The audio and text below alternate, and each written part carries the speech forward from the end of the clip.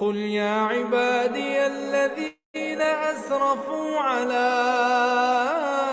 أنفسهم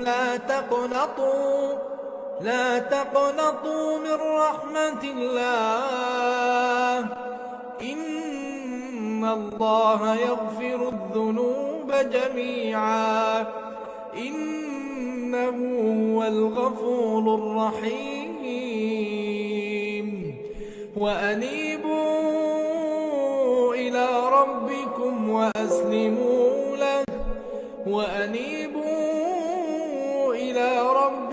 وأسلموا له من قبل أن يأتيكم العذاب ثم لا تنصرون.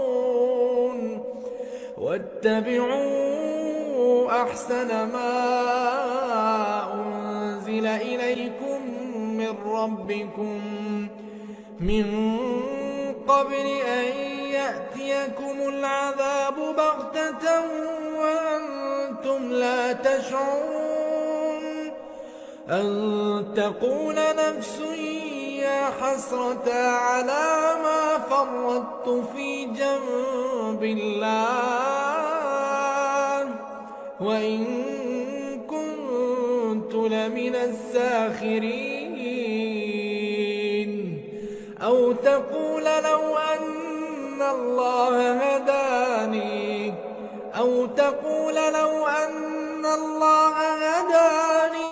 لكنت من المتقين.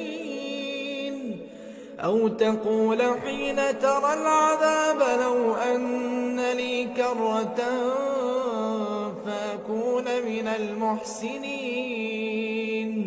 بلى قد جاءتك آياتي فكذبت بها واستكبرت وكنت من الكافرين.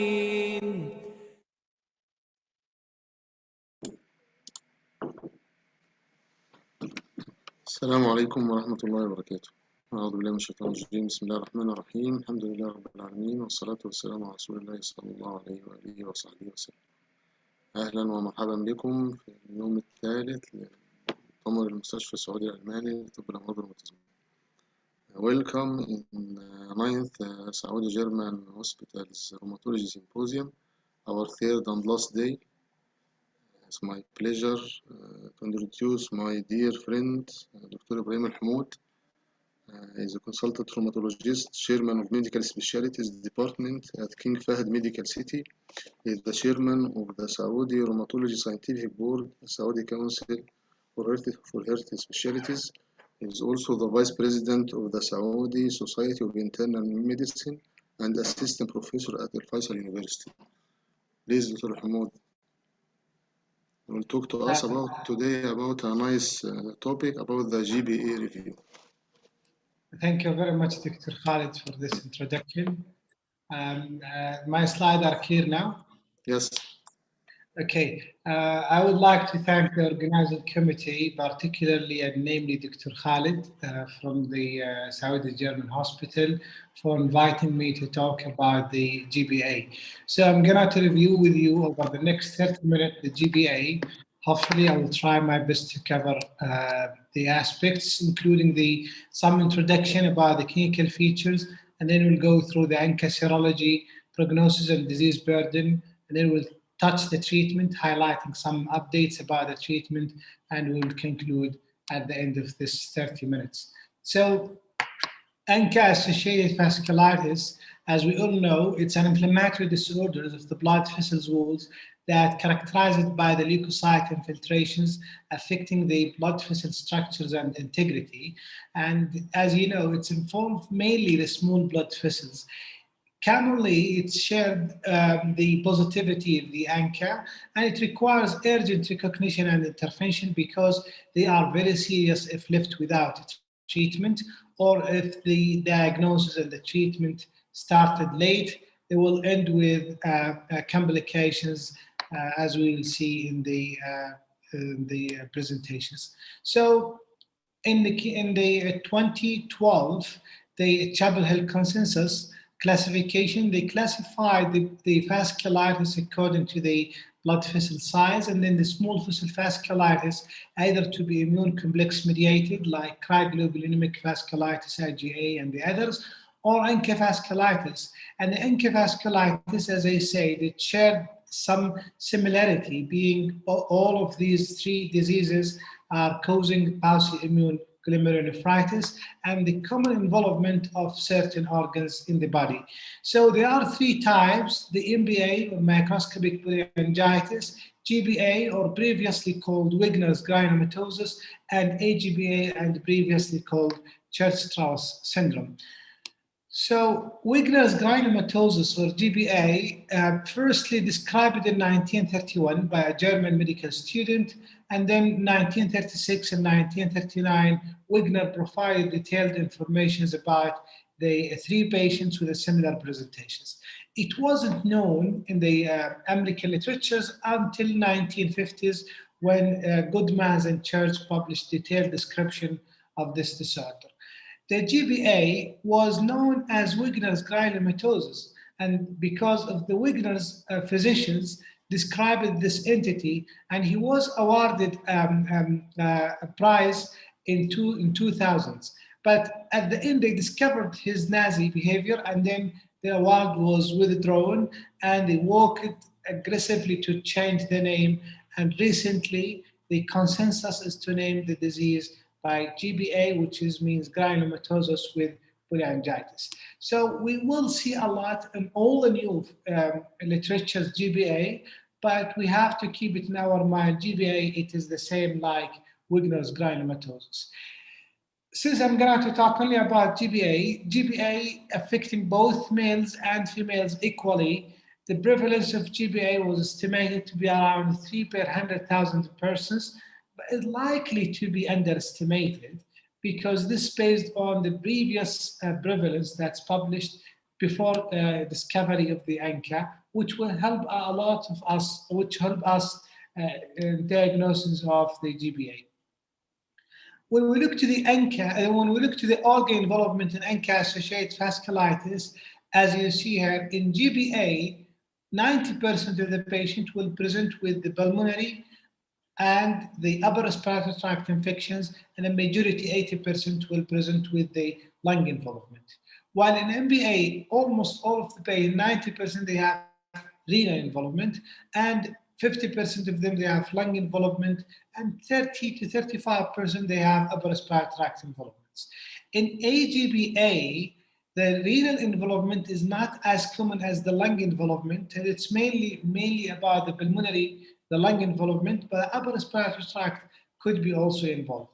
And then, as we see, variable involvement of several organs and systems, musculoskeletal manifestations, neurological manifestations, GI, and cutaneous manifestations. So the GBA, the granulomatosis with polyangiitis, is characterized by granulomatous inflammation with vasculitis, mainly leukocytoclastic vasculitis, and autoimmune glomerulonephritis, with involvement of, as we said, mainly three organs or three parts of the body: the upper respiratory tract, the lung, and the kidney. So 90 to 95% of patients will present with the upper respiratory tract involvement during their course of the disease. And it's highly variable. It can be only toward the sinusitis with mucosal thickening.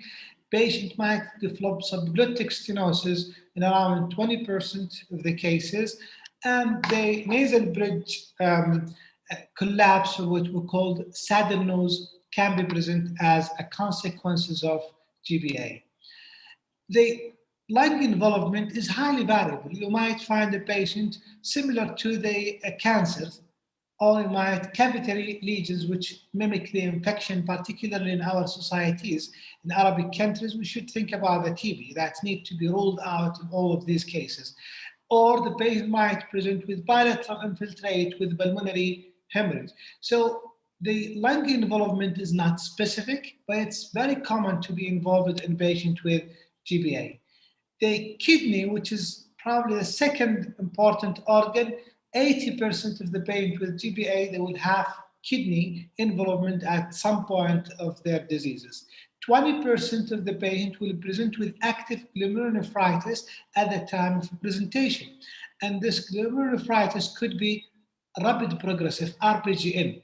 One of the problems with the kidney involvement in glomerulonephritis is asymptomatic clinically, so the patient will not present to you complaining of lion pain, but they will have proteinuria and the active urine sediments, which means we have to increase our suspicious of the kidney involvement in any patient with suspected GBA. And then if you biopsy the patient, you will have a necrotizing glomerulonephritis with very few to no immune complex. That's why we called it biopsy immune glomerulonephritis. So an early renal disease might be clinical silent. The importance of this slide is just to draw our attention that whenever we suspect GBA or Wegener, we have to always look for the renal involvements. And sometimes it's difficult because the patient we know, they might present with limited Wegener, where there is only upper respiratory tract involvements. And then if you don't do the follow-up with monitoring for the renal involvement, you might miss the kidney involvement. And the renal involvement, as we said, at the time presentation is around 20% of the patient will present with active kidney involvement, but up to 85% of the patient with GBA, they will develop kidney involvement during the course of their diseases. Why this is very important? Because of the glomerulonephritis, if left without a treatment, it has a very poor effect on the prognosis. And it's not only about the kidney prognosis, but also about the survival rate. And look here, the complications of the patients with glomerulonephritis, they need dialysis in 11% of the patient, and 5% of the patient they require renal transplant. That means we should recognize the glomerulonephritis as early as possible, and we should hit the disease aggressively. I brought this slide because I found this is very important to us as rheumatologists. We should look to the biopsy carefully, not only to establish the diagnosis, but also this would be very helpful to know the prognosis of your patient. If more than 50% of glomeruli in the biopsy are sclerotic, this is called the sclerotic class, and this class associated with very poor prognosis. If more than 50% are normal, this is called focal class, and this is associated with the best prognosis from the kidney point of view. And then you should look for the cellular crescent. When there is 50 or more of the cellular crescent, we call it crescent class. And if it's mixed, we call this as mixed type. So this is very important, not only to establish the diagnosis, but also to establish the prognosis of your patients. As we said earlier, the GBA is a very heterogeneous disease. It can also involve the eye, and the eye involvement occurs between 28 to 58% of the patient with Wegener. And as initial presentation, 8 to 16% of the cases they present with the eye manifestations. As you see here, the eye involvement is wide. It can present with any eye manifestation, conjunctivitis, keratitis, scleritis, to the more helpful thing that present in the eye involvement, which is proptosis. That's very helpful to establish the diagnosis. And proptosis is also associated with poor prognostic sign for the vision. But again, the eye manifestations are wide, and it's non-specific, and it's not specific for the Wegener's granulomatosis or GBA.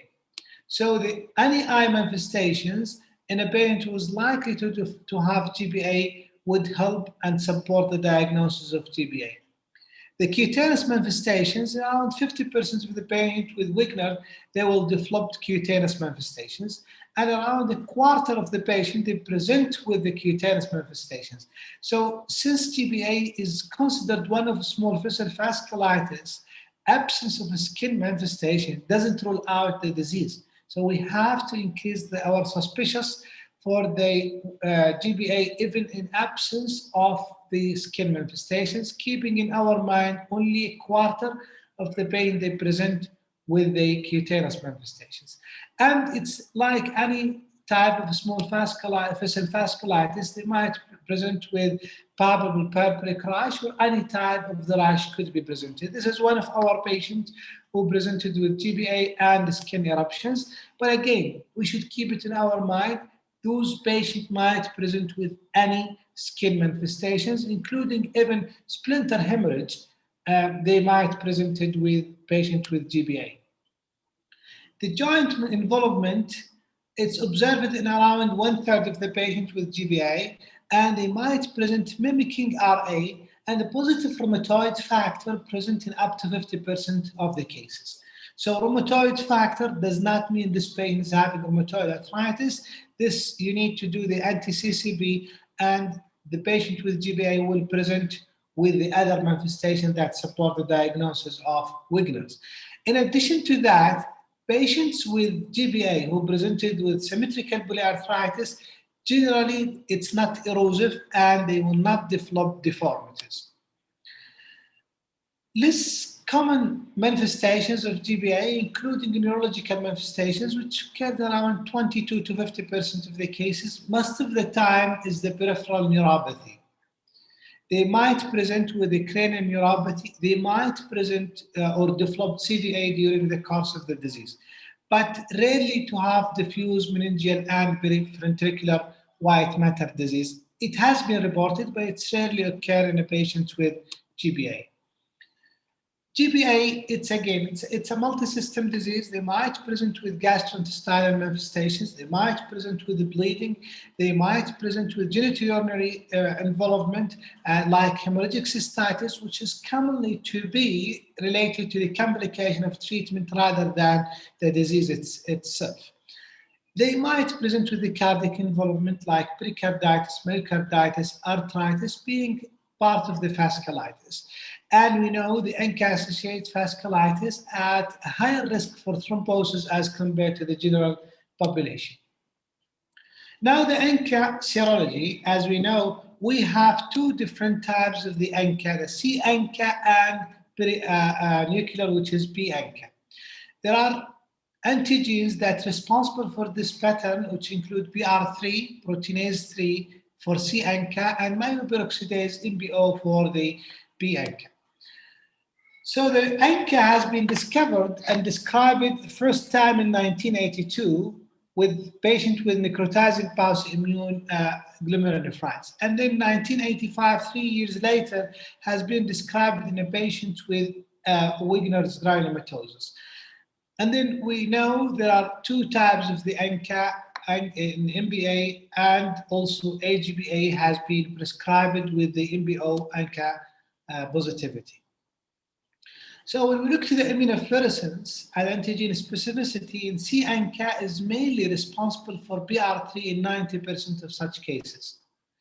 By the P ANCA, MBO is responsible only for 10% of such reactivity. There are several antigens that will lead to positive P ANCA, and that means the diagnostic utility of P ANCA, we have to be very careful about this diagnostic utility of P ANCA, because several antigens will lead to positive P ANCA. It's not like C ANCA where it's PR3, it's responsible for more than 90% of the situation. The consensus, the international consensus about the testing of the ANCA is to screen all the patients by immunofluorescence. And if the immunofluorescence positive, need to be confirmed by ELISA. But unfortunately, there is a huge discrepancies between the labs. Some labs, they go directly to direct ELISA. And some lab, they do only the immunofluorescence. Some lab, they do ELISA and confirm the positive by immunofluorescence. But we have to know that the recommendation is to do it initially by immunofluorescence. And if there is antibody shining by immunofluorescence, you need to confirm it by ELISA. Now we know it's very helpful for diagnosing of the ANCA vasculitis, but we have to keep in our mind there are several problems with the ANCA testing. First of all, is the diversity of the antigen, as I showed you earlier. Number two, there is no clear standardization and performance for the ANCA testing. Number three is the application of the ANCA in clinical setting with a low pretest probability. One of our major problem in rheumatology that we receive the consultation, this patient is having positive ANCA. However, he doesn't have any features related to the ANCA vasculitis. So if you do the ANCA in a low pretest probability, this will not helpful, actually will misguide you toward the diagnosis.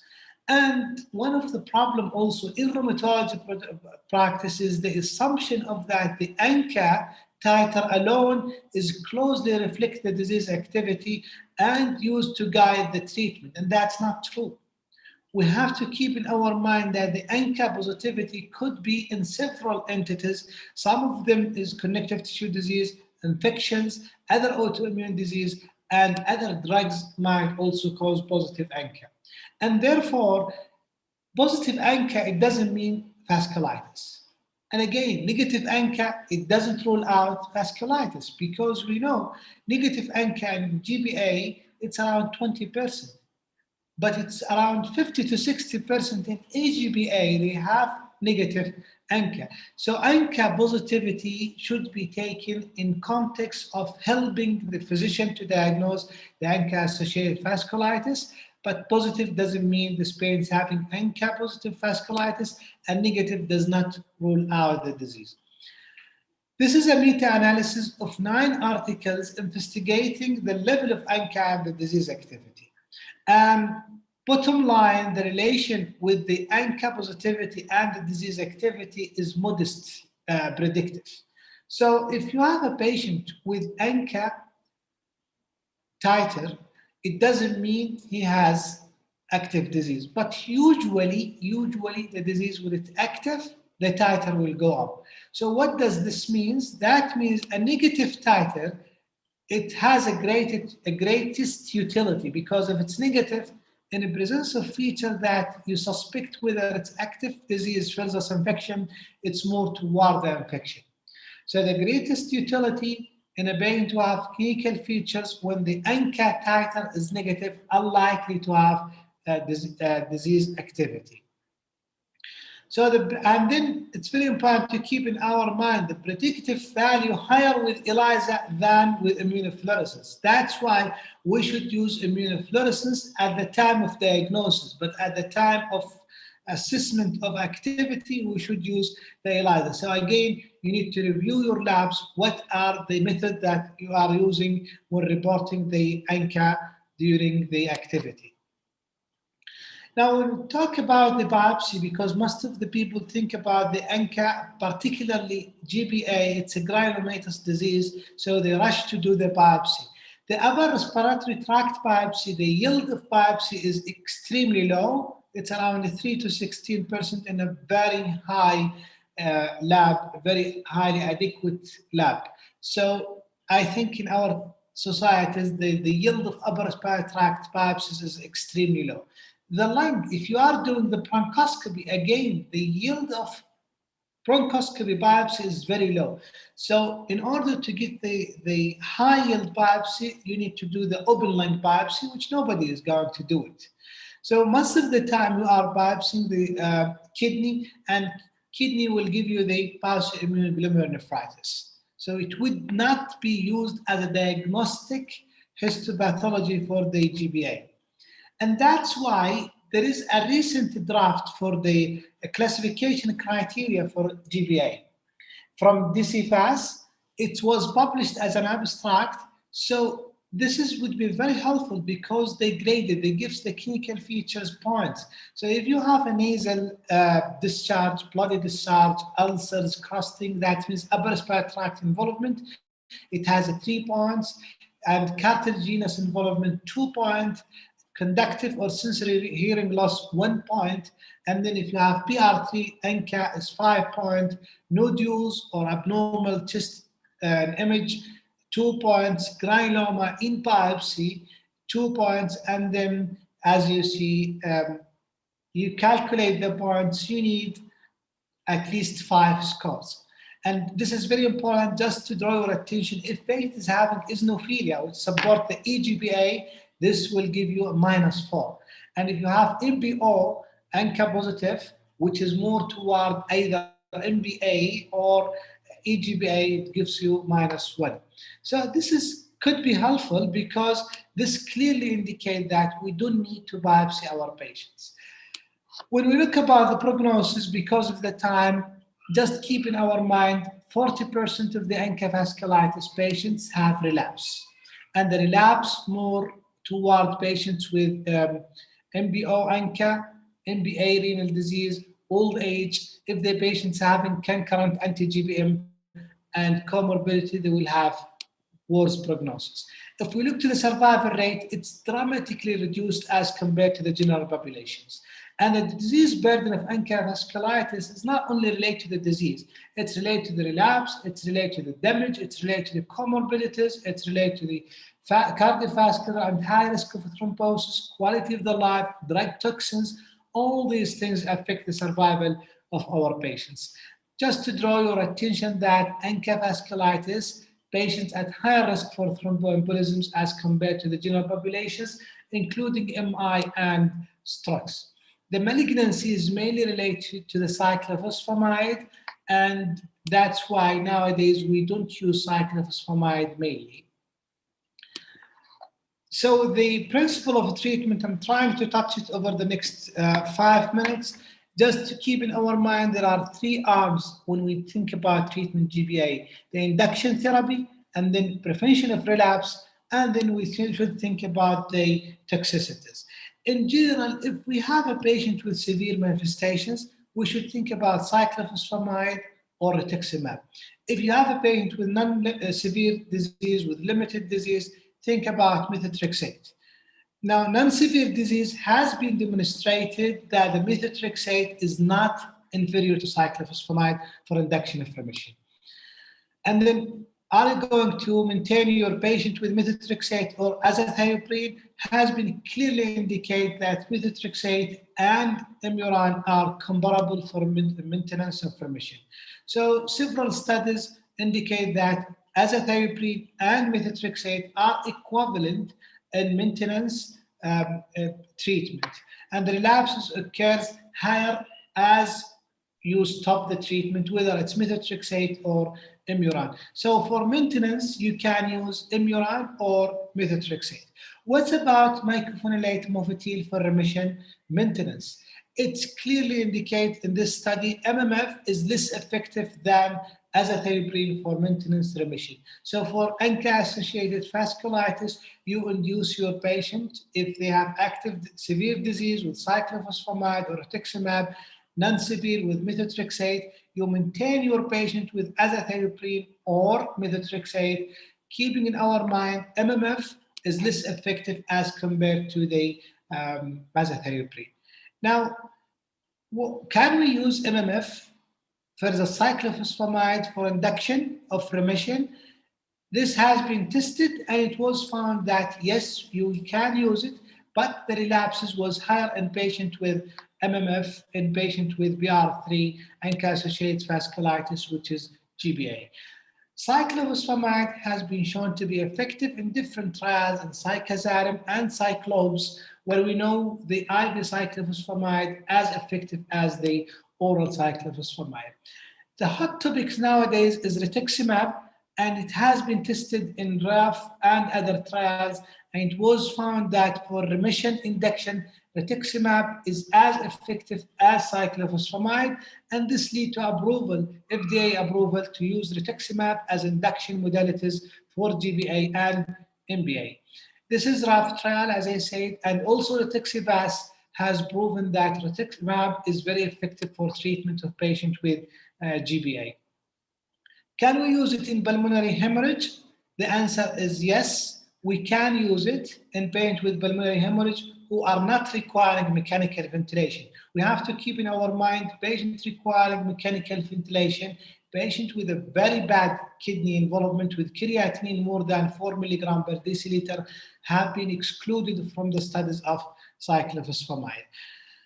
So rituximab also showed that rituximab was effective, but it was not superior to the cyclophosphamide. So because of the time, rituximab could be used for induction of the remission. In certain conditions, you should not consider it when you have a patient with pulmonary hemorrhage requiring mechanical ventilation, patient with a very bad fulminant renal disease. Sitting where you should consider rituximab, relapsing disease, we have very excellent evidence. New diagnosis patients, particularly young individuals, patients with leukopenia and thrombocytopenia, patients with urinary retention, patients with prior malignancies, it's the appropriate choice is rituximab. And then we know the relapses occur after rituximab. We should think about what's about the maintenance when we are giving the patient with rituximab. Are we giving the patient rituximab forever? For how long? The answer for this, we don't know. Studies have shown that you should use the rituximab for at least 24 months. And how to use it? You use it every 6 months. There is one slide about whether you use it. This slide, fixed dose every 6 months, or according to the CD19 when the B cells reappear. Bottom line, there is no differences whether you are going to give the patient fixed dose every 6 months or you tailored your treatment according to the CD19. But those who were tailored towards CD19 have fewer number of infusion, but we have to keep in our mind the cost of the lab analysis. So just to draw your attention, there is a studies that combine rituximab and cyclophosphamide. They give the patient 6 doses of cyclophosphamide bi-weekly, and they give the patient rituximab, and then they maintain the patient with the azathioprine.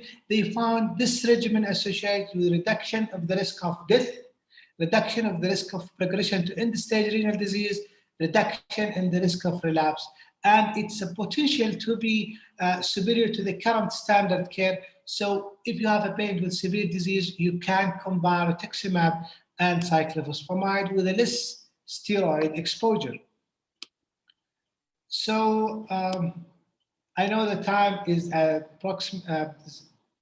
finishing. So just to draw your attention, we have very strong evidence to use rituximab in relapsing severe disease, newly diagnosed disease, and non-severe relapsing disease, and a very weak evidence in a patient with fulminant disease. So plasma exchange, bottom line, it's not effective, but keeping in our mind that in study that recently published Pixivas, they exclude the patient with RBGN. So probably we still use it, but as evidence-based medicine, it's not effective. And we should keep in our mind, we should not use it immediately after rituximab because it will remove rituximab. So complement, yes, activation inhibition, avacopan has been recently approved to be used in GBA and ANCA-associated vasculitis, and it's superior to the steroid, and the remission was sustained at week 52.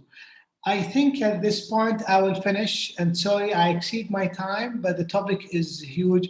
I wish I covered it completely. Thank you very much for the inviting, and it's the time for the question. Thank you, Dr. Ibrahim. MashaAllah, la quwwata illa billah. It's very hard mission to manage such a very rare disease. Yani, rheumatology is a very wide sea, and vasculitis is the most vague island in the sea. There's a question about what is the cause of the change of nomenclature from Wegener to GPA?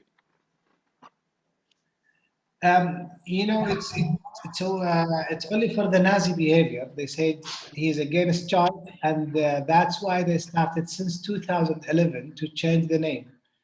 And and now in all the literatures you will find GBA. So it's good to draw your attention that we might not see Wegener in the future. So GBA is equal to Wegener. Yes. Regarding, you mentioned a very nice point about ANCA testing. Is it related to the disease activity? Okay, this is a very dilemma questions. The evidence, the correlation is a very modest evidence, but what we say that when it's negative ANCA in the presence of a clinical feature that doubt the activity versus infection, it's unlikely to be active disease. So if it's negative, it has a high clinical utility, but if it's positive, you need to think about both entities and you evaluate your patient accordingly. Nice, excellent. The last one is it a must use plasmapheresis before rituximab? Well, plasma exchange, the Bixivas, it's clearly showing it's not effective. Okay. However, we have some concern about the patients included toward the kidney involvements. So anyway, if you decide to use it, although the evidence now is not supporting using it, it should be before rituximab, or at least a period of the time after using rituximab. Because if you're using it immediately after rituximab, you are going to remove rituximab. So actually, the rituximab will not help your patients. Nice. Thank you so much, Dr. Ibrahim. جزاك الله خيرا وإن شاء الله we'll see you again إن شاء الله in a third lecture. Thank you so much. جزاك الله خير. It's my pleasure and honor to introduce my dear polite brother, Dr. Abdurrahman Rashid. He's one of the nice figures in the field of pediatric rheumatology in the kingdom. Dr. Abdurrahman Rashid, the pediatric rheumatology consultant, King Abdullah Specialized Children Hospital in Riyadh. He will talk today about a very nice topic about the macrophage activation syndrome for adult rheumatologists. Welcome, Dr. Abdurrahman. يعطيك العافية دكتور خالد. At the beginning, I want to thank the Dr. Khalid and the organizing committee for choosing this subject and inviting me to give this talk. Thank you, Dr. Khalid, for the kind introduction. We'll start my subject by objectives. So objectives from this talk to recognize early symptom signs and initial laboratory features of macrophage activation syndrome. Why? Because the prognosis is really depending on the early recognition of the disease and also the response to therapy. And to realize the mechanism of macrophage activation syndrome and the science behind different medications used to treat this condition. So the macrophage activation syndrome, it's a life-threatening complication of childhood and also adulthood rheumatological diseases, secondary to massive and controlled inflammation, and they present with sepsis-like picture. This is, of course, at the end of the disease. So it results what look like the IC picture. It's the common, probably rheumatological diseases that could trigger or complicated by macrophage activation syndrome are a systemic onset juvenile idiopathic arthritis and the counterpart in adult, which is Still's disease, systemic lupus erythematosus, inflammatory myopathies. It could complicate also vasculitis and autoinflammatory diseases. Knowing the pathogenesis of macrophage activation syndrome, in fact, came from knowing the primary hemophagocytic lymphohistiocytosis. I will speak just a little bit about primary hemophagocytic lymphohistiocytosis, which affect mainly children, especially less than 1 year of age, and this is caused by a genetic defect in the immunity, especially in cytotoxic T cell and natural killer cell for fighting of infection, and 30 to 40% result from perforin gene defect. Secondary HLH, this is a heterogeneous group. It could be secondary to infection, malignancy, or hematological condition, or autoimmune disorders. Macrophage activation syndrome, probably as all you know, it's a hemophagocytic lymphohistiocytosis complicating just rheumatological disease. Now they put them under the umbrella of cytokine storm syndromes, and this is include systemic GIA related or Still's disease related macrophage activation syndrome or other rheumatological diseases complicated by macrophage activation syndrome. It also include infection associated with cytokine storm, some virus associated influenza. Now COVID-19 is considered as a form of cytokine storm syndrome, EBV related HLH, and at the bottom the familial HLH, which commonly triggered by infection. Also, we have a malignancy-associated cytokine storm and ARDS-associated cytokine storm syndrome, like what happened in SARS-CoV-19. So knowing the pathogenesis of macrophage activation syndrome, in fact, came from understanding the pathogenesis in hemophagocytic lymphohistiocytosis, especially the familial type, which is caused by genetic defect. So normally, when natural killer cells or cytotoxic T cell came on contact with the target cell, there would be a recognition of a target, polarization of the cytoskeleton, and then there is a cytolytic granules. This will move along the side of the cytotoxic T cell or natural killer cells with some enzymes that help in moving this vesicle till it reach into contact with the target cell, and then there will be a release of perforin. Perforin, it will make like pores or holes between the two cells, and then release of granzymes. Granzymes, it's granules that cause severe apoptosis of the target cell, and this is would cause death of the target cell and elimination of the target cell with the infected with the infection. So this is the normal process. What happened once immune system stimulated, especially that require fighting intracellular organism. So the problem, in fact, for familial HLH is defect or mutations in those enzymes, like MUNC13, like RAB27A. So if there is mutations, homozygous mutation, this will result in the defect of moving of the vesicles. So what will happen? The target cell with the infection will continue to release signal to call the immune system to fight this, and the immune system, it will come in a proximity to the target cell and cannot do anything. So this will result in release of interferon gamma from the cytotoxic T cell, which activate macrophages and then ultimately release of the cytokines.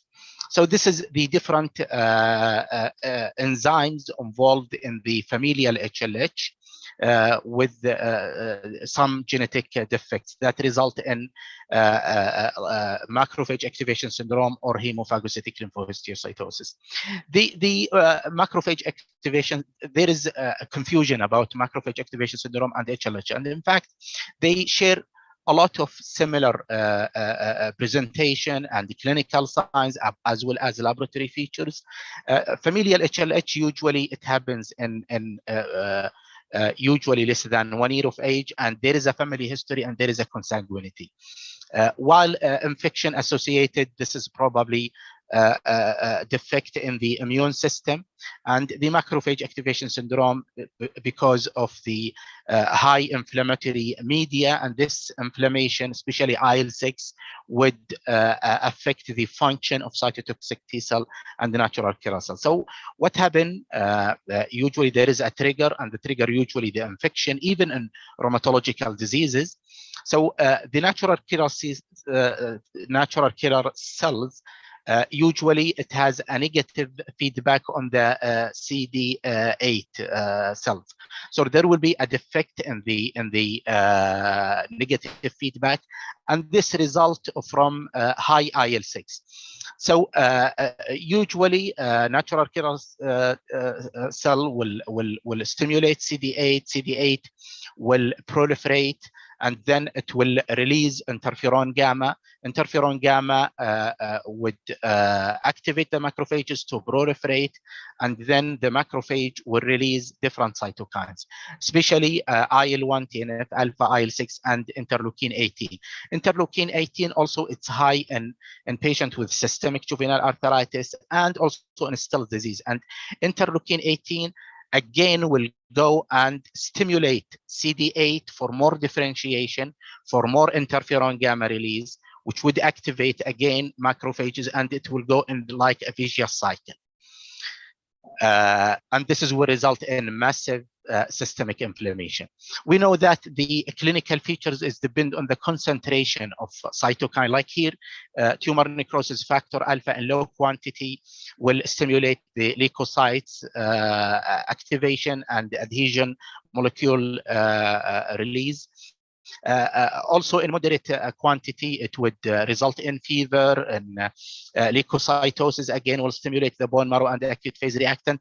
But in high concentration, it will result what to look like the DIC or the septic shock, where it will cause low cardiac output and dilatation of the blood vessel, which ultimately result in hypotension and shock.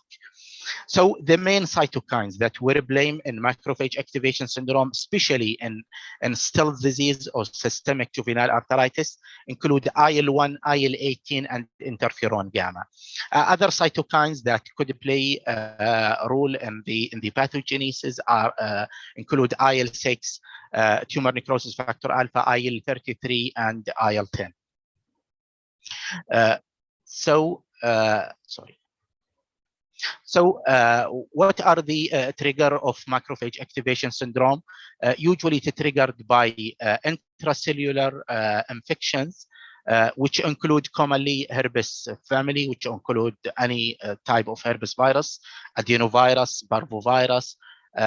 Also, it could be triggered by high inflammatory state, like what happened in juvenile idiopathic arthritis, Still's disease, lupus, and also in children Kawasaki disease, and also other inflammatory diseases. It has been reported also in almost all inflammatory disease. Yeah, some medication also may trigger macrophage activation syndrome, and in fact, when they look at the pathogenesis of macrophage activation syndrome, they found it's not only one factor. It's there will be a threshold model. So if the patient got infection with the patient known to have autoimmune disease, where they have a high inflammatory media, which this would affect the function of natural killers cells and cytotoxic T cell for clearing of infection. So it will result in more and more proliferation of those cells and release of interferon gamma. Along with some medication that could also trigger macrophage activation syndrome. In those patients also, they found them to have a heterozygous mutation in cytolytic enzymes. Heterozygous like carrier for genes that cause familial HLH, but usually the carrier will not have the manifestation unless if they have other factor. And then once this threshold model has reached to its maximum, then it will result in the disease. The clinical feature, commonly fever, and fever almost happening in all patients, with a variable presentation of hepatosplenomegaly, lymphadenopathy, CNS involvement, myocardial dysfunction, pulmonary involvement, coagulopathy, renal, and hemodynamic instability. And in fact, every system could be involved in this complication. The vital signs, patient will feel unwell with the time, with non-remitting high-grade fever, and this is a result from increment or persistent increment of the cytokines. Persistent tachycardia could be the initial changes in the vital signs, like what happened in septic shock.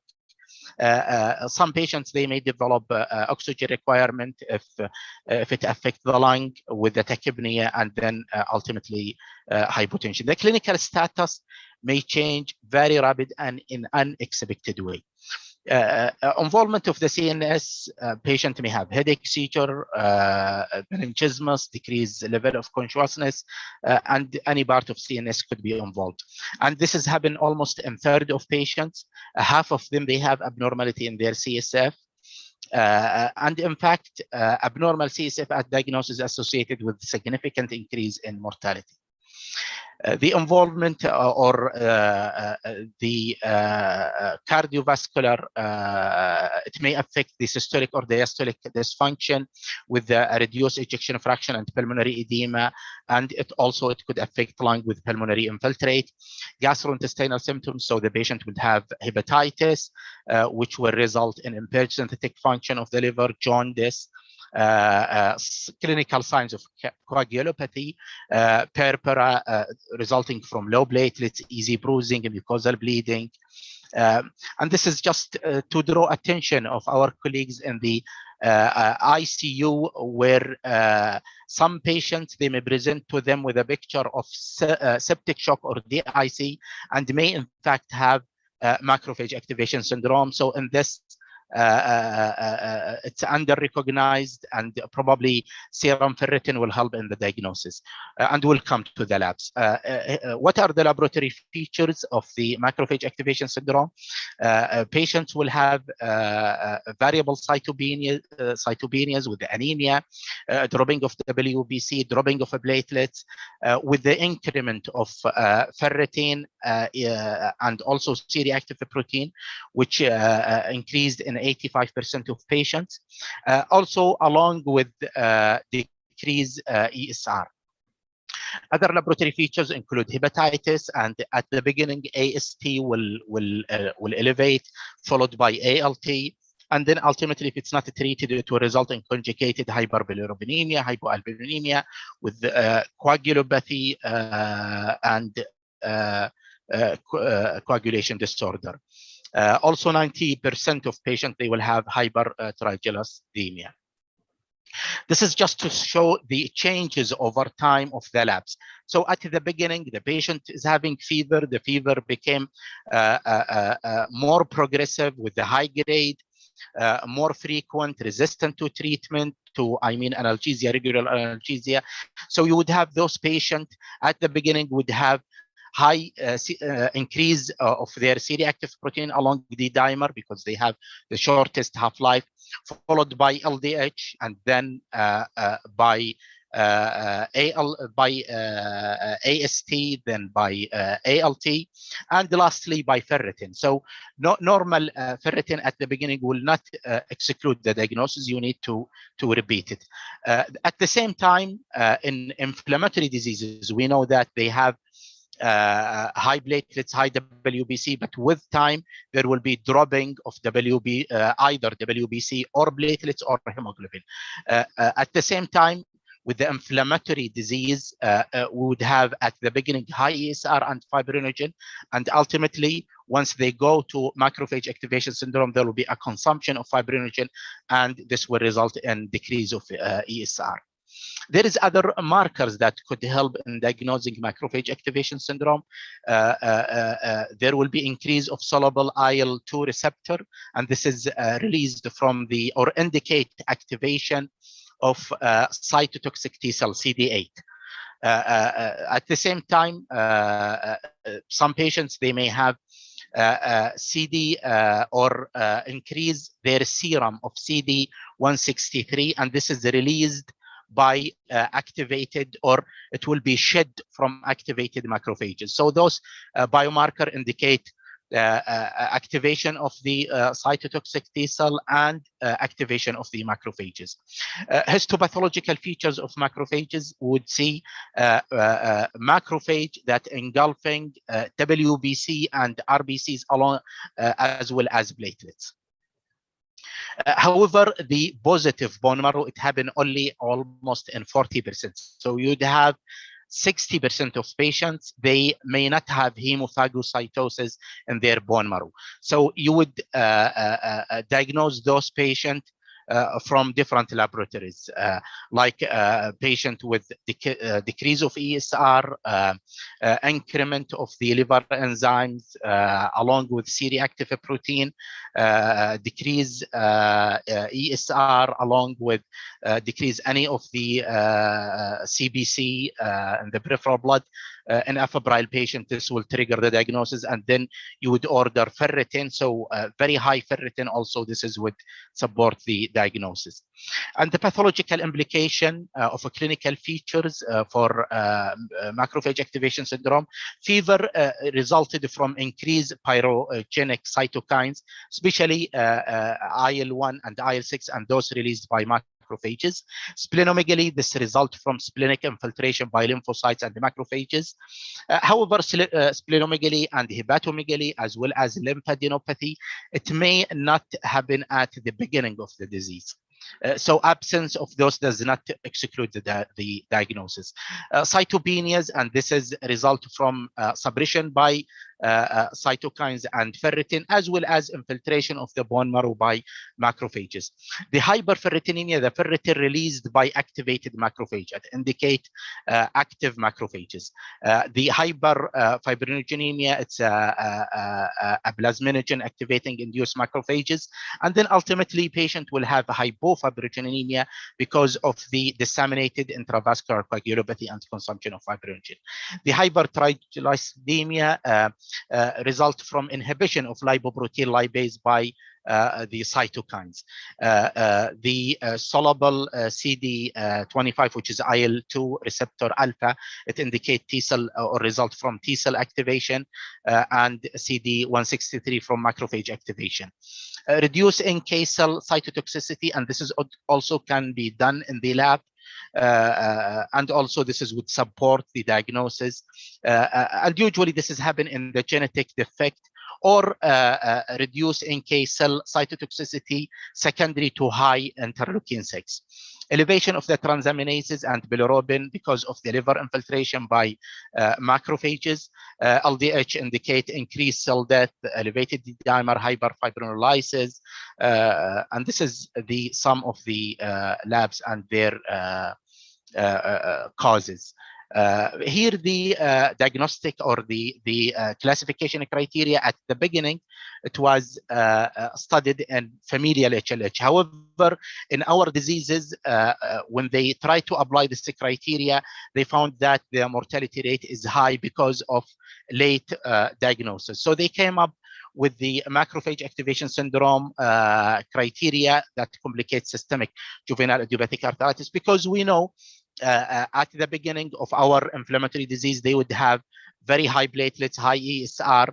So if you wait till this criteria happen, for example, platelets to drop below 100, if you wait for the other manifestation with the normalization of ESR, this indicate that you will discover the disease at later stages.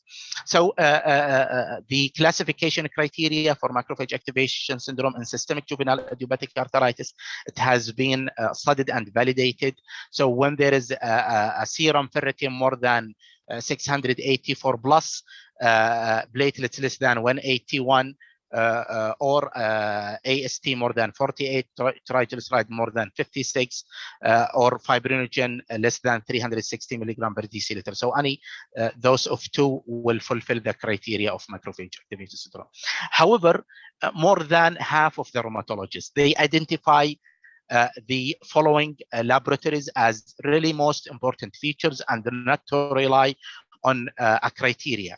So if there is decrease of the platelets over time, if at the same time increment of ferritin with increment of liver enzyme, with decrease of leukocytes, continuous fever of the patient, decrease ESR and fibrinogen at the same time with increment of triglyceride, this patient will have most likely or high likely macrophage activation syndrome.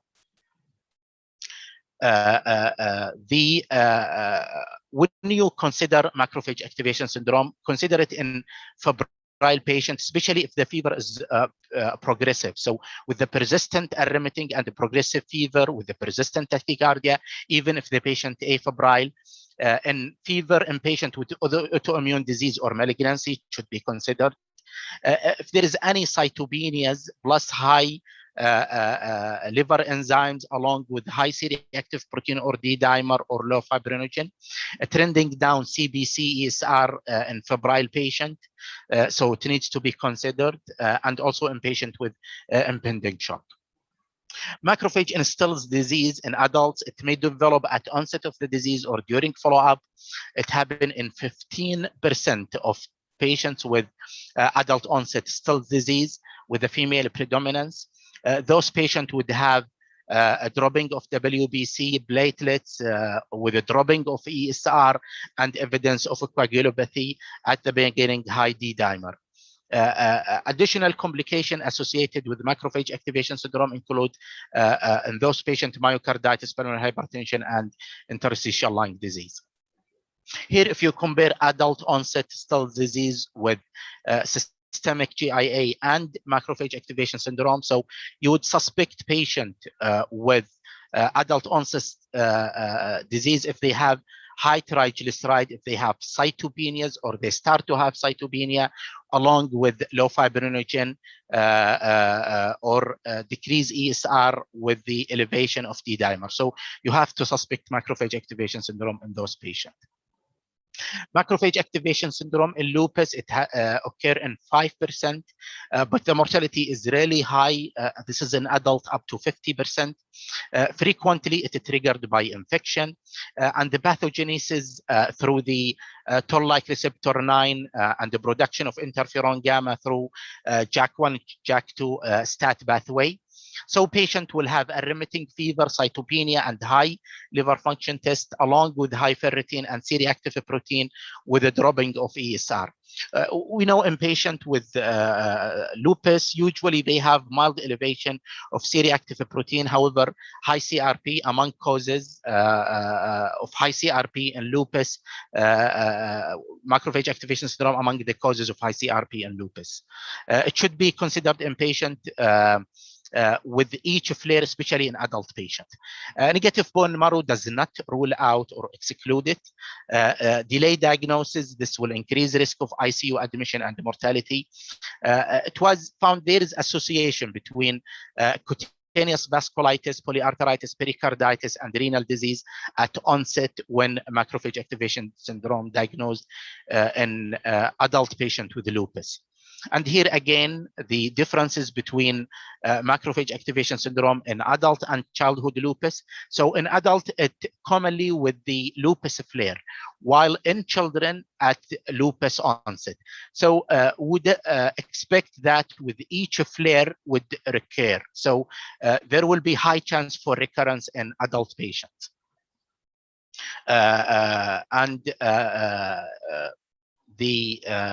Those patients would be difficult, in fact, sometimes to diagnose, because we know with the flare of lupus, they would have cytopenia and sometimes increased liver function test, but hyperferritinemia is really very helpful in those conditions. What are the treatment options for macrophage activation syndrome? The first thing is to treat the trigger, especially if there is infection to be treated. So you could use different antibiotic or antiviral or antifungal to treat the trigger, especially in our immune suppressed patient. Then it's according, in fact, to the mechanism. So if we go back to the mechanism of macrophage activation syndrome here, you can give at the beginning steroid. It will downregulate the cytokines. You could give IVIG high dose, and this is one of the immune modulator that could also downregulate cytokines, but it has a limited efficacy. You could give cyclosporin, and this is would inhibit the proliferation of the T cells. Our colleague in hematology oncology, they give etoposide, which will deplete CD8 cells, so it will not release interferon gamma, and ultimately will not result in proliferation of macrophage activation syndrome. We have now interferon gamma monoclonal antibodies. So if you block this, there will be no activation and proliferation of macrophages. At the beginning of the disease, you could use anti-IL-1, and it has been shown to be in at least anecdotal reports, case and some case series, that it's effective, especially if it's used early in the disease.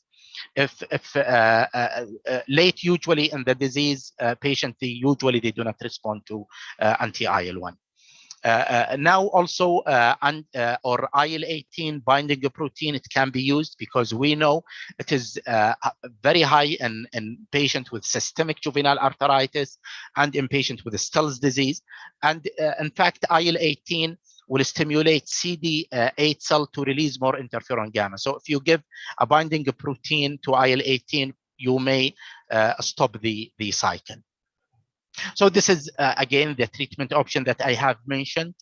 Also, anti-IL-6 can be used. Rituximab, especially in patients with lupus, plus the other supportive treatment, respiratory support, cardiac drugs, and anticonvulsant, especially if the patient is having seizure.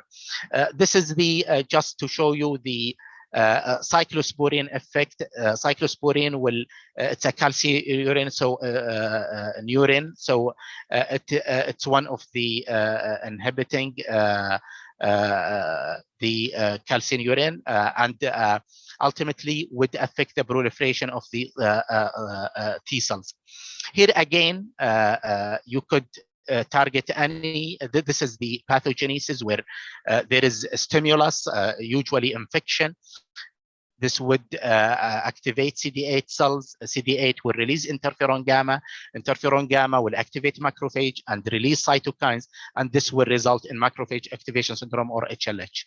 So you could target those by, like, corticosteroid will inhibit the proliferation of macrophage and CD8 cells. You could give etoposide to deplete the cytotoxic T cell. You could give anti-cytokines, especially if it is early in the disease. You could give JAK inhibitor, because we know interferon gamma, it would do its effect through the JAK STAT pathway. You could, in some resistant patient, they give Campath, which is alemtuzumab. It's anti-CD52, so it will deplete all the T cells. And this is just to show you the interferon gamma. It can do its effect through the JAK2 and JAK1 and STAT1 pathway. So if you give JAK inhibitor, you may interfere with the function of interferon gamma.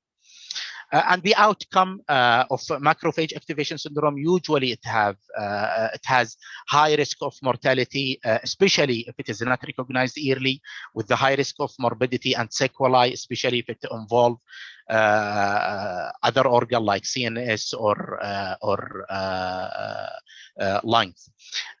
Here my take-home message: so macrophage activation syndrome, it happened due to massive uncontrolled systemic inflammation. Rapid clinical and laboratory deterioration may occur at any time.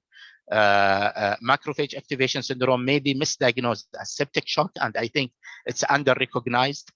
Following labs trends is more useful than one absolute value. Serum ferritin is really a very useful marker and screening test, and it indicates activated macrophages. And the treatment is by aggressive immunosuppressive therapy targeting mediators of inflammation. Cytokine or anti-cytokine treatment is very helpful early in the disease, but late in the disease, usually it's not effective, and you have to treat the trigger, especially if it is infection. This is just one of the references. This will book, or a small book, it speaks about all cytokine storm syndrome in pediatric and adult. And thank you very much. Thank you so much, Dr. Rahman, for this nice presentation about this lethal complication of many diseases. We have some questions about is it possible to guard against development of mass? Is it possible? Is it possible to guard against? We have any prophylactic measures? And for in the inflammatory diseases, controlling the disease sometimes could help. Early treatment of infection could help, but in fact, in some patients, they have macrophage activation syndrome without infection and even without disease activity.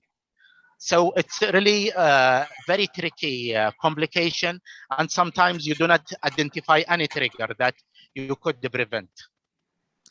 Thank you. You mentioned a nice point about when to suspect mass in critically ill ICU patient with apparently having septic shock. How to differentiate? How to suspect this one? Yeah, the very high serum ferritin. There is, but this is applicable to probably in pediatric. If it's ferritin more than 10,000 in febrile patient, it has a specificity for HLH in general or hemophagocytosis up to 98%. So very high, extreme high ferritin. This is would help you in those patients. What is the cause of falling ESR?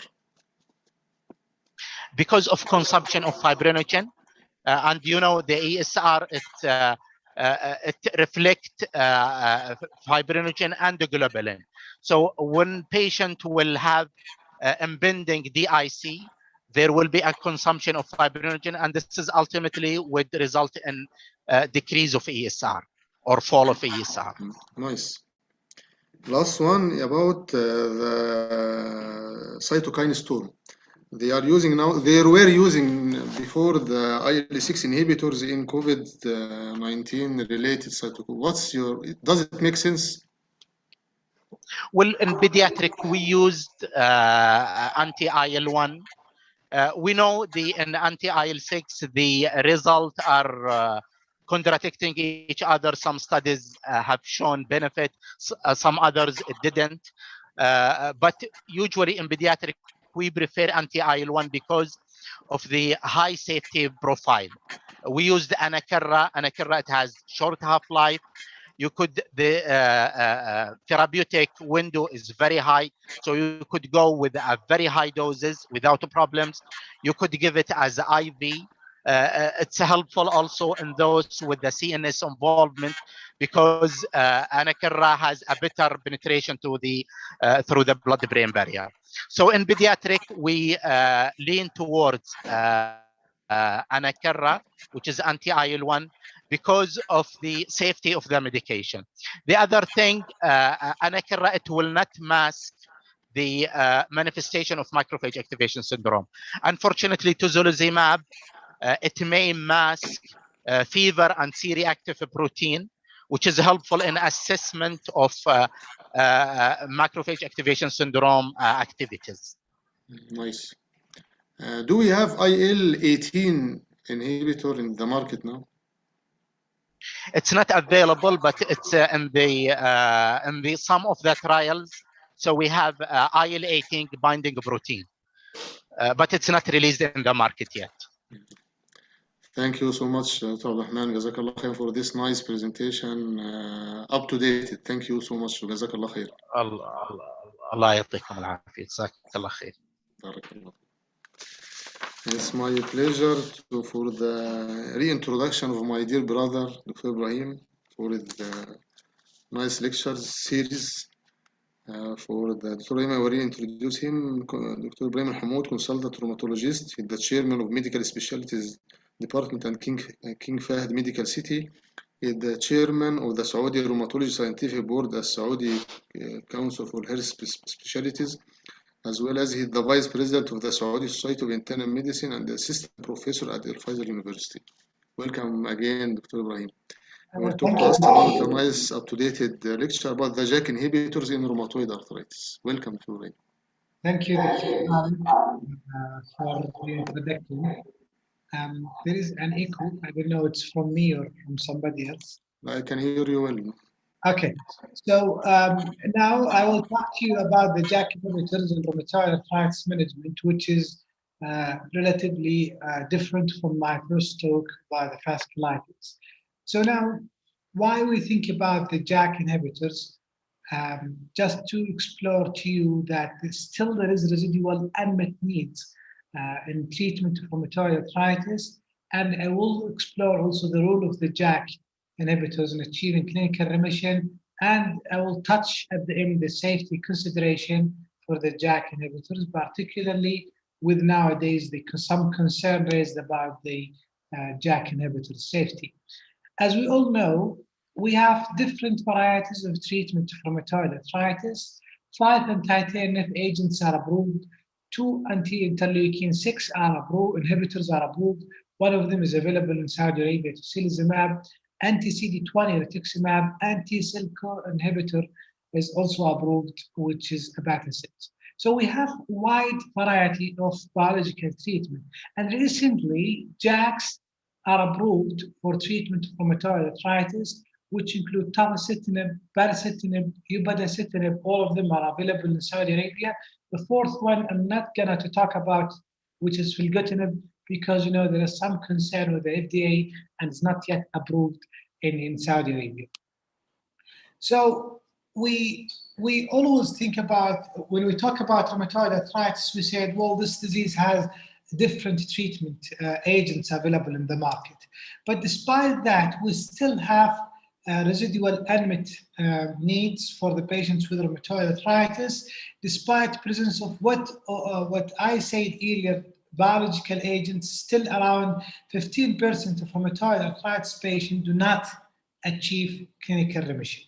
They're still complaining of residual pain, stiffness, and fatigue. And all the biological agents, all without exception, all of them are injectable medication, either IV or subcutaneous. Majority of them are subcutaneous. So that means we still need other treatment that control our patients very well, and the treatment to be oral to avoid all the hassles with the injectable medications. That's why now the era is for the JAK inhibitors, which are oral agents, showed the efficacy in rheumatoid arthritis. When we look to the quality of the life of the patient in rheumatoid arthritis, if they do not achieve remission, they will have a bad quality of the life. And when we look to the patients who achieve remission, are very low number of patients of rheumatoid arthritis, despite the presence of wide range of modalities of treatment, still low percentage of patients achieve remission. So we know that if you cannot achieve the remission with your patient, please target low disease activity, because this would affect also the outcome and the quality of the life of the patients. Those who achieved remission, they have 60% reduction in orthopedic surgery as compared to those with high disease activity, and 50% reduction in the surgery as compared to the low disease activity. And this is very important, because whenever we discuss with our colleague in pharmacy, the pharmacologist, or with our colleagues in administrations, we should think about the treatment of rheumatoid arthritis, both the direct and indirect cost. The presence of wide range of modalities of treatment would control the disease and then prevent the complications. That's why one of the indirect costs is related to the surgery. So if your patient didn't achieve low disease activity or remission, they will need at the end the orthopedic surgeries, which is, we all know, it's costly surgeries. Now, from that, we know in our rheumatology practice, the concept T2T, or treat to target, which clearly indicated in all the guidelines, in all recent guidelines, treat to target concept, which meaning that we have to target the remission, or if it's not possible, the low disease activity. So now, we need more therapeutic options that increase the rate of patient achieving remission, and also should address the PROs, the patient-reported outcomes, and all the trials, all the recent trials, or the future trials for rheumatoid arthritis, for axial spondyloarthropathies, they have to report PROs, patient-reported outcome. And there is one abstract in last ULAR, they clearly indicate, even if you're achieving the ACR 20, 50, whatever number you are looking, there is a lag between the achievement of the ACR number, ACR 2050, and the PROs, which is the most important things that better our patients. So you are looking for ACR 50, for example, but your patient is still suffering of significant fatigue. So all the results, all the studies, the recent studies should include the PROs. This means that we still have unmet medical needs for treatment of rheumatoid arthritis. And when we look to the economic burdens of rheumatoid arthritis is very, very high. It's approximately the annual cost for the patient approximately threefold higher than patient with non-rheumatoid arthritis. So this disease is costly, and 32% of the cost relate to the indirect costs. If we look to our society in Saudi Arabia, and this study has been published by Prof. Al-Muallim, they found that the productivity rate is reduced significantly in a patient with active disease. And the work productivity in patients with rheumatoid arthritis is estimated to be 3.64 hours per day. And that means if you have a patient with active disease, they will have poor outcome on their work and their productivity in their life and the quality of the life. And this is even reflecting in our societies. Now, knowing that, it should take us to the point that we have to target the remission. We should have different modalities of the treatment. So if your patient didn't achieve the remission within 3 to 6 months, you should think about changing the modality of the treatment. Now, the JAK inhibitors, which is my topic, the JAK inhibitors are placed in a parity with biological DMARDs in the treatment algorithm in the most recent ACR guidelines for treatment of rheumatoid arthritis. So previously, if we remember, in 2016, there was some preference for the biological inhibitors because there was only one JAK available, and the second one was in the clinical trials, and there was no enough experience. But nowadays, there is enough experience with different JAK inhibitors. So they are parallel to the biological therapy in the line of treatment of rheumatoid arthritis. According to the ACR recommendations and guidelines, there is no preference for the JAK inhibitors over the biological DMARD and vice versa. So that's what I said earlier. In 2016, they clearly mentioned the current practice was to start biological DMARD. But in 2019, both biological DMARD and the target synthetic DMARD, which is mainly biological, which is mainly JAK inhibitors in rheumatoid arthritis, are on the same line of therapy of treatment of rheumatoid arthritis. There are 3 different available JAKs that's approved for treatment of rheumatoid arthritis and available in our country: baricitinib, tofacitinib, upadacitinib.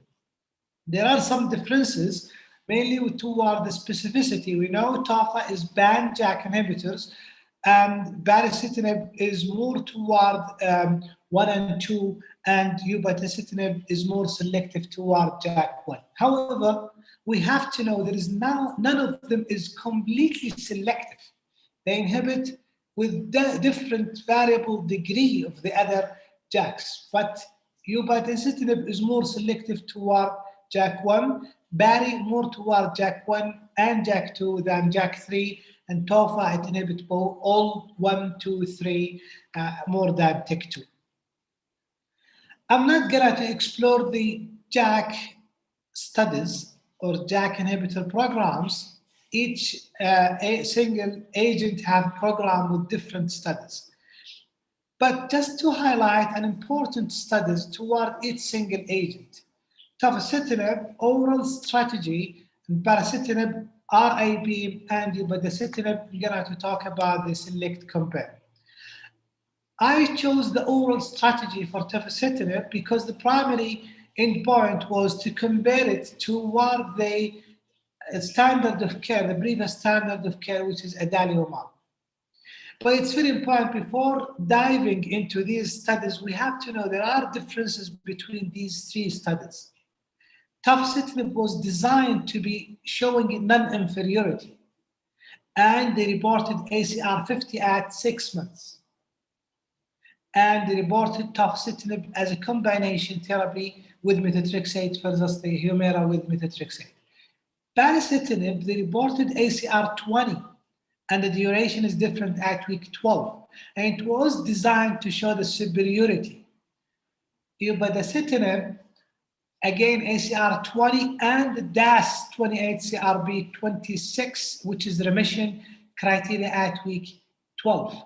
And they're designed to show the superiority also. So quick look to these 3 important studies. The tofacitinib oral strategy clinical trial was designed, as I said, toward non-inferiority. And the tofacitinib 5 milligram twice daily with methotrexate, when it's compared with adalimumab with methotrexate, it met its primary endpoint, which is non-inferiority. So there is no differences between tofacitinib 5 milligram BD with methotrexate as compared with adalimumab with methotrexate. But when they compare tofa alone versus adalimumab and methotrexate, the non-inferiority criteria was not met. And tofacitinib versus tofacitinib and methotrexate, non-inferiority criteria was not met. When they look to the proportion of the patient who achieved remission, and they compared the remission rate between tofacitinib and methotrexate and adalimumab and methotrexate was the same. So the bottom line with tofacitinib, it's non-inferior to the adalimumab when it's given in combination therapy. Baricitinib, they reported ACR 20 and they compared it with adalimumab with methotrexate at week 12. And they examined the superiority. They achieved the primary endpoint, which is the superiority. So baricitinib and methotrexate toward ACR 20 is superior to adalimumab and methotrexate toward ACR 20 at week 12. But when they look to the remission rate at week 24, there was no differences between baricitinib and methotrexate as compared to the adalimumab and methotrexate, whatever the remission endpoint was used, whether we are using DAS28 CRB or CDI or SDI. When we look to the upadacitinib, again, the difference between the report, they reported the ACR 20 and the remission, DAS28 CRB less than 2.6 at week 12, targeting the superiority, and they found that UBA and methotrexate is superior to adalimumab and methotrexate toward ACR 20 and the remission using DAS28 CRB at week 12. They also found UBA and methotrexate was superior to adalimumab and methotrexate for ACR 50. And also there is a significant improvement in HAC and pain at week 12. Looking to the remission, they found that the remission was significantly greater with UBA and methotrexate as compared with adalimumab and methotrexate, irrespective of definition of remission, whether you are looking for DAS-CRB or CDI or SDI or even polyl remission, which is difficult to be achieved. And when we look to the upadacitinib and methotrexate, sustainability of this remission as compared to the adalimumab, the superiority was sustained up to 72 weeks, which is more than a year. It was sustained, this achievement. Select Compare, they reported 3 years safety and efficacy. And the efficacy of upadacitinib as compared to the adalimumab, whatever they achieved, the remission criteria, which is DAS28, CDI, or the low disease activity, was maintained up to 3 years. Now, the upadacitinib, it's the only JAK inhibitors that they also compare their drugs toward non-anti-TNF agents, which is the selected choice study. They compare upadacitinib against abatacept. And they found at week 12, upadacitinib plus methotrexate is superior to abatacept plus methotrexate, irrespective of the definition of remission. At week 24, DAS-CRB, CDI, SDI criteria of remission was superior in upadacitinib as compared to the abatacept, while the polyl remission was numerically higher in upadacitinib as compared with the abatacept. It's very important to have a drug that's effective, but again, we need to think about the safety. We have to keep in our mind rheumatoid arthritis patients per se at a higher risk for some diseases or comorbidities because of the disease per se. they are at higher risk of infection. That's why we have to rule out TB before starting any biological agents or even starting the targeted synthetic therapy. Herpes zoster, they are at higher risk of malignancy, typically lymphoma, and also higher risk for cardiovascular diseases. When we look to the tofacitinib, they have nowadays more than 34,000 patients per year per drug exposure, and more than 200 patients real-world experience. And let us quickly look to the meta-analysis of serious infection in tofacitinib. And as you see here, there was no signals toward the serious infection in tofacitinib as compared with the other biologics. And probably tofacitinib as safe as abatacept. We know abatacept, it's probably the safest biological agents.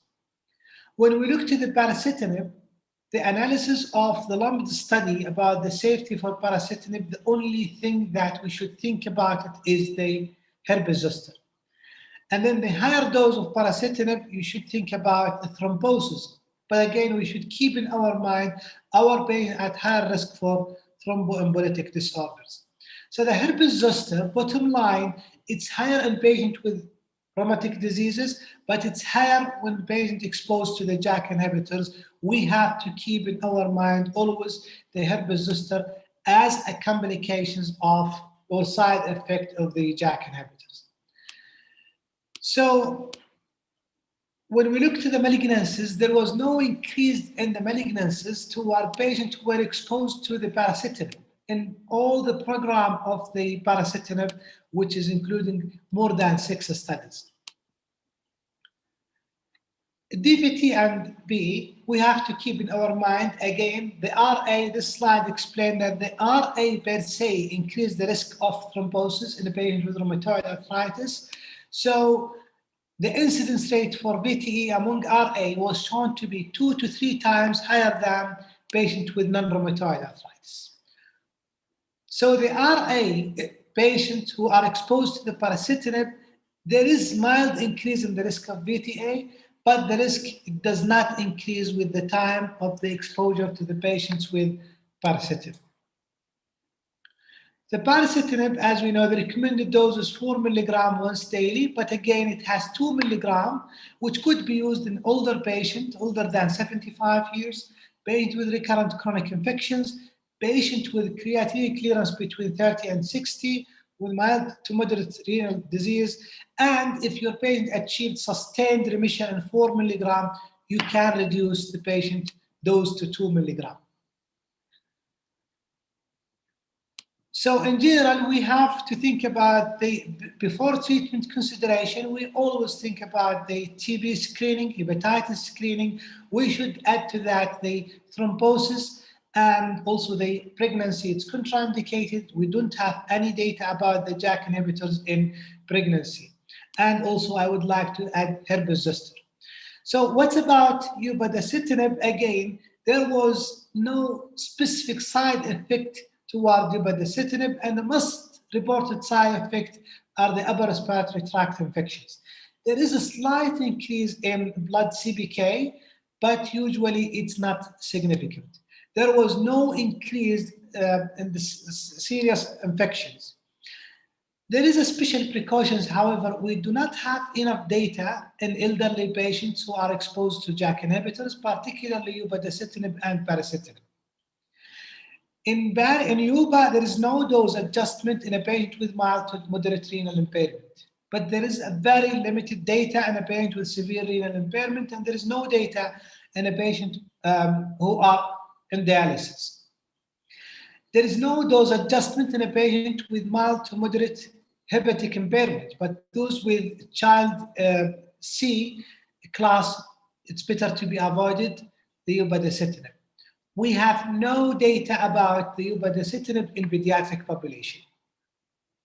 Again, even when we look to the VTE in upadacitinib, the increment is mainly related to rheumatoid arthritis rather than the upadacitinib.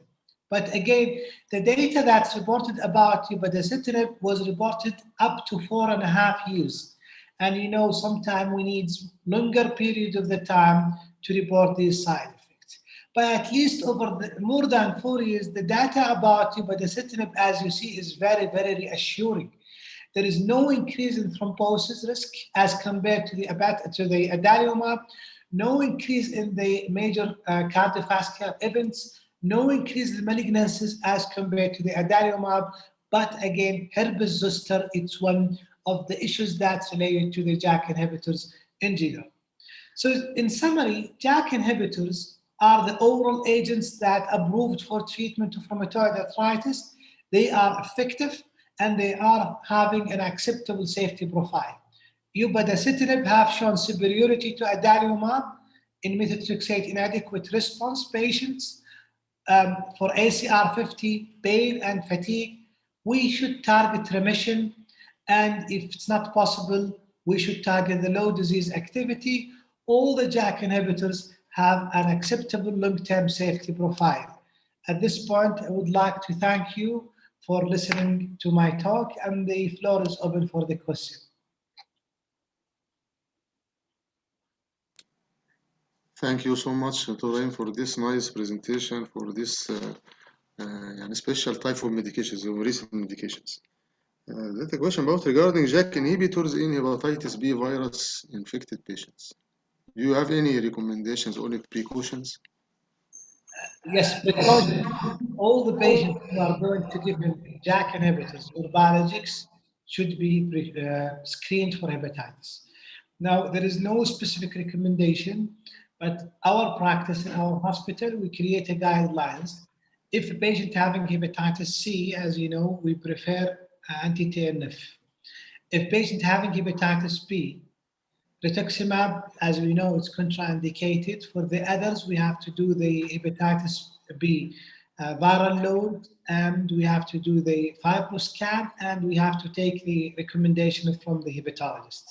So if patients having hepatitis B, because Hep C is good in presence of anti-TNF, which is also control hepatitis C. Otherwise, we have to do the viral load, and we have to do the fibroscan, and we have to take the recommendation from our colleague in hepatology. Nice.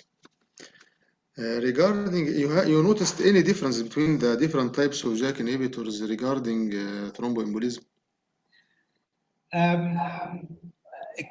Evidence-wise, there is no differences between them because we don't have head-to-head comparison, and I don't think we will have it over the next 5 years at least. So, but if you look to the data, it was initially raised with baricitinib, okay, but then we know it's more toward the class-related effect. However, keeping in our mind, VTA is higher in patients with rheumatoid arthritis, as I showed earlier. So my recommendation, patients who are at high risk for thrombosis, such as those with positive antiphospholipid, those with previous attack of DVT, BE, stroke, I wouldn't use this class at all. And if I have to, I would avoid baricitinib. You have many choices, many Yes. other choices. Thank you so much, Dr. Ibrahim, for your nice, as usual, nice presentation. Thank you so much. وجزاك الله خيرا وربنا يجعله في ميزان حسناتك. الله يعطيك العافية. شكرا لكم جميعا. Welcome, Dr. Muhammad. It's my pleasure to introduce my dear, polite brother, Dr. Muhammad al-Bidawi. He's one of the nice, great figures in spondyloarthropathies in the kingdom. Dr. Muhammad is an assistant professor and consultant of rheumatology. He is the head of internal medicine department in Faculty of Medicine, King Saud University. He will talk about a spondyloarthropathies review.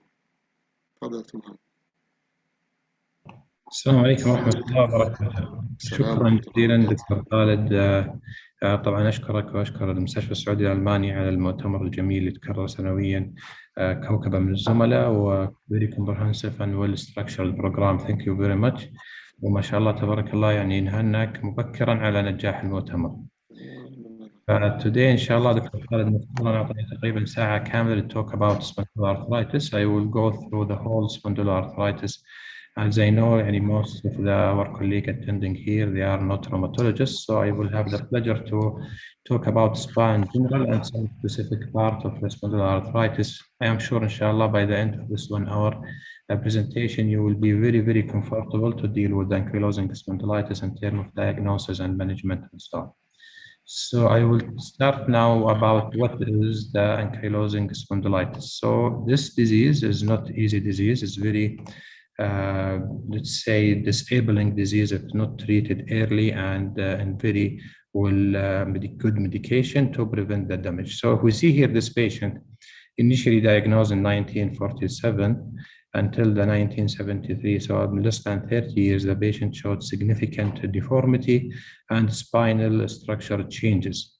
So this patient on the right side, definitely he is unable to see the sky or turning his head, unable to drive, and his quality of life is much, much lower than the other normal people. So keep in your mind when you treat any patient with ankylosing spondylitis, you are trying to minimize the pain, minimize the stiffness and the comorbidities, and to prevent such kind of damage which will disturb the patient totally. If you look to the knee here on the right side, we can see the patient unable to extend his knee, and he is bending the knee just to compensate the deformities and the spine. This is another form of advanced ankylosing spondylitis. So we don't want our patient to reach this stage of advanced ankylosing spondylitis.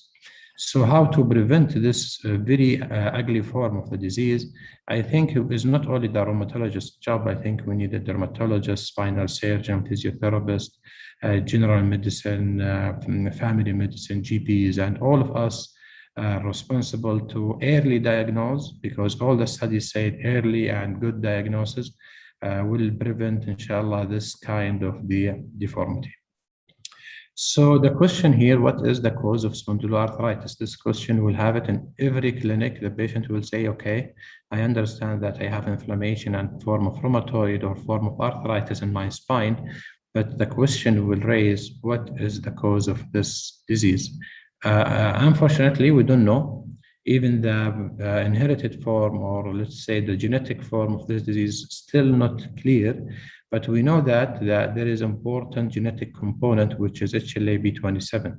So HLA-B27 initially was not the way of the diagnosis, or not the part of the diagnosis of the patient, but now we have the HLA-B27 playing a vital and very important role in the diagnosis of ankylosing spondylitis.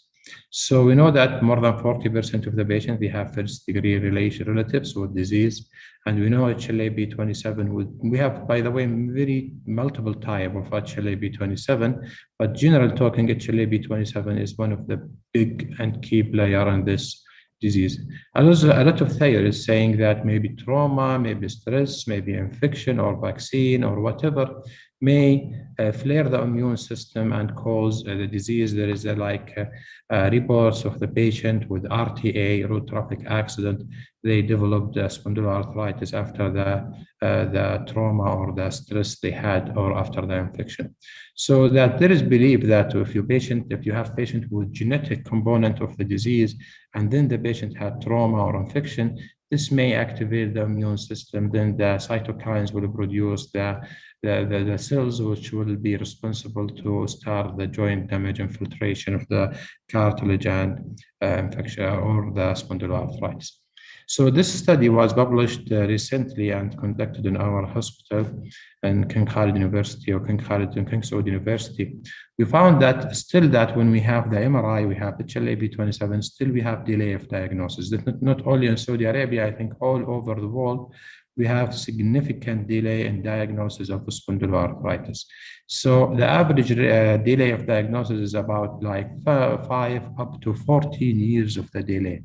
So as I mentioned earlier, once we have patients with significant delay, even if you reach the diagnosis late, maybe you cannot reverse the damage, and maybe you cannot able to control the disease after the diagnosis, even with biologic therapy. So our responsibility is to diagnose the patient as soon as possible.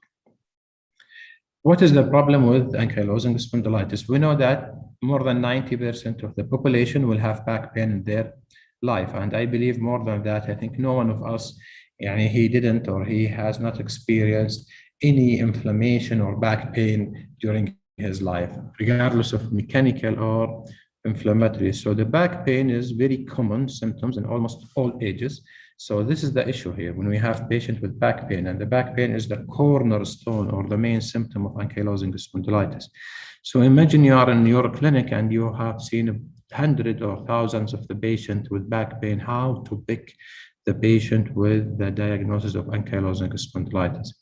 Unfortunately, if we see that only 3% of the patient with back pain, they have feature of ankylosing spondylitis, or they have the diagnosis of ankylosing spondylitis.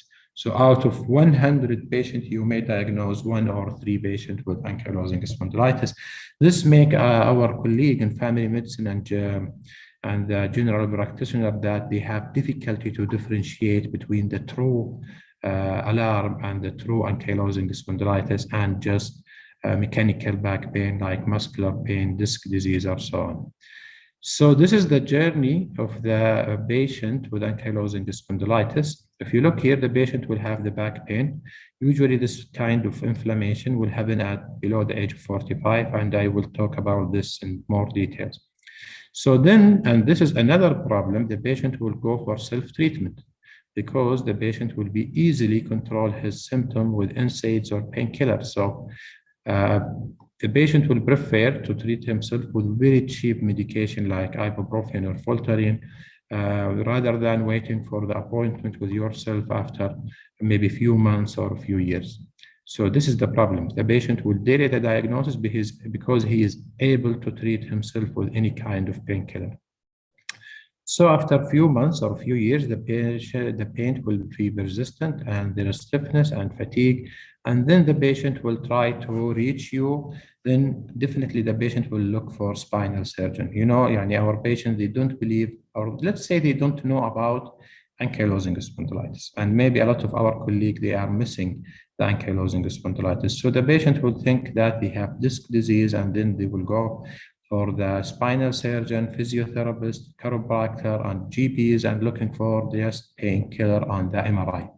So the patient will be most likely misdiagnosed with mechanical back pain, fibromyalgia, degenerative disc disease, anxiety, depression, sciatica, and so on. So then after 5 to 14 years, then the patient maybe eventually will get the diagnosis of the disease, and this could be too late to treat the patient, and then the patient will go to the treatment by a rheumatologist. So you see the journey here may take up to 10 to 14 years until the patient reaches the diagnosis, and this is the risk of this disease. So how can we diagnose the ankylosing spondylitis? And there is another question now. We are hearing about 2 different diseases, which is ankylosing spondylitis and spondyloarthritis, or non-radiographic spondyloarthritis. So what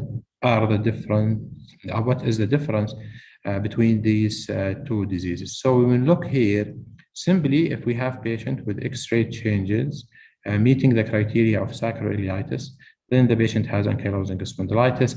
If no, the patient will have non-radiographic spondyloarthritis, and I will talk in more details. If we look here to the left side, please, and concentrate on this important point. If you look to the left side, that in New York, modified New York criteria, to make it simple for you, the patient was, since 1984 until 2009, the only way of diagnosis of the patient is to have X-ray diagnostic of sacroiliitis. And I will show you many X-rays with the disease.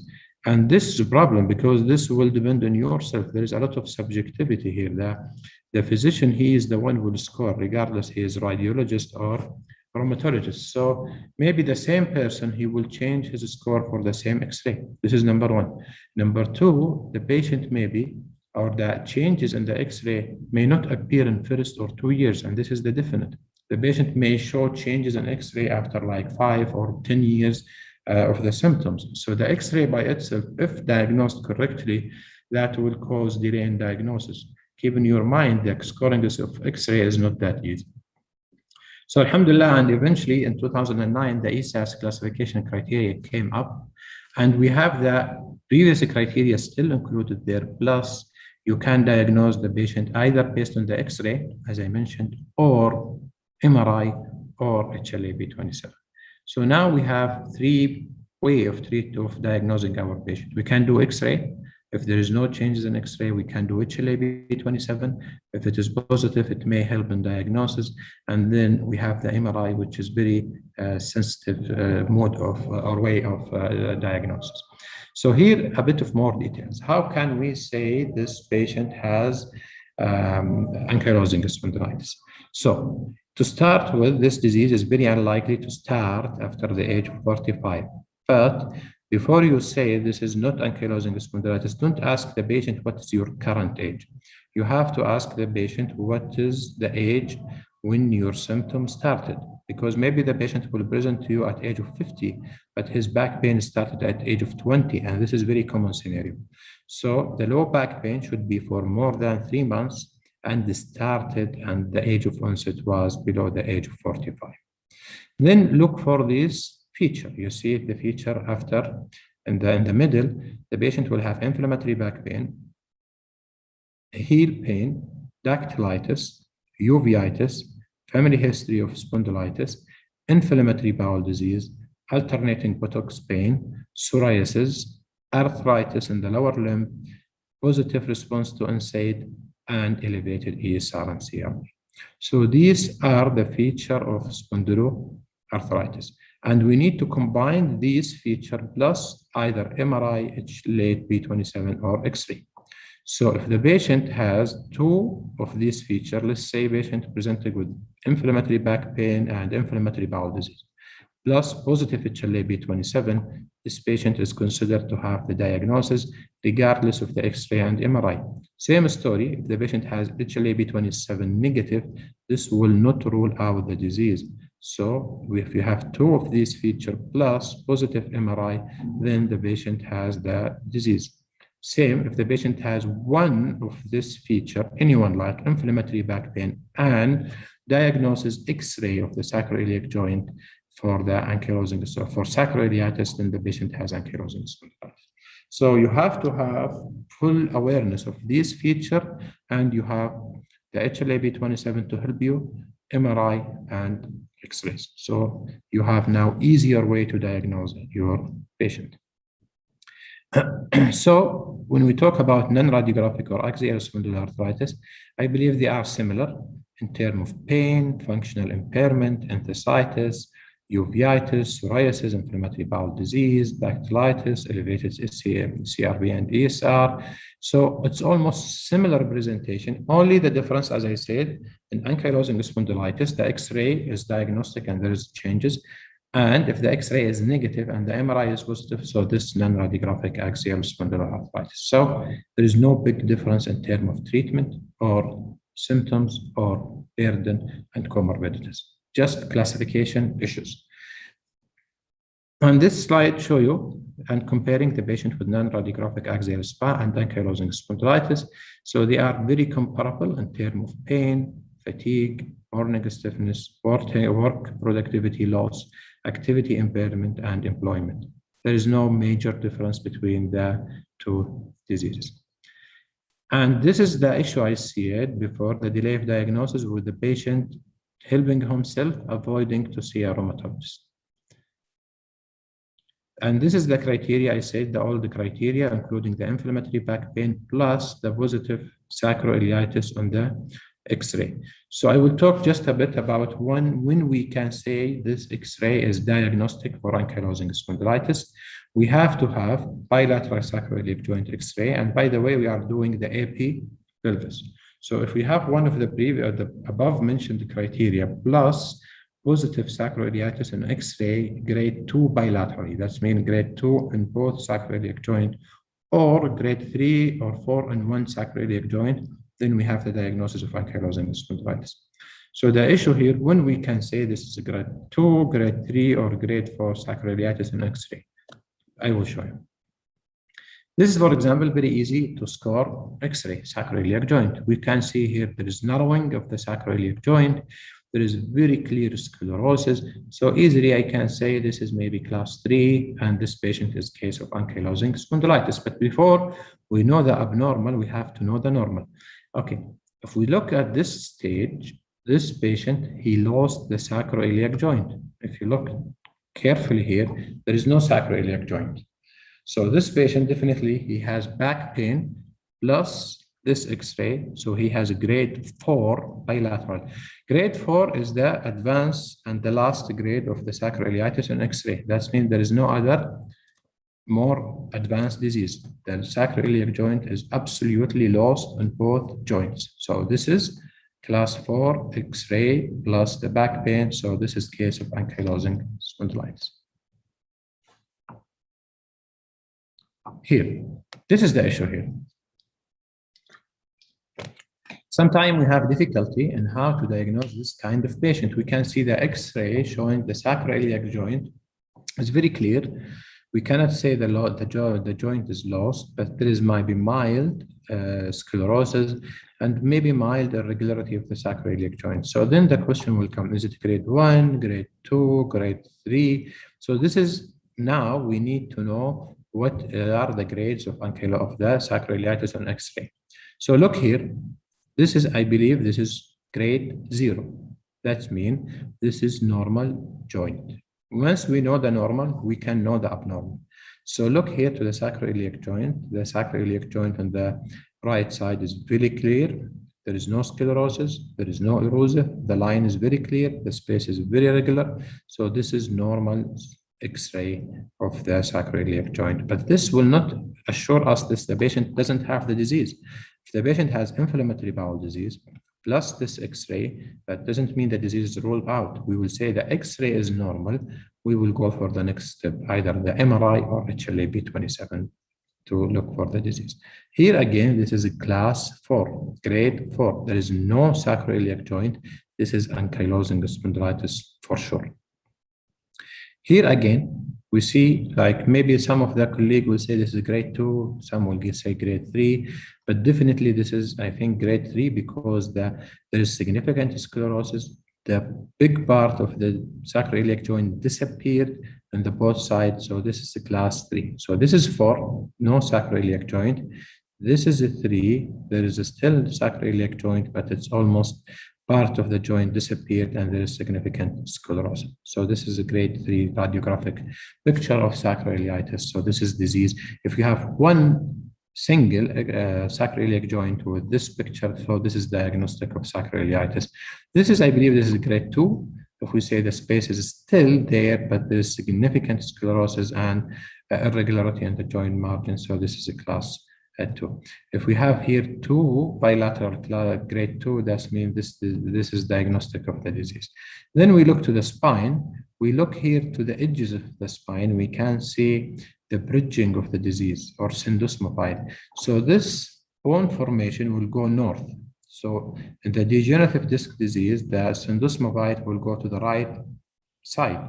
Okay, but in this disease, we expect the syndesmophyte will grow up until it reach the above vertebrae and will form bridge, and we calling bridging or bamboo spine if the whole spine is bridging. And if you look here, we can see the shiny border. If you look to the vertebrae here on the right side, we see the corner is very shiny, this sign of inflammation, and we can see the squaring here, and we can see early syndesmophyte going and climbing up, trying to reach the upper vertebrae. So it will grow up north, and sometime in the degenerative disc disease, the bone new formation will go east or to the right side. So alhamdulillah, now we have the MRI, which is helping us to early diagnose the disease. For example, look here to the left side. You can see the sacroiliac joint itself, the borders, the lines is very clear. There is no erosive, but we can see the inflammation on the bone. So there is very clear picture of sacroiliitis because there is inflammation in the subchondral area. So the MRI diagnosed the patient early. I believe X-ray of the same patient will be normal. So this patient may have normal X-ray but positive MRI. With symptoms of SPA, this patient has the diagnosis of non-radiographic spondyloarthritis. Just to quick, like we have inshallah coming on the next month course for spondyloarthritis, we call it Spondyloarthritis Club. We will have one of our radiologists will come to share with you his experience with MRI and X-ray. Everyone is welcome to join, but now I will give you just heads up about how to read the MRI. We look for T2 for inflammation in the T2 and with fat suppression, or stare, we look for the white spot, as you see here in the arrow, and this will show you the inflammation. T1, we cannot use it because T1 will show you fat infiltration. So again, we will use T1 just for seeing the erosive changes and space joints narrowing or changes. But when you want to look for the inflammation, please look either to T2 with fat suppression or stare MRI. Don't look for T1. T1 definitely will show you some white spot and this will mislead you. Again, you will see the inflammation in T2 and with fat suppression or stare MRI. Here, the spine, you can see the whitish area. You see in the middle, this is T1, but when you look to the right side for the stare, you can see the whitish spot on the vertebrae. So this indicates inflammation in the spine. And by the way, any part of the spine can get involved with this disease, but mainly, most likely will start in sacroiliac joint. So this is the criteria. So if we have X-ray positive plus one feature on the left side, this is AS. If we have HLA-B27 positive or MRI on the right side, this is non-radiographic spondyloarthritis. So before, when we had the diagnosis of ankylosing spondylitis, everyone believed that this is disease of the male gender, but yes, ankylosing spondylitis more on the male, but now the female sharing same risk of developing non-radiographic spondyloarthritis. So the female gender generally equal to the male for non-radiographic axial spondyloarthritis in the most of the SPA cohort. So again, so this is not disease of the male, it's for both male and female. So we have here umbrella, we call it spondyloarthritis. Under the spondyloarthritis, we have the main disease, ankylosing spondylitis. We have inflammatory bowel disease. We have psoriatic arthritis and reactive arthritis. So it's like a disease sharing most of the features. So you may have patients with AS developing psoriasis. Maybe patient with psoriatic arthritis will develop ankylosing spondylitis. Maybe patient with Crohn's disease will have inflammatory disease or back inflammation. So we'll have ankylosing spondylitis. This is a very important slide. Okay, why this slide is important? Because this is your job. When you have 100 patients in your clinic with back pain, only 1 to 3 of them will have this disease. You have to differentiate. How to differentiate between the inflammatory disease or just disc disease, degenerative disease, muscle, IBS, renal colic. You have to know the inflammatory feature of this disease. This kind of disease will show you inflammatory back pain. What are the features of inflammatory back pain? We have the age of onset less than 45. The disease usually progresses slowly, so it has insidious onset, which is less likely to present with acute pain. The mechanical pain most likely will present acutely. If the patient has a fracture, trauma, disc disease, then he's acutely will develop the disease, the pain, but this slowly progressive disease. And against the logic, the pain will improve with exercise in this disease. And the pain does not improve with rest. If you look to the patient with disc disease, he said, when I walk, I feel pain. When I take rest, the pain will relieve. Here is the opposite. The pain improves with exercise and pain gets worse with the rest.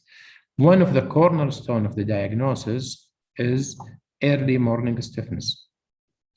I have a lot of patients saying that when I wake up in the morning, I have to spend maybe 30 minutes, 60 minutes sitting in the bed until my back losing up. So they feel the back pain is very stiff and the spine is very stiff. They are unable to bend comfortably and they have the stiffness. And again, lastly, the pain, it comes at night and may wake up of the patient in the second half of night. So again, to know this inflammatory back pain, the age of onset should be less than 45, slowly progressive disease. The pain improve with movement, activity, and exercise, and the pain does not improve with rest and sleep and relaxation, the patient may report stiffness in the morning for more than 30 minutes and the pain at night, waking up the patient from the sleep. So if you have 4 or 5 of these features, this is almost indicating inflammatory back pain. So you have to do the X-ray, MRI, and actually B27 as you need. So because this is very important, I repeat it here again. Eye pain, eye insidious onset, pain at night, age of onset, less than 45. Eye improving with exercise, no improvement with rest. So this is the very important part of the presentation, how to differentiate between mechanical back pain and inflammatory back pain. So it's not only the disease of the spine. We have a lot of other features of the disease. The patient may be present with uveitis. The patient may be present with psoriasis. The patient may have inflammatory bowel disease. The patient may present with dactylitis, enthesitis, nail changes, and axial back pain. So I will start with one by one. So when you have patient with large joint involvement, like knee arthritis or hip arthritis, keep in your mind, rheumatoid arthritis is not commonly affecting the hip. So if you have patient with hip arthritis or unilateral knee, don't think much about rheumatoid arthritis. Think about this disease more than rheumatoid arthritis. So the patient will, 30% of the patient will present with peripheral oligoarthritis affecting the large joint. Again, if you have patient with hip arthritis or unilateral large joint arthritis, think about this disease more than rheumatoid arthritis. But please don't think about the small joint much, because it's the ankylosing spondylitis, it's unlikely to involve the hand. And this is the usual onset. It's acute, maybe involving mainly the lower limb, especially knee, hip, and ankle, and it's frequently asymmetrical, and the severity will range.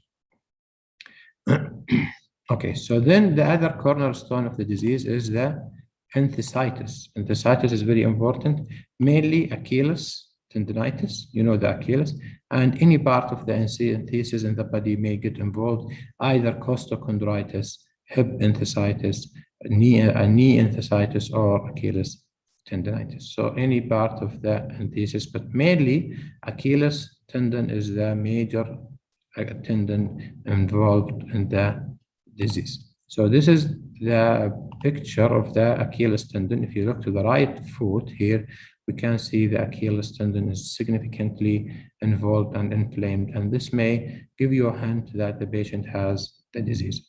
And we have about 40% of the patient may get affected with enthesitis, mainly heel enthesitis, which is Achilles or plantar fasciitis. So sometimes the patient will present in your clinic complaining of Achilles tendinitis, but they don't know this is related to the back pain. So it's your job is to ask the patient, do you have back pain? Do you have uveitis? Do you have inflammatory bowel disease? And so on. So this is a dactylitis, very painful part of the disease. If you find any patient with this dactylitis, you have to ask him about inflammatory back pain. Keep in your mind, it's not easy to differentiate sometimes between arthritis and dactylitis, but arthritis mainly involving the joint only, and the between the joints is a free area. But in dactylitis, the whole digit will be swollen, and it is very, very painful. This is the digit here. We look to the right hand, we see the middle finger is significantly inflamed. We have about 7% of the patient may develop and present with dactylitis. Uveitis. In other countries, they have uveitis clinic. Any patient with uveitis will be screened for sarcoidosis, TB, so on. But we have that this patient with uveitis should be looked for the disease and should be asked about the lower back pain. So the usual presentation of uveitis, it will be acute, unilateral, anterior uveitis, spontaneous remission. Most of the patient likely they have HLA-B20 positive, and it's recurrent. And very interesting, the uveitis activity is unrelated to the disease activity. So the patient may have active uveitis, but inactive disease, or severe inflammatory back pain, but no uveitis. So there is no correlation between the uveitis and the inflammatory back pain. Okay, so when you look here, usually the attack is acute and unilateral and only involving about 50% of the patient with spondyloarthritis. And we see here how the severe uveitis flare, then the patient will go for 3 or 4 or 6 months of remission, then will attack again, will present, and so on. And this is strongly related to the HLA-B20 positive, HLA-B27 gene. Now, inflammatory back disease is about presenting in 4% to 7% of the patient. It's either Crohn's disease or ulcerative colitis. This slide showing that patient with IBD, 6 to 46 of the patient with IBD may develop back pain, but only about 10% of the patient will develop ankylosing spondylitis. And we can see that again, about 5 or 10% of the patient with SPA may develop inflammatory bowel disease. Psoriasis, I think it was covered, and it is part of the disease. About 5 to 8% of the patient will develop psoriasis. Every one of us know where is the location of psoriasis. Okay, keep in your mind, this disease is not only pain, stiffness, dactylitis, uveitis, or arthritis. There is another comorbidities of this disease, like osteoporosis. About 6 times the patient at higher risk of developing osteoporosis comparing with the patient with no ankylosing spondylitis. And depression is very major comorbidities of this disease. So we have about 33% minimally, they have depression on top of this disease and fibromyalgia. Again, patient with this disease may have increased risk of cardiovascular manifestation. And if we look to this slide, this is the prevalence of the comorbidities and spondyloarthritis. We see the highest here prevalence is osteoporosis, GI inflammation, diverticulitis, and so on. So keep in your mind osteoporosis, depression, sexual dysfunctionality, and productivity and low quality of life.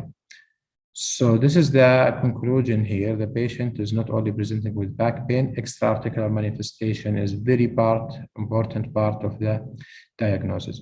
So then we will go for the ESR and CRP. Unfortunately, again, ESR and CRP can be raised with disease activity, and high CRP is bad prognostic factor, but sometimes there is no significant correlation between the disease activity and ESR and CRP. So please, if you have patient with normal ESR CRP, it doesn't mean this patient has no disease. We have a lot of patients with very severe disease, but the ESR and CRP is normal.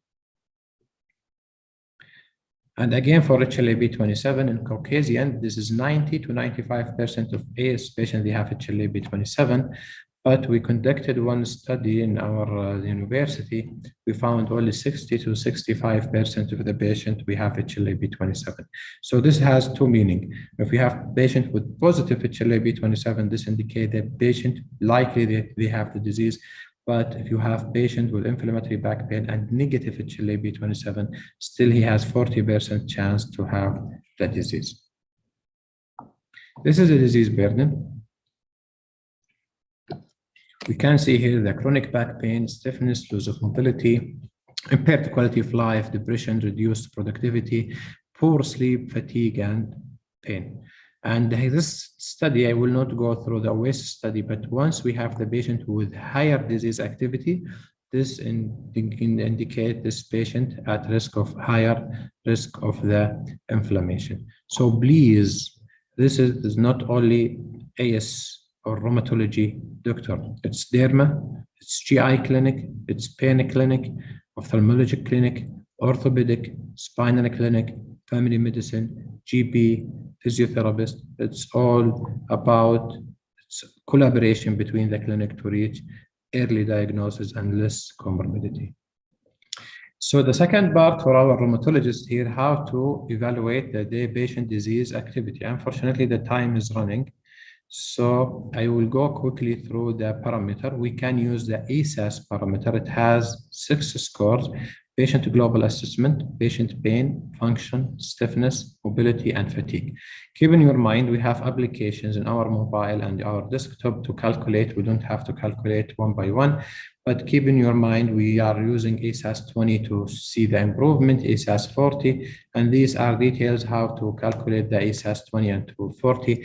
So if we have ASAS 20, that means there is an improvement with 20% and absolute improvement in 1 unit at least in 3 domains with no worsening more than 20% in the remaining domains. Same for ASAS 40. So this is one of the way to calculate the disease activity. The other one is the BASDI, which is including the patient will report himself the scores of the disease. It's used commonly before, but now less than the other parameters. You will ask about fatigue, pain, swelling, discomfort on the touch or pressure, morning stiffness, and 2 questions. Then we will calculate 5 and 6 divided by 2, and then we will calculate 5 and 6 divided by 2 plus 1, 2, 3, 4, and then all the number will be divided in 5, and then we can see the patient response over the time. ASDAS recently used much more commonly than the other.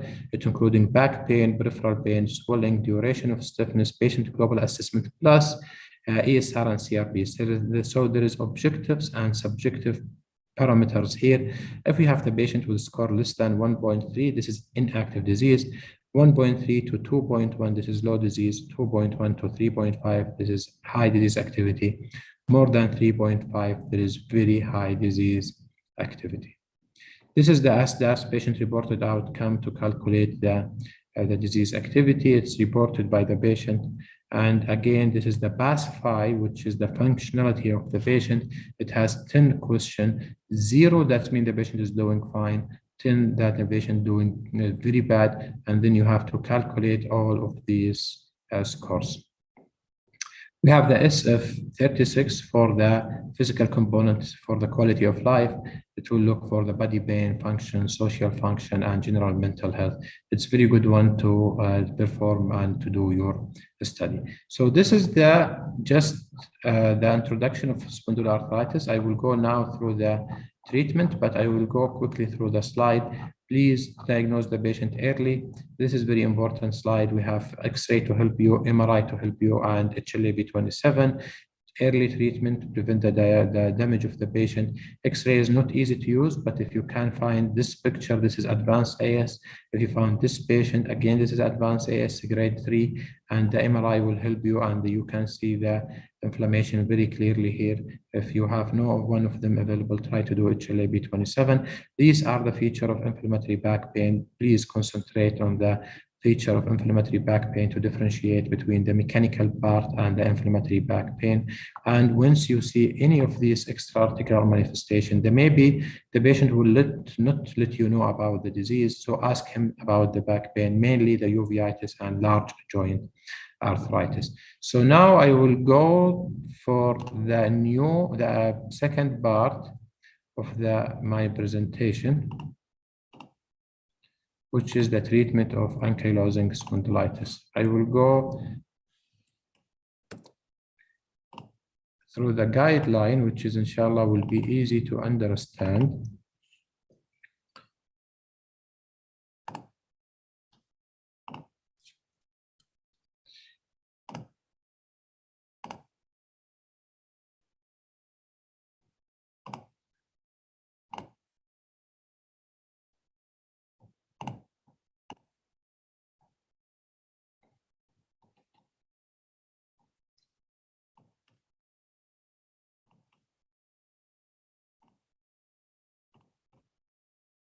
Okay, I picked the easiest recommendation, and for the treatment for ankylosing spondylitis, it will be very quick and very enjoyable, inshallah, treatment. Because I have only 20 minutes remaining, I will go through the recommendation directly. I will not talk about the high or very low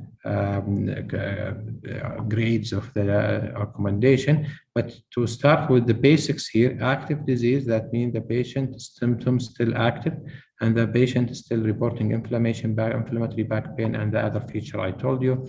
We can say the stable disease if the patient is asymptomatic. This is very good, important to differentiate between primary failure or primary non-responsive, that the patient failed to show the good improvement since the start of the medication after 3 or 6 months of treatment. But if the patient failed after good response, we call him secondary failure or secondary non-responsive. So later I will go through the presentation directly. So if we have patient with active ankylosing spondylitis, the first line of treatment is we have to not stop thinking about non-pharmacological treatment. We have to do our physical therapy for the patient. We have to ask our patient to do active intervention over the passive intervention, like exercising better than massage and ultrasound. Swimming is good, but again, maybe with moderate evidence, land-based intervention over aquatic intervention.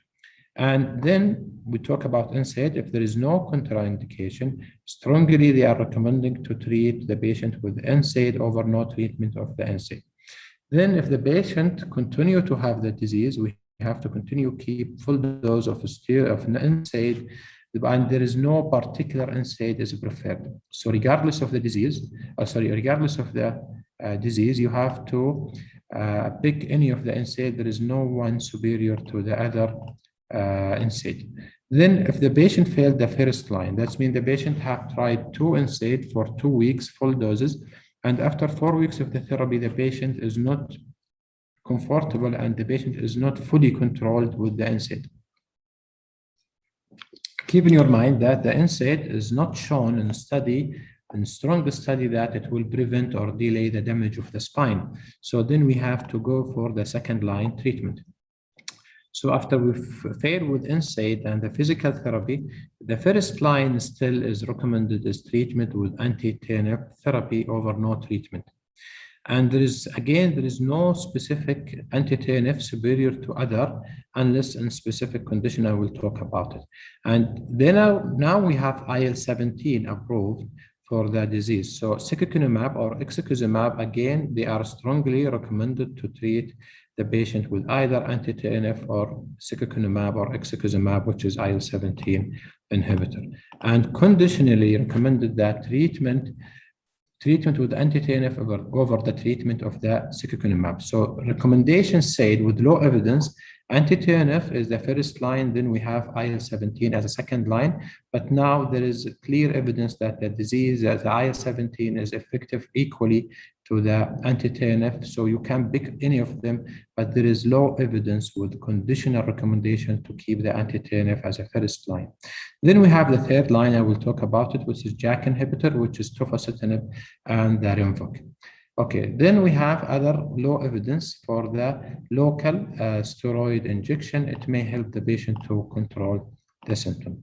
But keep in your mind, there is no particular TNF is superior to the other, and there is no preferred TNF choice unless there is a specific situation. So if we have patient failed NSAID and physical therapy, we have to pick TNF or IL-17 inhibitor. Maybe with low evidence, TNF is superior or first line comparing with ixekizumab or secukinumab. And then we have the third line, which is the tofacitinib. Okay. So again, here the recommendation by the ACR, they are against switching treatment to the biosimilar of the first TNF. So if you have patient doing good with, for example, Humira, do not switch your patient. Strongly recommended against switching to the biosimilar. And there is here there is another question. Let's say if we started the patient on etanercept, for example, and the patient failed etanercept. Here there is 2 cases. If the patient primary failure, that means you give the patient etanercept, for example, for 3 months, and the patient failed the etanercept, it is recommended to go for IL-17. But if the patient take, for example, any of anti-TNF like etanercept for 3 months and shows good response, and after a few months or years the patient failed, and this is the usual scenario, patient will fail within 2 to 3 years, then you can try another TNF. But if the patient failed since the beginning, please go for IL-17. If you have secondary failure, you have the chance or the choice to go for IL-17 inhibitor instead of trying other anti-TNF. So physical therapy strongly recommended, NSAID strongly recommended. So if we have patient on NSAID and, for example, anti-TNF, and the patient now stable, and this is a recommendation for stable AS, the recommendation is to keep the NSAID on the demand. That means PRN as needed. So we should keep the anti-TNF regularly and keep the NSAID as needed. And if you want to stop one of them, prefer to stop the NSAID. And there is conditional recommendation against discontinuation of the biologic, because each visit the patient will ask you, when can I stop my medication? So they are recommending against the discontinuation of the biologic, but I believe if we have patient or remission, for example, for 6 or 9 months, you deserve to try to minimize the dose by spacing or decreasing the dose. For example, if you give adalimumab every 2 weeks and the patient or remission for 9 months, it's better to try to taper down the dose and make it every 3 weeks. Okay, so, and here there is strong recommendation to treat the patient with total hip arthroplasty over no surgery to improve the quality of life, and there is against treatment with spinal manipulation in adult with spinal fusion or advanced spinal osteoporosis, and this is very important part. We have seen a lot of the patient with spinal fracture because they are going for weird chiropractor or weird physiotherapy, like the physiotherapist standing on or the massage therapy standing on the patient or doing very aggressive maneuver, causing fracture and maybe paralysis of the patient. And this again, they are recommending against, they are recommended for unsupervised back exercise and group therapy, full evaluation, counseling. And please don't forget about asking your patient to stop smoking, because maybe and we are forgetting to consult about our patient and advise our patient to stop smoking, because there is clear evidence smoking increases the risk of spinal deformity and making the disease difficult to treat. And they are totally against co-treatment with methotrexate. I have seen a lot of patients treated with, for example, anti-TNF and methotrexate. Methotrexate is ineffective in the spine. We do not expect a significant improvement when methotrexate. So please, methotrexate has no role in spondyloarthritis. Okay. For acute uveitis, the patient treatment with ophthalmologist is recommended. Usually the patient is treated with topical steroid, and if the patient failed the topical steroid, treatment with anti-TNF over treatment with other biologics. So we know that there is evidence some specific anti-TNF, like for example adalimumab and infliximab, will help the patient with uveitis. Like treatment with inflammatory bowel disease, I think this is well known that there is specific anti-TNF. For example, etanercept is not approved for any type of inflammatory bowel disease. So there is recommendation to use TNF with monoclonal antibody like Simponi, Cimzia, infliximab, and Humira. Humira or adalimumab approved for both, and infliximab same. Cimzia or certolizumab approved for Crohn's, and Simponi for ulcerative colitis. Okay, so what about the imaging? This is very critical part. Some patients saying, or some physician doing like X-ray every 6 months, every year. So they are against, and they are looking for aortic path changes. They are against screening for any cardiac conductivity problem or conduction defect, with no ECG recommended for looking for any conduction problem or valvular heart disease. And they are conditionally recommending regular use and monitoring of the disease activity measures, which I will present, and monitoring the disease with CRP and ESR, and obtaining pelvic MRI or spine MRI just to see the activity of disease. So if you have any clear patient with any clear activity, you are not trusting the patient's symptom and you are not sure if the patient has active disease or no, there is conditional recommendation to do MRI before you stop the medication or tapering the disease, the course of the therapy, or if you are not sure if the patient has active disease. And they are recommending conditionally again for screening for osteopenia and osteoporosis with DEXA scan over no screening. So this is very important point: when to do the MRI, when to repeat the X-ray every 2 years, and when to use the ESR and CRP. Maybe like Dr. Al-Hamoud just presenting about RA and treat to target. Maybe the board here against to treat to target strategy here using the ASTAS less than 1.3 as a parameter, because you know that we have very limited option of the disease of the treatment. We have anti-TNF, IL-17, and maybe JAK inhibitor. So we don't want to jump between the medication trying to achieve ASTAS less than 1.3. This is why the board here is against treat to target strategy in the ankylosing spondylitis. And they are against doing the spine or pelvic MRI to confirm the inactivity of the disease. If you have patient stable ankylosing spondylitis doing fine with the medication, please don't do MRI looking for inflammation, because if you have patients stable on, for example, etanercept, and you have positive MRI for inflammation, then you have a big problem here. Should you switch or you keep your patient comfortable with this medication? So please don't do MRI if you have stable ankylosing spondylitis patient. And they are against repeat spine X-ray every 2 years as a standard approach. Maybe I have some disagreement here. Maybe you have to look for your spine, for the patient's spine every 2 years to be sure there is no deformity of the spine. If we look for non-radiographic axial SPA, I think they are sharing almost the same recommendation like ankylosing spondylitis, using the physiotherapy, NSAID, TNF, IL-17, and tofacitinib. Same recommendation, we can apply it here for non-radiographic axial spondyloarthritis. No need to go through it again. Okay, so in patient with coexisting ulcerative colitis, if the patient failed the treatment with the approved TNF, please think about tofacitinib. Tofacitinib now showing evidence that it may help the patient with ulcerative colitis. So again, here there is very important point. We know the concern about TNF and congested heart failure and demyelinating disease. So if you have patient with ankylosing spondylitis with, for example, multiple sclerosis or strong family history of MS or heart failure, don't go for anti-TNF. You have to look for secukinumab or ixekizumab, IL-17 as an inhibitor, as a preferred way of treatment. If there is contraindication to use the TNF like TB or chronic infection or high risk of recurrent infection, sulfasalazine should be used over secukinumab and ixekizumab and tofacitinib.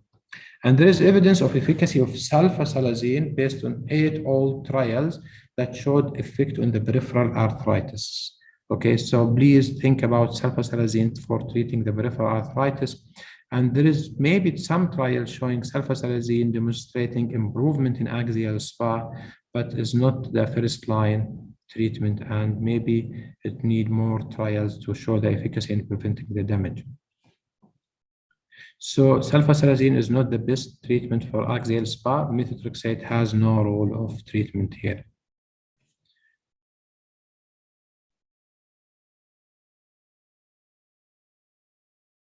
Okay, methotrexate showed no good effect on the spine, as I said, and the peripheral arthritis.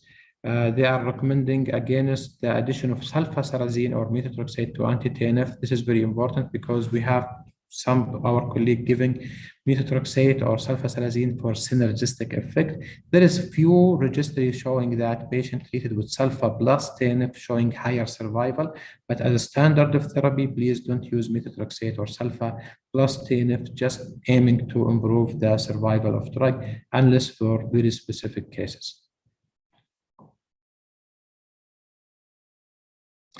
Discontinuation may be considered in patients with sustained remission for several months or years, but please go with slow tapering of the dose and do not go for stopping the medication. I think I have a few minutes left. I don't want to go through the whole slide again, but very important to here to let you know about the new drugs, which is tofacitinib.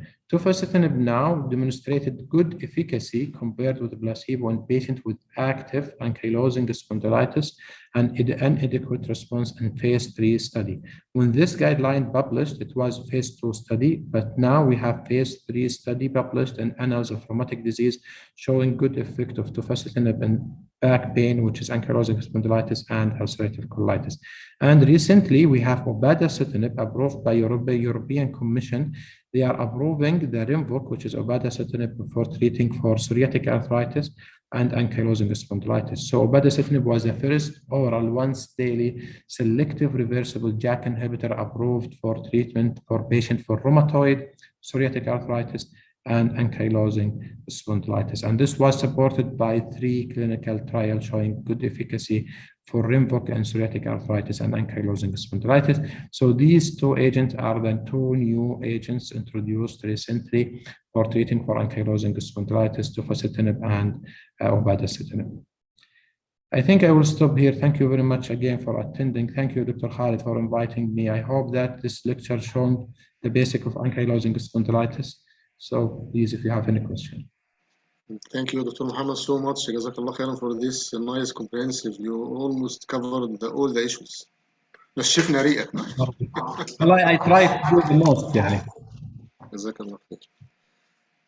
There is a question about diet restriction in SPA. You have any comments on diet?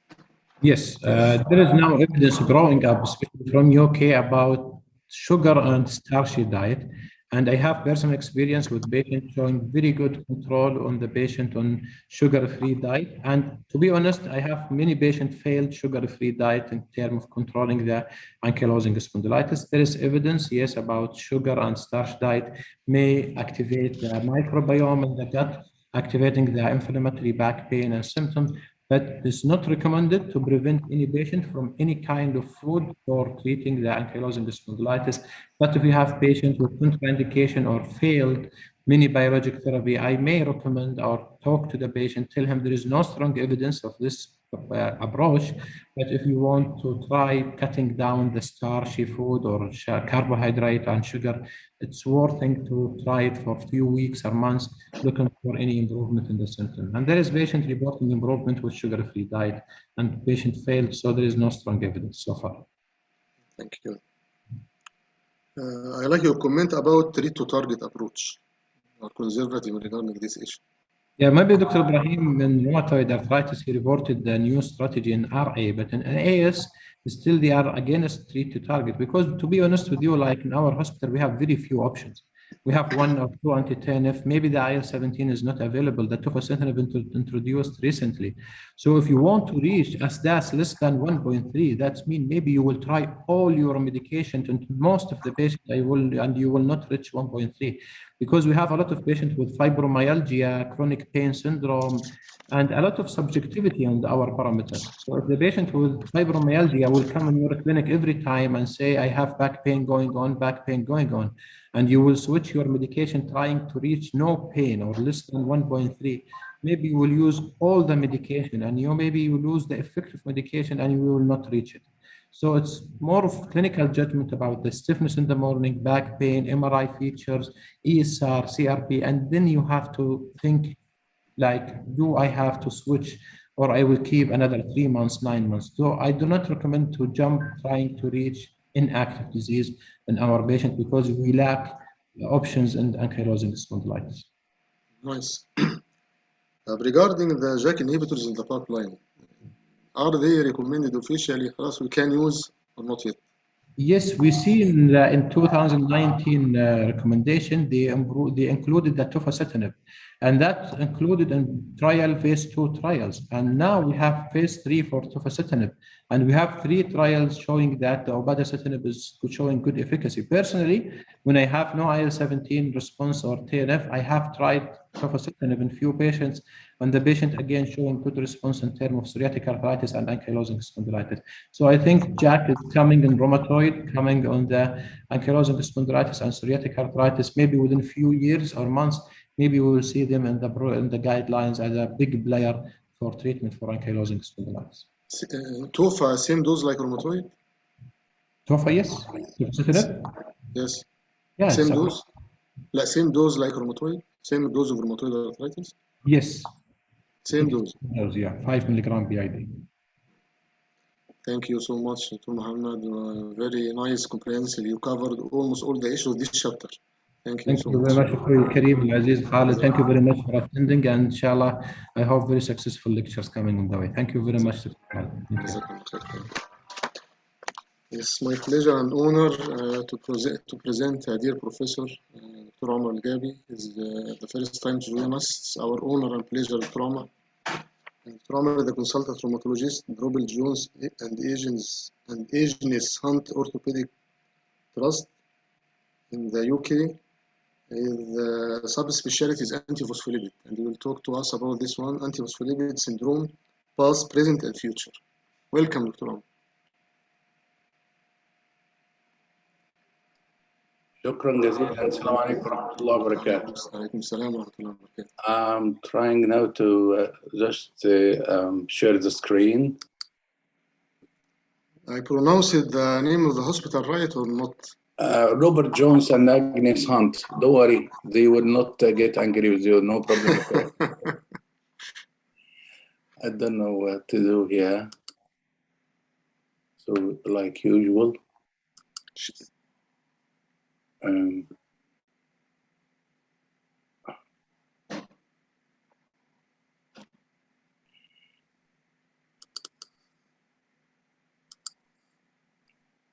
You can open the presentation and share screen. I already opened the presentations. The presentation now in the front of me is ready to go. Share screen from the bottom. And I'm trying to do so. Well, take your time, take your time.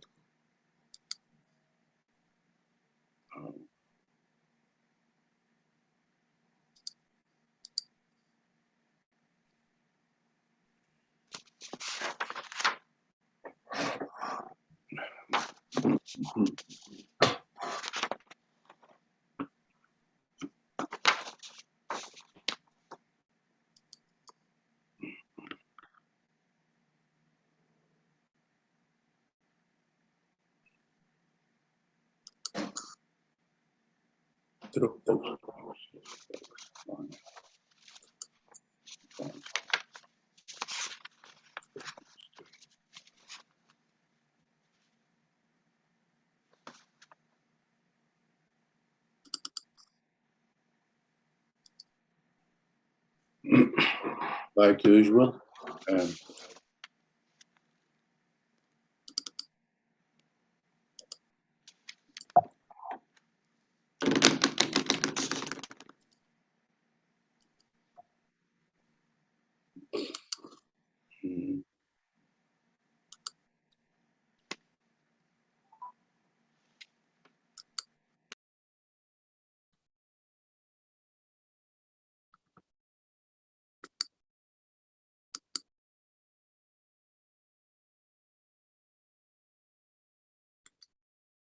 I don't know where is this.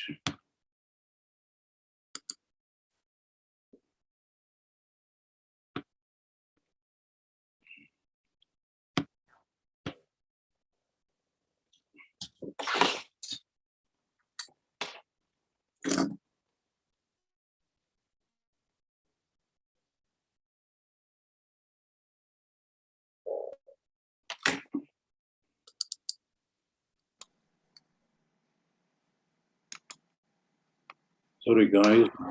لا لا لا في تحت شير سكرين حضرتك شايفها ولا؟ شايفها بس ثانية واحدة. اتفضل.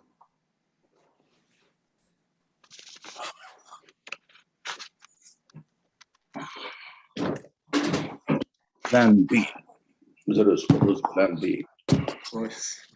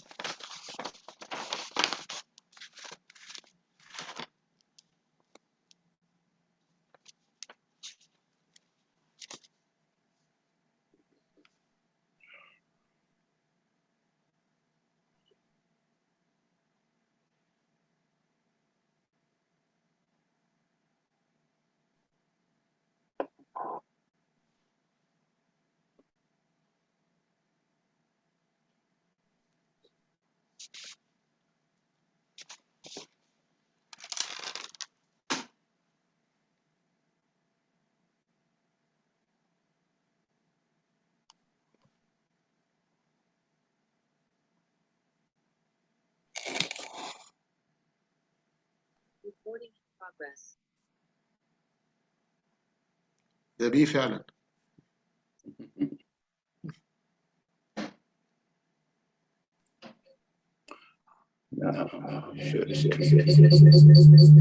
Oh, I will mute this.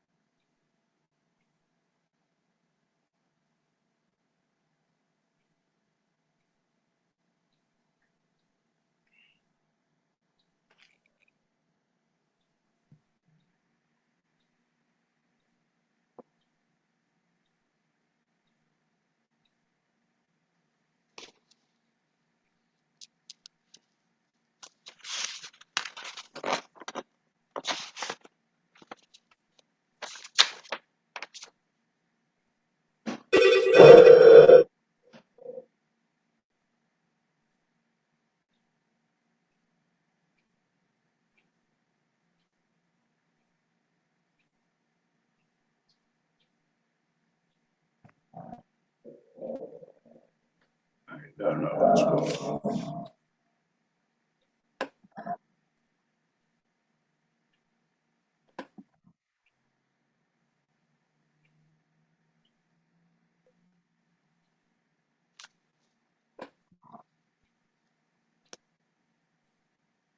دكتور عمر، حضرتك بتستخدم لابتوب صح؟ لا، ايباد دلوقتي، انا معايا ايباد دلوقتي. طيب الأمور كويسة أو في مشكلة معينة؟ انا ما عنديش مشكلة، بس انا محتاج ان انا اعمل شير كونتنت. ما فيش، تمام. ما بيدينيش السكرين فوتو اي كلاود درايف دروب ومن بوكس سكرين. ستارت برودكاستنج.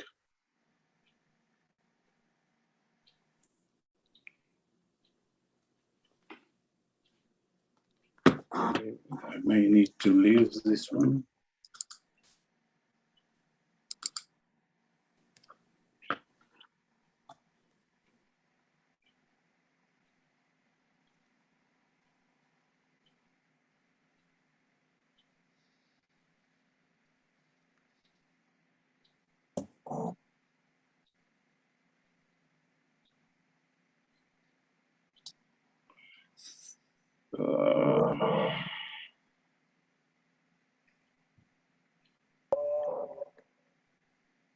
تمام، ظهرت كده عندنا ظهرت البرزنتيشن. ظهر كده كويس جدا. طيب كويس، الحمد لله. طيب السلام عليكم ورحمة الله وبركاته. For the people who don't know me, I'm Omar, Dr. Gabi. Today I'm going to talk about the little wolf with the antiphospholipid syndrome. For Dr. Khalid to answer your question, this is Mr. Robert Jones. He's an orthopedic surgeon, and Mrs. Agnes Hunt is a nurse and the orthopedic surgeon before the Second World War, and both of them together married, and they form this hospital, which is the Robert Jones and Agnes Hunt Hospital. This is the old picture, the past, and this is the present now, but the future, I don't know what it is. And I'm living now in Shropshire, which is the first area in the UK and all over the world to go through the steel. And in the upper right side, you will find the first bridge in steel has been built in 1770 something. This is the past now I'm going to talk about. We know that lupus is a wolf. Antiphospholipid syndrome, I name it, is the little wolf. In 1983, this is the year where I graduated,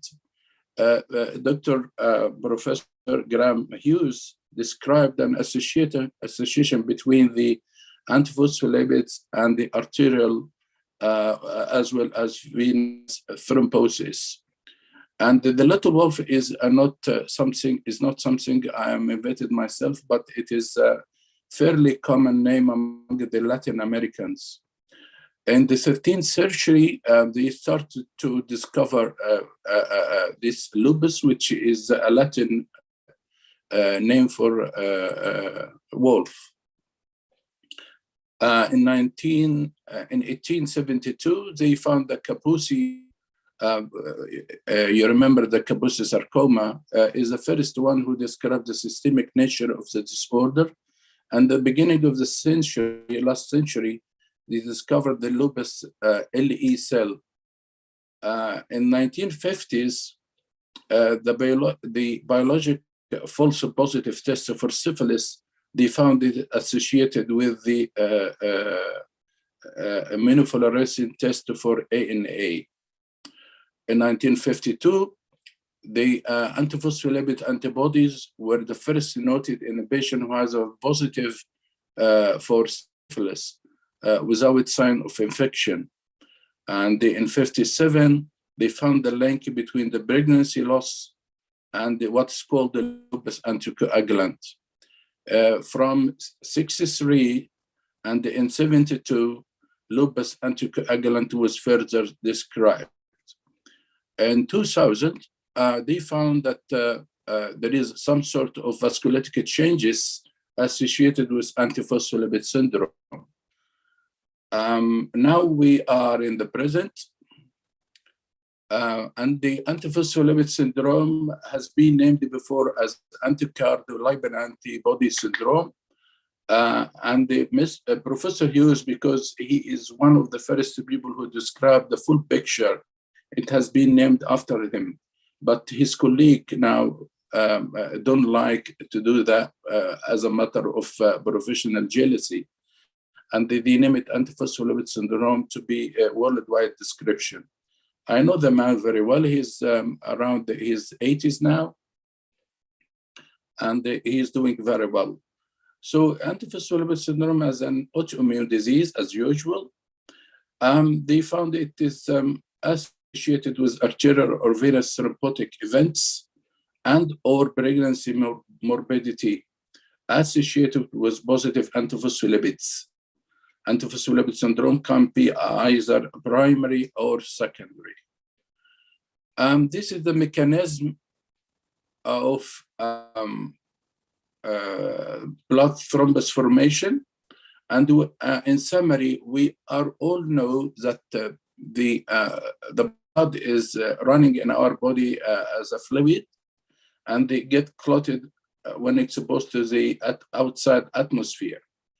And to have our blood in the fluid status in our veins or arteries, it is a dynamic process between the coagulation and the anticoagulation effect.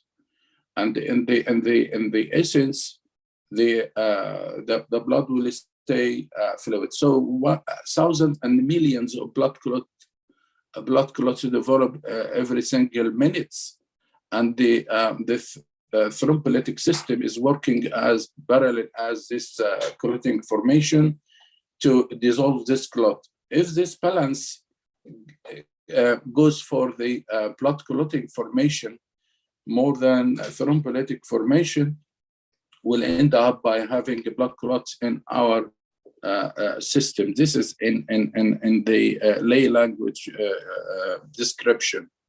The actual mechanism is different from, is too complicated. It's not as simple as I draw it. And this is the three parts we can attack to prevent the blood from getting clotted in our blood. And this is the antiphospholipid antibodies syndrome. So the antiphospholipid affect platelet, circulating factor, and the endothelium itself. The exact mechanism induced by antiphospholipid antibody is again vaguely known, but there is two stages. One is antiphospholipids create prothrombotic states that increase the risk of thrombic events in the presence of another prothrombotic factor or factor.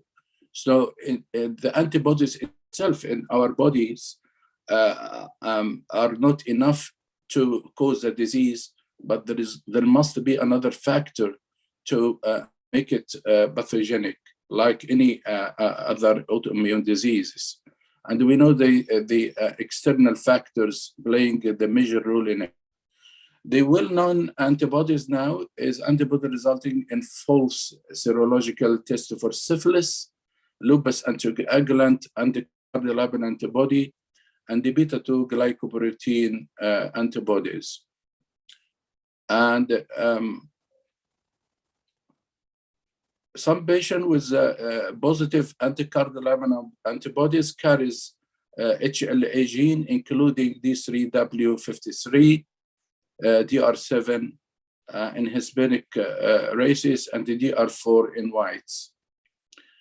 To diagnose antiphospholipid syndrome, we need to have one clinical criteria and one laboratory.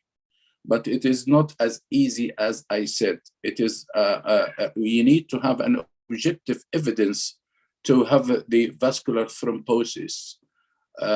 Because many people may come to you telling you, I got a blood clot here or there. The pregnancy morbidity carries habitual abortion, eclampsia, preeclampsia,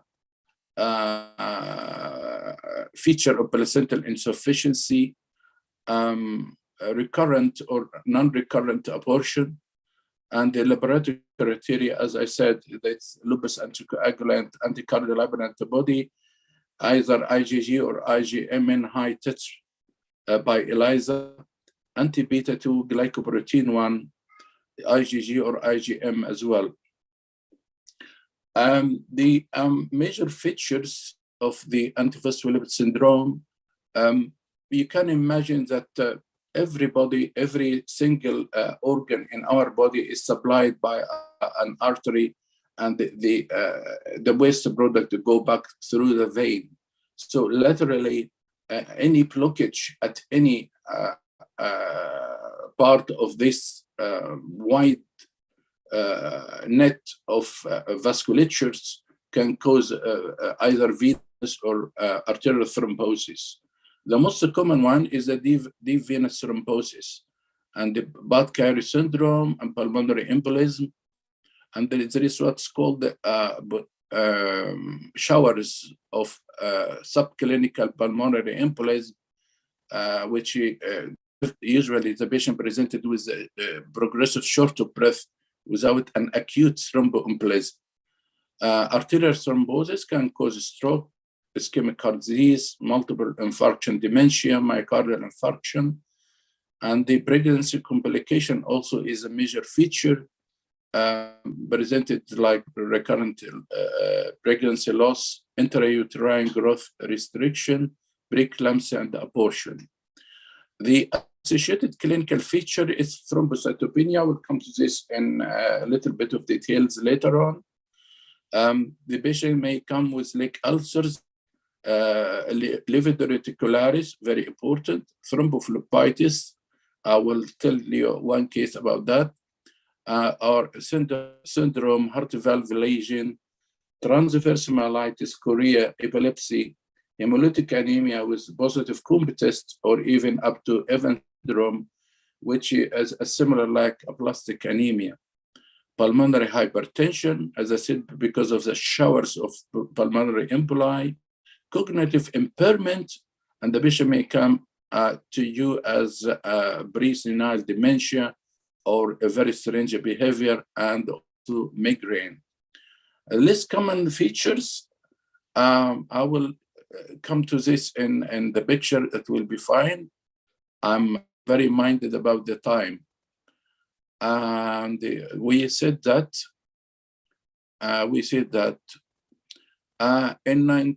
in 2003, Professor Graham Hughes again shocked all the world with what's called the seronegative antiphospholipid syndrome.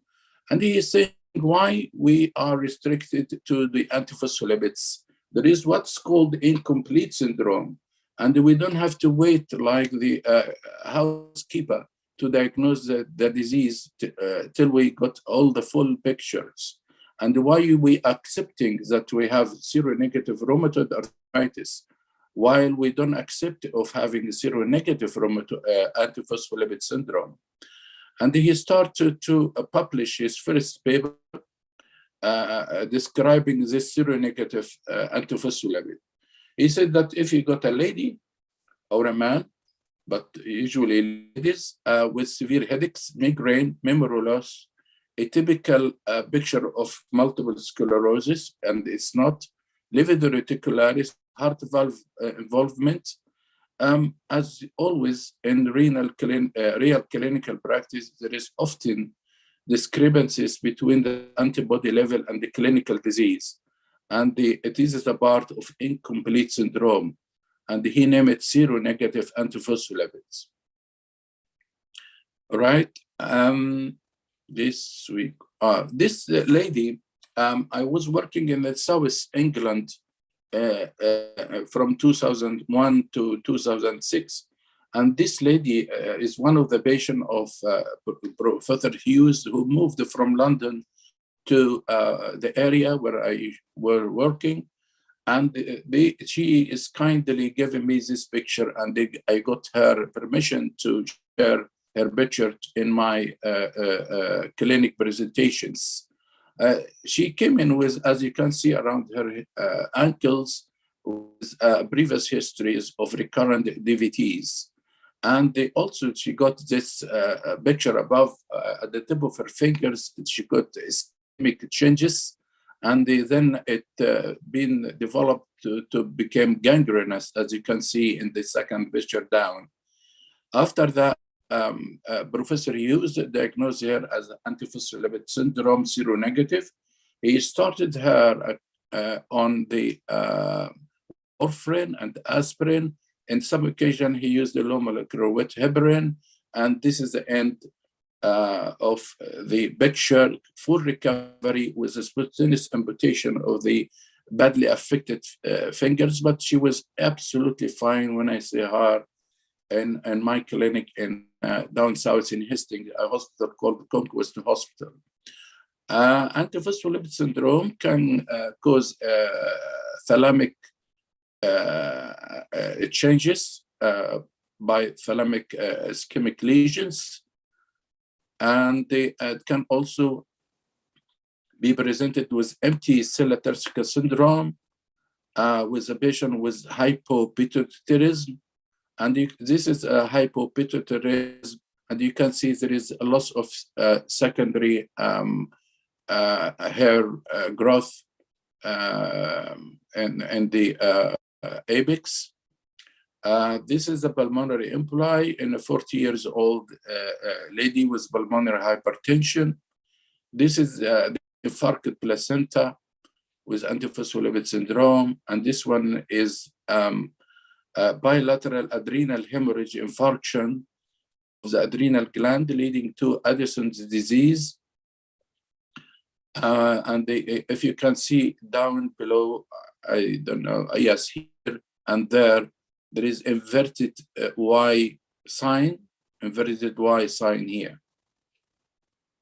The antiphospholipid syndrome can go straight away to the orthopedic surgeon by by a disease called Kimpox disease, which is a localized blockage of the blood goes to the leonate, because this blood vessel is very weak and very fragile. And if there is any blood clot here, it will cut the blood supply. Then the leonate get necrotic and very painful. Usually in antiphospholipid syndrome, it is bilateral. And this is an MRI scan showing cerebral infarction in antiphospholipid syndrome here and there.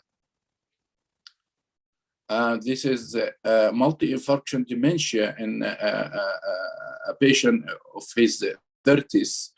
And they try to imagine that if you have one of 35 years old and start to have all the symptoms of dementia, and the diagnosis is antiphospholipid syndrome, and the medication will be warfarin. it will be like life-saving. But Carey syndrome is very important, and you can see most of the Egyptian people know this picture very well, and we get it in our exams for as a case to report. Tortuous veins here, and there's another patient as well. And I think there is now a unit for Carey syndrome in Egypt.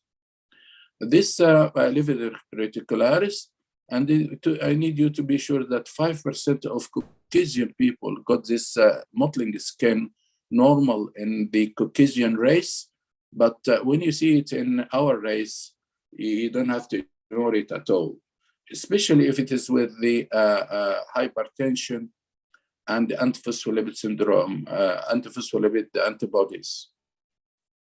Raynaud's can be a picture, and the leg ulcers. And this picture, I will show it to you in the next lecture as well. It is the skinny changes of the lobule of the ear, of the bend of the ear, and the ear, sorry, and the for the first while you may get the impression that it is relapsing polychondritis. But again, this is one of the skin manifestation of antiphospholipid syndrome. It can affect the major venous thrombosis of the arm. It can affect the coronaries and causing myocardial infarction in young healthy persons. And it can cause heart valve disease. It can cause a splinter hemorrhage, like mimic the rheumatoid arthritis. And if the patient has osteoarthritis with this splinter hemorrhage, you may mistake it as it is the vasculitic changes of the rheumatoid arthritis. Also, it can affect our eyes. And this picture is very important of hemolytic anemia. And you can see the helmet cells, fragmented red cells as well. Here, microspherocytes in this one and this one. The platelet number is very reduced, seldom found any platelet around, and a large platelet in the center, which is dashed arrow, this one here. And this hemolytic anemia are usually associated with the direct Coombs test.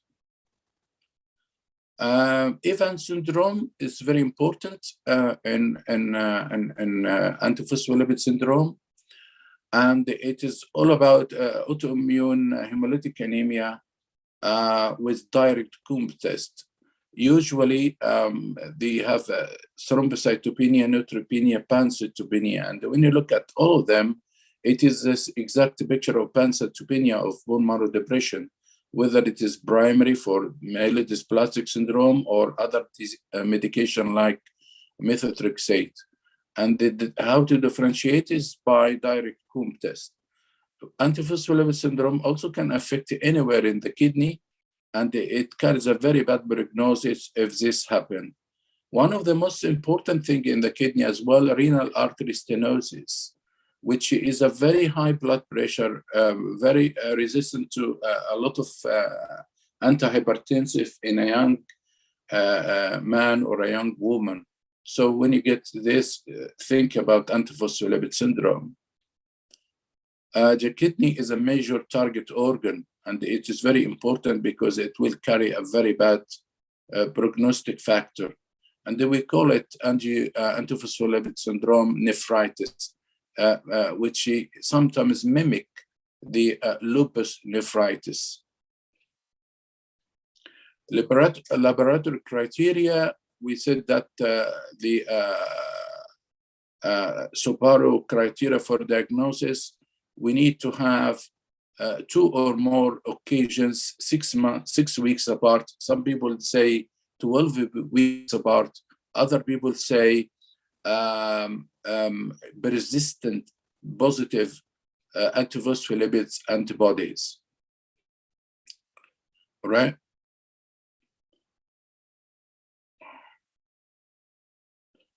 The prognosis, the risk of thrombosis in women who have history only of pregnancy loss in a patient with anticardiolipin and the lupus anticoagulant who have no clinical symptoms is unknown. And the patient with CAPS, catastrophic antiphospholipid syndrome, the prognosis is very bad. 60% who survive maintain symptoms free with anticoagulant. 20% develop further antiphospholipid syndrome related events, which carry a mortality rate of 25%. And now we're looking at the future.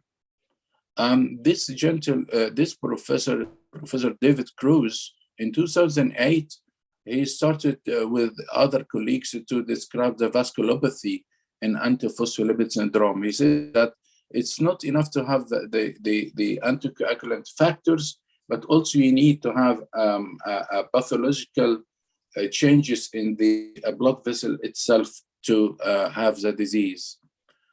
And also, there is few things has been under investigation of the association of the monoamines binding lectin, defined genotype with cardiovascular diseases in a large series of patients with systemic lupus associated with the antiphospholipid syndrome. They found that multigenetic factorial invariably in antiphospholipid syndrome patients. So if you have it's not a hereditary disease, but it is like rheumatoid arthritis. If you have one member of the family has antiphospholipid syndrome, the likelihood of the rest of the family will also have the disease. That's why also the association between antiphospholipid syndrome and the lupus is quite linked, and now it is more than primary and secondary. In the global antiphospholipid syndrome score, something been invented by Professor Hughes again to put like a tool to follow up these patients and follow up the progress. They given a score. For example, if the patient has hyperlipidemia, we'll give him 3, arterial hypertension, give him 1, anticardiolipin IgG or IgM, or give him 5 for that, beta-glucoprotein 1, IgG or IgM 4, and the antiphospholipid BT give him 3, lupus coagulant give 4. And you need to calculate how many scores you got and take it from there. We told about the vasculitis associated with antiphospholipid syndrome. Now they are working hard in establishing this diagnosis.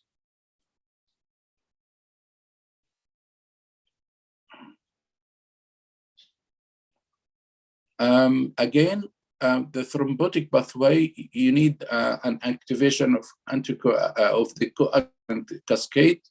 You need a platelet activation. You need vessel wall abnormalities. You need intercellular injury. You need inflammatory process and the accelerated atherosclerosis.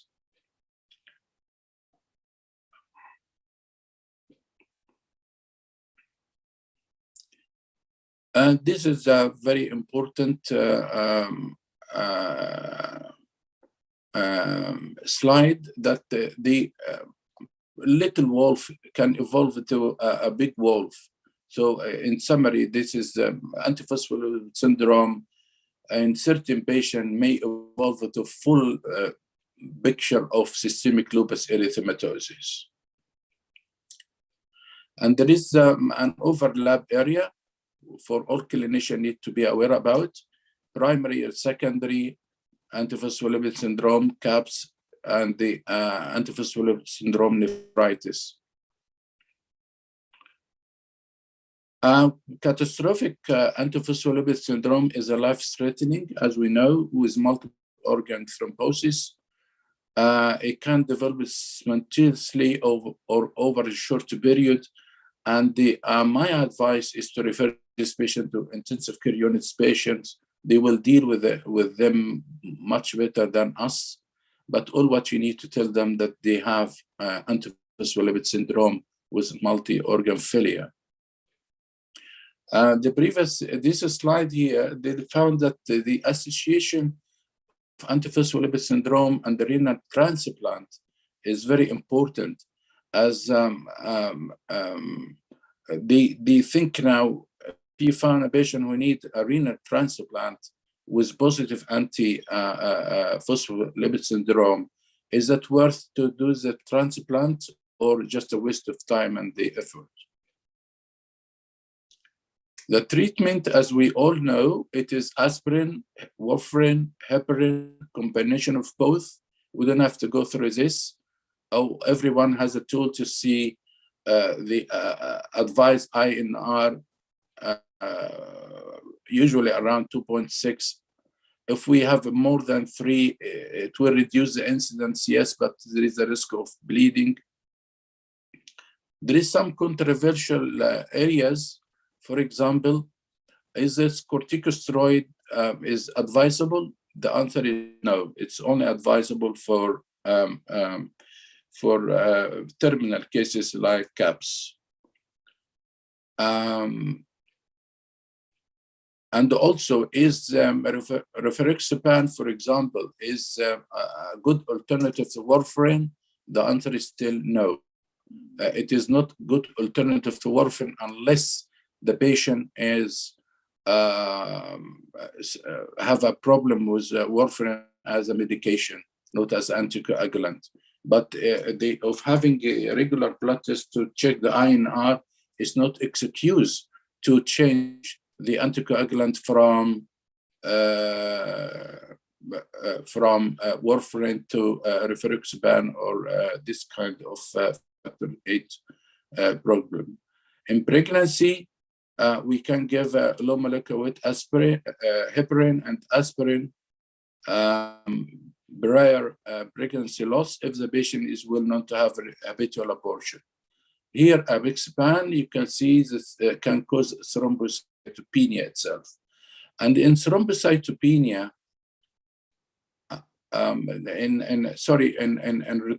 in CAPS, we can use rituximab. We'll come to this in a minute. There is a new medication now, Solaris. It's eculizumab. It is very expensive. In Canada, it's $500,000, and in the UK, about 430,000 pounds. And also there is another one called rapamycin. And then all these are under investigations. One of the controversial area, which is very good, if you have a patient with antiphospholipid syndrome and the thrombocytopenia, are you going to load this patient with warfarin or not? The answer, yes, you can, according to the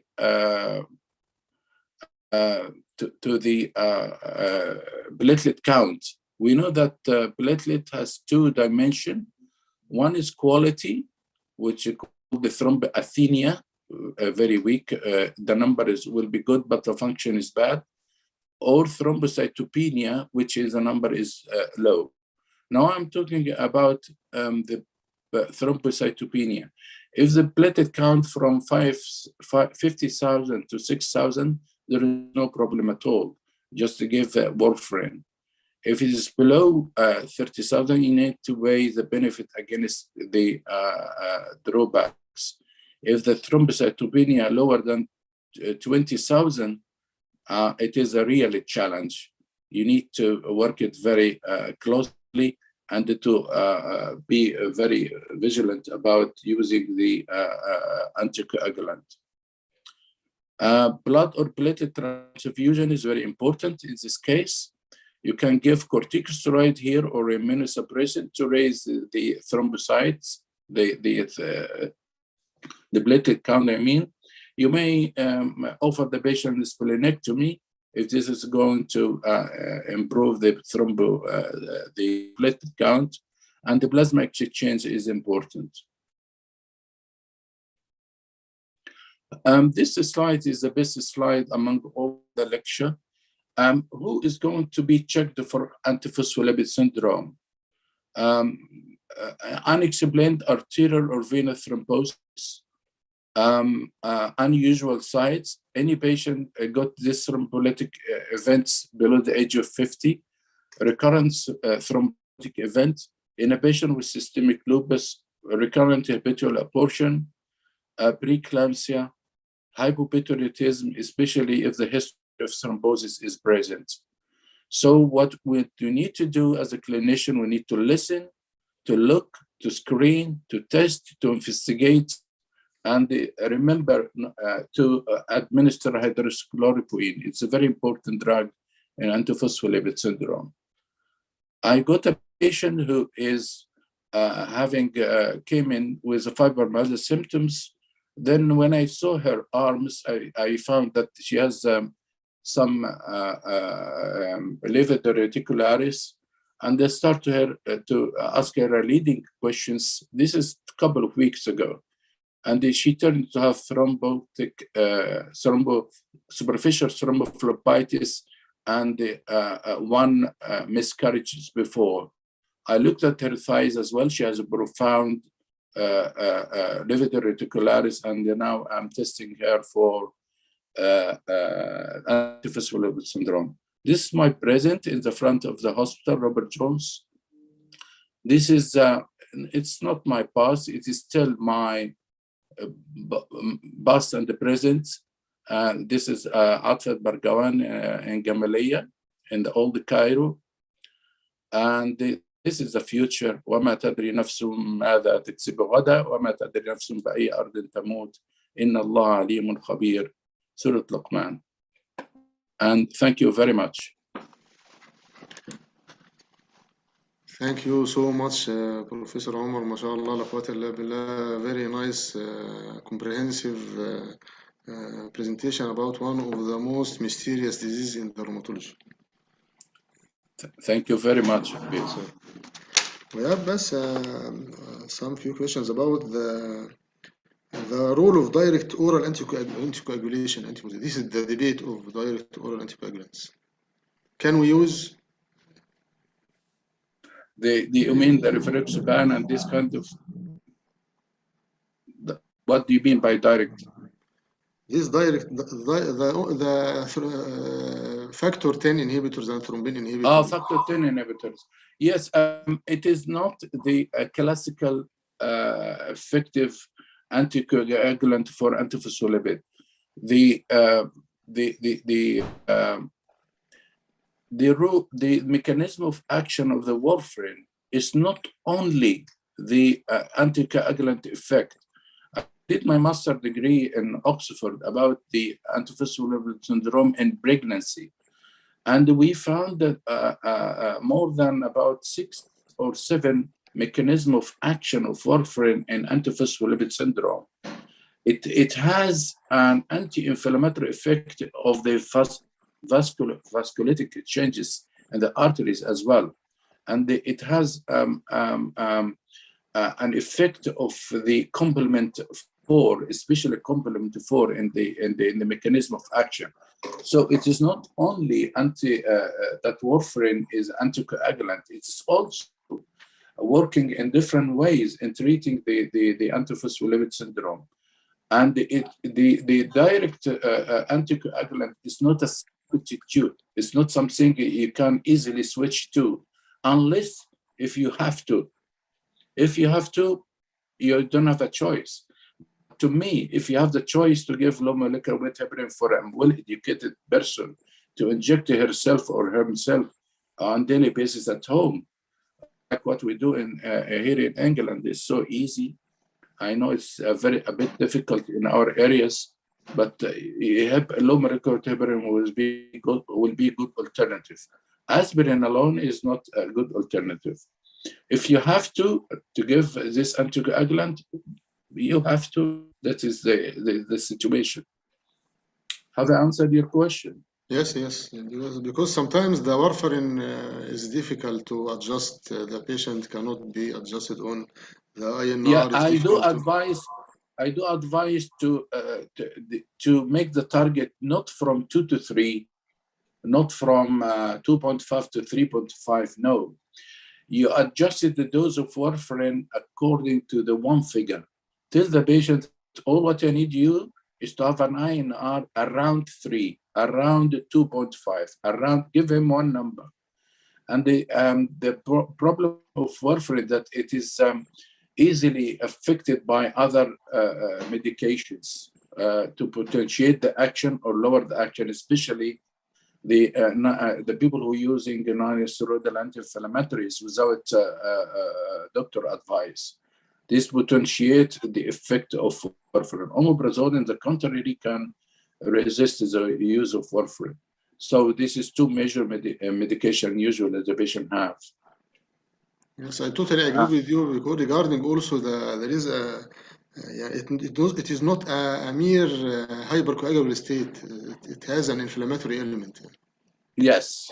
This is what I'm trying to say. The lecture, if I manage to pass this piece of information, I'm thrilled. I'm delighted. What about adding plaquenil to low molecular weight heparin during pregnancy? Is it of value? Yes. The home message I will tell you in the next lecture, if we got time, inshallah, that hydroxychloroquine shouldn't be stopped. Hydroxychloroquine is a very important medication, and it is relatively safe in pregnancy. The rule is there is no safe drug in medicine for pregnancy. This is the rule. This is even paracetamol is not safe. You cannot label it as safe, but we call it relatively safe or safer, or at least it don't have any teratogenic effect. And in the first few weeks of pregnancy for a lady with antiphospholipid, you can still give some warfarin, but don't exceed the first trimester. It is a very... go ahead. Yes. No, it's okay. What about aspirin in primary prevention? No, it has no rule. But some people say it is better than nothing. but it has no proven evidence-based rule. Take it like that. This is the answer. But whether it is something you can give, yes, you can give, but we call it off-label medication. Off-label medication means without any data or evidence. Even in patients with SLE and secondary antiphospholipid, pregnant ladies with SLE and secondary antiphospholipid? Yeah, I'm not telling you not to give it, but up till now, you may do the research yourself if you have a cohort of patients and publish it to change the ongoing things. The primary prevention with aspirin has no rule. And the sarcastically, to make your life easy, I'm using it. All of us. But you see, we have to give you the scientific answer, not my own life practice. Yes. Thank you so much, Professor Omar, for this nice. By the way, you can give it 3 days per week, because the long lifespan of the aspirin is 3 days, of the platelet, 72 hours. So you can give aspirin every second day or every third day. And Sir Yaqub, when he was here in the UK, before moving down to Egypt, he used to give aspirin 3 times a week, not every single day. Baby aspirin, 75 or 100 milligrams. And it is still as effective as. Yes, and my reference is Sir Yaqub, not me.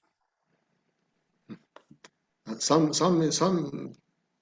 experts do recommend aspirin, especially in SLE, pregnant SLE ladies. Yeah, I'm totally agree. But whether when I say there is no evidence-based, it means that I haven't come across that. There must be someone else who come across it. So forgive my limited knowledge in it. لا بالعكس, I need to take your opinion on a lady, Egyptian lady, SLE, second antiphospholipid. She got early abortion 10 times. In spite of everything, she took even IVIG. full dose low molecular throughout the pregnancy, plaquenil. Even some people do recommend for her some steroids, but in spite of all of this, she didn't get a successful pregnancy. In such a case, you need to look at the periphery. You know that we have a central vision and the peripheral vision. In these cases, establish facts. You need to sit with her in a long session, take a history from scratch as if you haven't seen her before, with new eyes, and they establish facts, and they look at beside her, here and there, and you may find the clue in history. Then she might have something different, make your great effort is not successful. This from point of view. From Islamic point of view, you know that it's all about what Allah subhanahu wa ta'ala decided for her. But from the medical point of view, in this case, we call it a challenging case. Sit with the patient, give her all the time you need and she needs. Take a careful history in presence of her husband, and then establish facts, and to move from the facts you are going to collect. You will find the clue. Really, this patient, what is interesting in her, she is very or highly satisfied. She and her husband, yeah. They are not complaining. They are accepting all what happened, yeah. Subhanallah. Alhamdulillah, but you don't know this what they are showing. I'm not blaming them. I'm not challenging that. There is some people are very, very good, and I come across many of them. But internally, there is something you cannot hide. They are human beings by the end of the day. Yes. Alhamdulillah for everything. Thank you. And if you are interested, just pass her to me, and I will have a listen to her if she agreed. Yes. You have all my communication, and I will be more than happy. It's our honor, Dr. Omar. Thank you so much. Jazakumullah khairan, sorry for the long lecture. Exhausting you. لا أبدا ده شرف ليا. Thank you so much. Inshallah we'll meet again in the last one. Yeah. بإذن الله. شكرا جزيلا. جزاكم الله خيرا.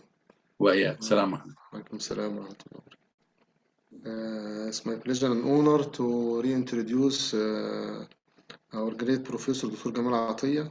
He is the consultant and head of Rheumatology Department, Saud German Hospital Zaasir. He will present to us an interesting topic about understanding the immune system. Professor Gamal.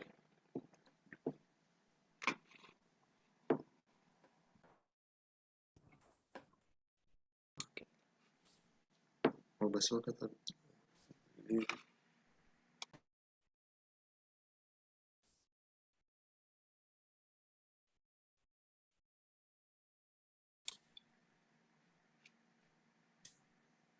السلام عليكم. عليكم السلام ورحمة الله وبركاته. أهلا وسهلا. دكتور خالد مساء الخير. مرحبا دكتور جمال. أهلا وسهلا. I think everybody now is very exhausted because I think one before last lecture in this very successful meeting. Actually, my topic too little bit is long, but I will try to summarize as possible as we can. Immune system is a very important system in our body. Immune system is the key of most traumatic disease. If we go deep to the immune system, to understand what this system is do in our body, should be understanding what this system is doing and what the disease is appear after the problem in physiological pathway of cells and cytokines.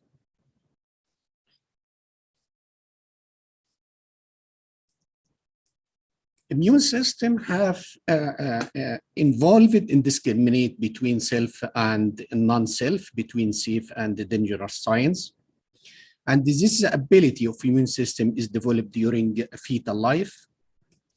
Immune system have organs, have cells, and they have very important molecule, including antibody, complement, cytokine, interleukin, and interferon. We have two arms for immune system, innate immunity and acquired immunity. Innate immunity is responsible by antibody production. Acquired immunity is responsible by T cell activation. Both systems act together and controlled by cytokines. Innate immune response is general attack the pathogen without specificity, designed to act within minute, use cell receptors that recognize the pathogen. The innate can be memory for pathogen and the toxin. The main cell type be macrophage, dendritic, and natural killer cells. Adaptive is highly specific, take time to produce this response. This cell form memory for pathogen. The main cell type T and B cells. The immune system have three characters. Singularity, determines or discriminate between self and non-self. Memory, remembers the previous attack. And specificity, responds only to specific pathogen. The antigen, any substance when introduced into the body, stimulate to production of antibody. And the pathogen, any antigen causes this disease.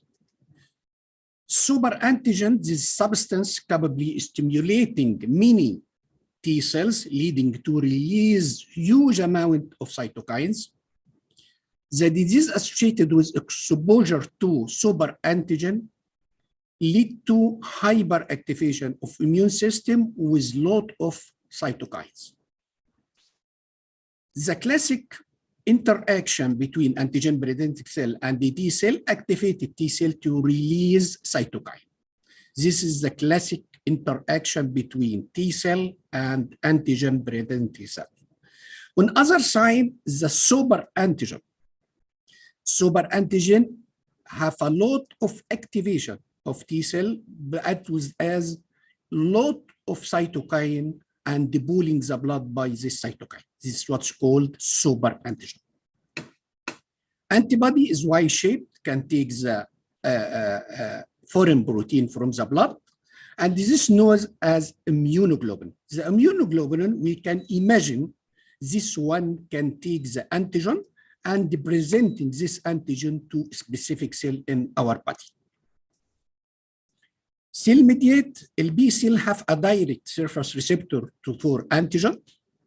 A T cell not have these receptors. A T cell need to have antigen presented to them. The antigen is presented to cell by antigen presenting cells. We have two types of antigen presenting cells: general antigen presenting cell and professional antigen presenting cells. General, any cell in our body can act as a general antigen presenting cell and take antigen from inside the cell, not from outside the cell. This type, using major histocompatibility class 1, not class 2, interact with CD, cell differentiation T cell, and professional interact with CD4 T cell, and this is a differentiation between professional and the general antigen presenting cells. In this diagram, I will try to imagine what happened inside the body and how can general antigen presenting cell process this one and protect our body from the harmly whatever foreign protein or self-protein.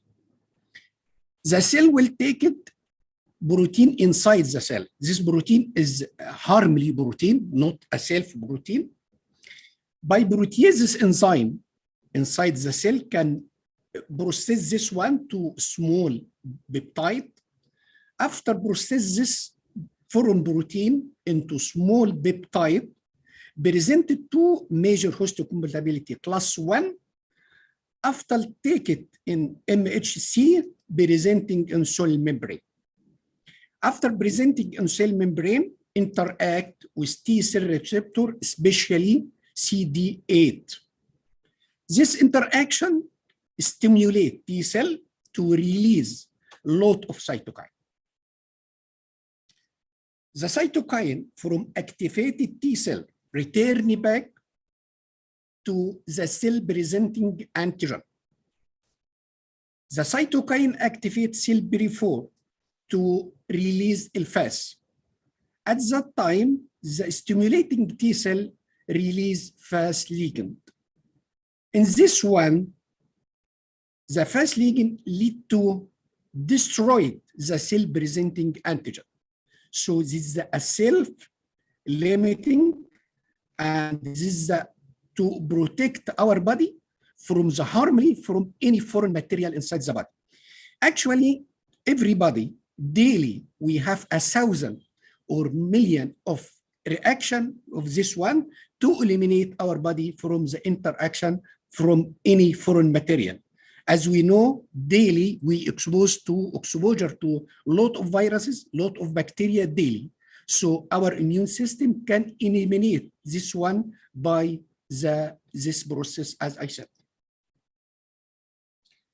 On other side, the professional antigen presenting cells have ability to take up extracellular protein, break down this protein into small peptide and presenting or attached to major histocompatibility class 2, present this peptide to CD4, T helper 1 and 2. As we see here in this diagram, the protein outside the cell. The general, the protein inside the cell, but here in professional antigen presenting cell is the protein outside the cell in the blood. The macrophage or dendritic cell, whatever this cell, takes this protein and engulfing inside the cytoplasm, process this protein into small particles. After process, this protein is taken and presenting in cell membrane. After presenting in cell membrane, interact with T helper 1. This interaction activated T helper to release a lot of cytokine, IL-2, interferon gamma, and the tumor necrosing factor alpha. This cytokine is returned back to eliminate the body from the cell have the foreign protein or foreign material. Another way to eliminate from the foreign material in the blood or in serum, as we know, the B cell have immunoglobulin in cell membrane, will take this foreign protein or foreign material and shedding or shelving inside the B cells. This protein will process into a small peptide, presenting also in HLA and major histocompatibility class 2. This presenting interact with T helper 2. This interaction stimulate T helper to release especially IL-5, 6, 10, and IL-4. Return back to interact with the specific receptor in B cells. This interaction stimulate or activate the B cells to become plasma cells. At that time, the plasma cell will release a specific antibody to previous protein was presented to beta cells. So our body is protected by immune system by this way.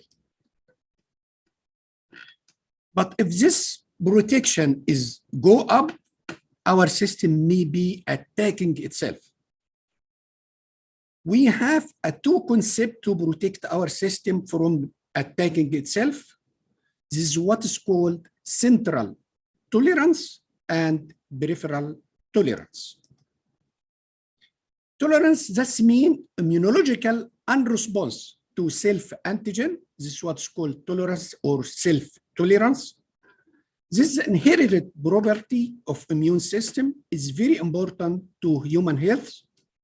Response against foreign antigen without attacking the host. So specific lymphocyte plus antigen activating lymphocyte, the response or tolerance can be eliminate this foreign antigen.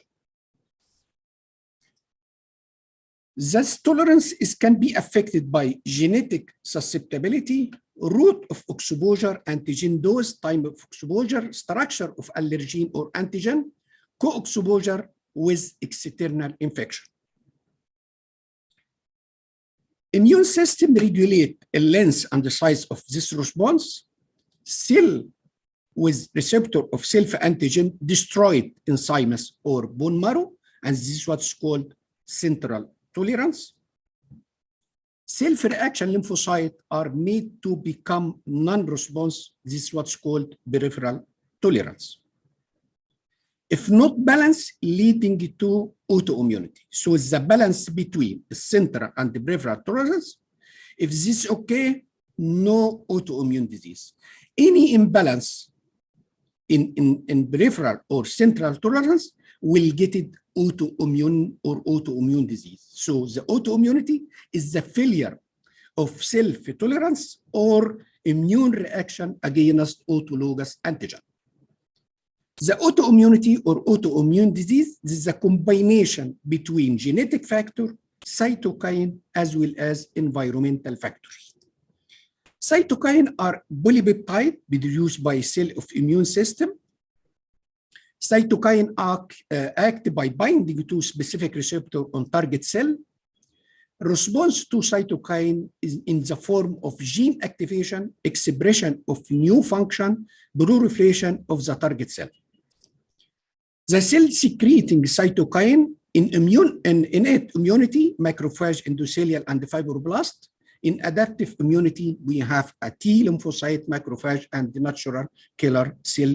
This will generate or secreting cytokine. We have a 5 major family of receptor for cytokines. Cytokine can act as autocrine, can act as paracrine, can act as endocrine.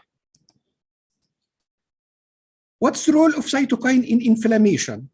Macrophage and or dendritic cell make pro-inflammatory cytokine, especially TNF alpha interleukin 1 signed to endothelial cell to make dilated of blood vessel, as we see here. This is the normal blood vessels. With cytokine, during inflammation, the blood vessels become dilated like this one. Plus, influx of the plasma containing antibody and complement like this one, as well as stick leukocyte leading to influx of neutrophil first, then monocyte and lymphocyte. Chemokine induce movement of leukocyte toward chemical gradient of the cytokines. What is the relation? What is the interaction of cytokine with their receptor? The normal interaction of cytokine with their receptor leading to sign of inflammation. We can imagine in this diagram, this cytokine interact with their receptor leading to sign of inflammation. Until now, the challenge between pharmaceutical company to stop the interaction between cytokine and their receptor to manage a lot of the disease we dealing with him until today.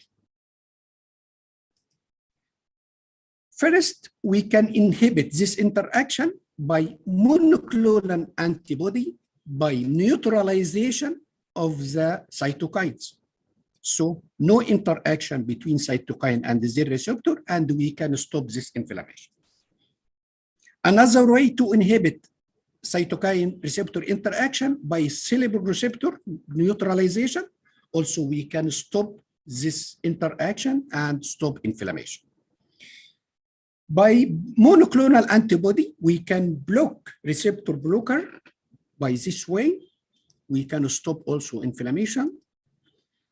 But we can inhibit by receptor antagonist, receptor blocker. We can also stop inflammation inside the cell.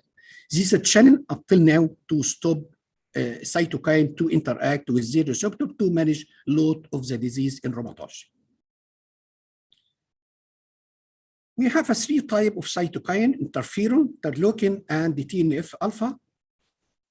Interferon is sign protein produced by virus infection, interfere with the virus replication, warn the newborn cell that the virus is around. If we don't have interferon, most of us can be die within few days. How interferon can give message to newborn cell to become ready to overcome any virus enters the body. Once the virus enters the cell, interferon is secreted from cell takes the virus for first time. The interferon circulate in the blood to activate newborn cells to become ready to engulf any viruses or any virus replication for this time. Pre-warned cells are able to quick inhibit the virus by the same way. 2 years now, we have a big problem regarding COVID-19. How can COVID-19 do inside our body? I think everybody know ACE2, angiotensin converting enzyme 2, act as a receptor for COVID-19. ACE2 is present in epithelial cell of many cell type. Exchange of oxygen and carbon dioxide is occur in epithelial lining. ACE2 cannot break down the angiotensin converting enzyme 2 protein. Angiotensin converting enzyme 2 drive lung injury, inflammation, and tissue damage. As we see here in this diagram, COVID-19 is big protein bind to ACE2, and ACE2 cannot do their job and keep angiotensin converting enzyme is stuck to burn down. After infected with COVID-19, temporarily suppressing the immune system during the early stage, the innate immune response start after infection, killing the viruses. The innate immune response relay having on the interferon type 1. Adaptive immune response kick in the days later if any virus remain. The first cytokine release is IL-1 and tumor necrosing factor alpha, which attract white blood cell and the natural killer cell to infected site. This cell attracts the pathogen as well as release additional cytokine, especially IL-6. IL-6 is essential for adaptive immune response and stimulate proliferation and activation macrophage. Overreaction of the immune system lead to irreversible tissue damage, what is called cytokine storm syndrome, which kill healthy cells. The T lymphocytes are rapidly activated and they become pathogenic T helper. A T helper induce monocyte highly express IL-6. IL-6 stimulate IL-1, tumor necrosing factor, interferon, plus high C-reactive protein. Also, C-reactive protein is one of the markers of disease activity after infection with COVID-19. IL-6 increase vascular permeability, resulting in macrothrombosis leading to ischemia and tissue death. Interleukin is not stored inside the cell, is synthesized in secreting response to infection, a key modulator of behavior of immune cell, mostly secreted by T lymphocyte and the macrophage. Interleukin is acted by proliferation and activation of immune cells, leading to increased antibody production, leading to joint inflammation. Tumor necrosing factor is a potent cytokine influence all aspects of arthritis. The major contributor to the inflammatory and destructive change that occur in the joint. Blocked tumor necrosing factor result in reduction in the level of other pro-inflammatory, stimulate chemokine which facilitate leukocyte migration into synovial tissue. TNF-alpha is acted by killing the cancer cells. TNF-alpha increase or leading to fever, at the same time leading to joint inflammation. The theory for autoimmune disease, release of normal sequestrated antigen, increased expression of autoantigen, molecular epitope spreading, defect in apoptosis, decrease the function suppressor cell and regulatory cells, alterate in T helper cytokine pattern, increase expression co-stimulator molecule, and release inflammatory mediators.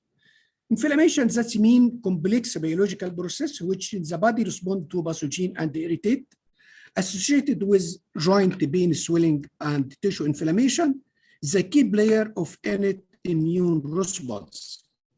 Chronic inflammation equal tissue damage. Chronic inflammation is the major macrophages in the injury tissue. Macrophage release toxin, especially reactive oxygen species. Chronic inflammation is altered accommodation by tissue destruction. In SLE, the immune dysregulation leading to autoreactive and autoantibody, immune complex mediated leading to glomerulonephritis, direct autoantibody induced damage, thrombocytopenia and hemolytic anemia, antiphospholipid induced thrombosis and pregnant mortality, complement mediate inflammation leading to hypoxia and CNS lupus. In SLE pathogen, innate susceptibility, especially of HLA-DR2 and 3, immune regulatory gene, complement level and hormonal level, plus environmental factor, especially ultraviolet exposure, microbial and drugs, all lead to autoimmune proliferation manifested by hyperactivity of T and B cells, high ratio of T cells, especially CD4, CD8, impaired في tolerance mechanism, defect in immune complex clearance, all this leading to pooling of the blood by autoantibody, apoptosis, self-proliferation and exposure, foreign antibody cross-reaction, and all lead to tissue damage. In rheumatoid, LRA is thought to be T-cell mediated. Most widely accepted hypothesis is professional antigen presenting cell encounter some unknown antigen. It presents antigen to CD4 T helper. In genetical predisposing individual, this started an immune chain reaction. In the disease process, imbalance between pro and anti-inflammatory cytokines. The most common problem in RA, disequilibrium between pro-inflammatory and anti-inflammatory. Pro-inflammatory, unfortunately, is predominant, overwhelming the natural regular inflammation. Imbalance of cytokine act toward chronic inflammation. This imaging of this diagram shortly can be described the pathogenesis occur in the rheumatoid. T cell interacts with antigen presenting cell, activated B cell, as well as B cell converted to plasma cell. Plasma cell activated in rheumatoid, leading to release rheumatoid factor anti-CCP, as well as activate complex. At the same time, a T cell activation leading to activate the macrophage. All this will act in chondrocyte and osteoclast to produce collagenase and other neutral proteinases to lead to articular cartilage eroding. In the same time, activation of T cell will do synovial hyperplasia manifested by Bannas formation leading to joint erosion. In psoriasis, the T cell generate pro-inflammatory cytokines. In skin, pro-inflammatory cytokine, especially tumor necrosing factor, is act in keratinocyte, cutaneous lymphocyte associated with antigen is expressed in lymphocyte homing to the skin lesion. Environmental factor in patient with psoriasis act in skin keratinocyte release, TNF-alpha, as well as IL-13, IL-6, all will act in dendritic cell to release IL-23. 23 activate T helper to release IL-17. IL-17 will act in keratinocyte to become pro-cytokine epidermal remodeling and psoriatic plaque formation. If we look for this diagram, we have a lot of points by pharmaceutical company can be intervened to stop this disease. Now in marketing, we have medicine for IL-23. We have medicine can be stop IL-17, as well as previous medication will block tumor necrosing factor. All will can be stop the disease progression in psoriatic arthropathy. We have another enzymes, what's called phosphodiesterase enzyme, responsible for hydrolysis of cyclic adenosine monophosphate to adenosine monophosphate. The balance between both enzymes within the cell may modulate expression of pro-inflammatory cytokines. In this diagram, as we see, phosphodiesterase enzyme in immune cell, keratinocyte synovial cell, converted cyclic adenosine monophosphate to adenosine monophosphate. Adenosine monophosphate will release pro-inflammatory cytokine, special tumor necrosing factor, IL-23, IL-17. At the same time, phosphodiesterase release anti-inflammatory mediator, IL-10, but unfortunately, the pro-inflammatory overcome of anti-inflammatory mediator, especially IL-10. JAK and STAT. JAK is intracellular enzyme involved in stimulating immune cell, regulate gene expression in response to cytokine. JAK activates STAT. STAT dissociated and migrate to the nucleus. STAT dimer bind DNA and activate target genes. In this diagram, as we see, activated JAK will end by release of STAT. STAT will transfer or shuttle from cytoplasm to the nucleus. This shuttle will activate gene to release lot of cytokine.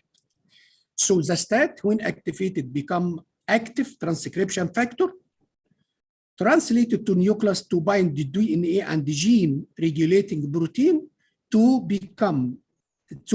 activate cell proliferation, cell activation, survival, localization, differentiation, and cell migration. All this leading to disease manifestation. In AS, up to 90% of white patients will with AS have positive B27. B27 is a major histocompatibility class 1 molecule, is the part of adaptive immune system. Those people with HLA B27 at higher risk of developing ankylosing spondylitis. HLA B27 molecule has a specific binding groove. The only certain peptide fragmented will fit it into this binding groove. Until now, nobody can know what is this fragment leading to initiation of ankylosing spondylitis. Osteoarthritis, in the past, we look as a passive consequence, wear and tear, degenerative disease, or cartilage disease. But now, the OA is a cell-derived mechanism, pro-inflammatory disease, multiple tissue disease, and biologically challenge open therapeutic intervention now. Our cartilage can be repaired itself. Yes, we have a 3 potent chondrocyte growth factor, transforming growth factor beta, insulin-like growth factor, and basic fibroblast growth factor, all can stimulate chondrocyte to repair itself. Cartilage can be repaired by stimulating synthesis of collagen, increase IL-1 receptor antagonist, increase tissue inhibitor metalloproteinase expression. Degradation outstrip repair of osteoarthritis and leading this one. In this diagram also, I will mention what is pathogenesis of osteoarthritis. OA start by release IL-1 and the tumor necrosing factor, which activate synovial cell as well as chondrocyte. This activation lead to release matrix metalloproteinase synthesis. After release matrix metalloproteinase synthesis, this is under reaction from matrix metalloproteinase enzyme to release degenerative enzyme, what is called collagenesis, stromolysin, and gelatinolysis.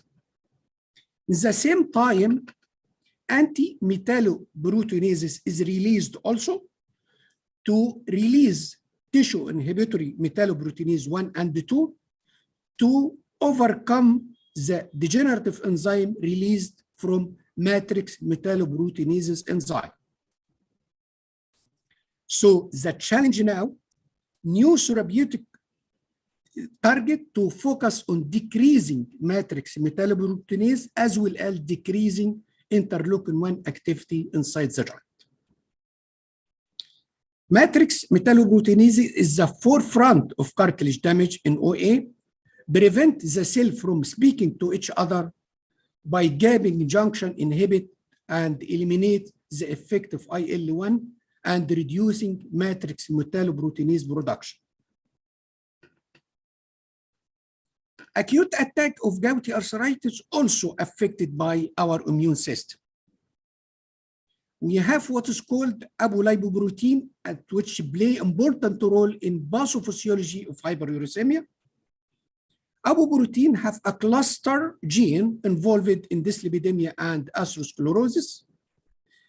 Gouty patients have high mutation in genotype of apolipoprotein. Urate crystal is coated by apolipoprotein. This coating prevents inflammatory response. Any situation leading to exposure to crystal will trigger inflammatory response. Urate crystal are exposed binding IgM, stimulating neutrophil to phagocytosis, elevated IL inflammatory mediator. Recoating urate crystal by apolipoprotein could lead to spontaneous resolution of attack, and we can see this in the clinic. Sometime or the first time of the patient have attack of acute attack, more than 80% resolve it without any medication within few to 3 days.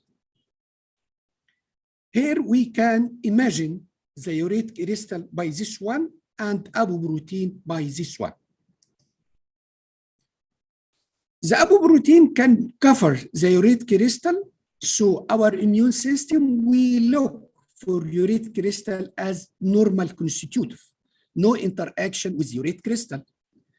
For any reason, uncoating urate crystal, the immune system will see the urate crystal as foreign material, will attack by immunoglobulin and presenting this to antigen presenting cell.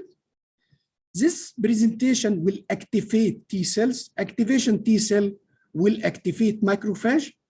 Macrophage will release inflammatory cytokine, especially IL-1, 6, and tumor necrosing factor. This will be manifested by acute attack of gouty arthritis. Finally, the immune system is made up two different components that work separately and together. Both systems are necessary for efficient protection against pathogen.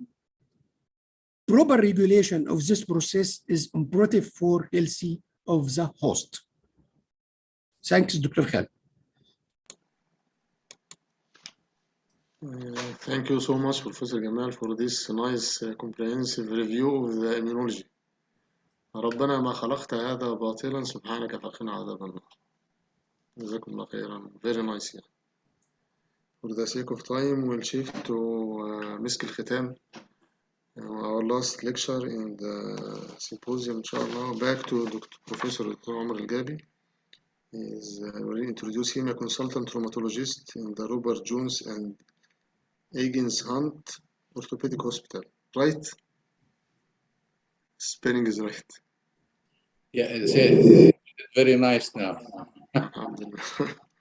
Can you take this presentation out of the screen? Yes, Dr. Gamal, please stop sharing.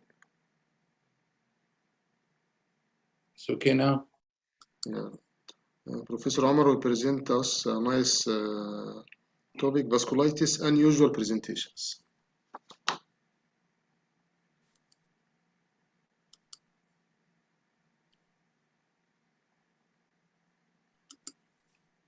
With the same problems again. No problem, take your time.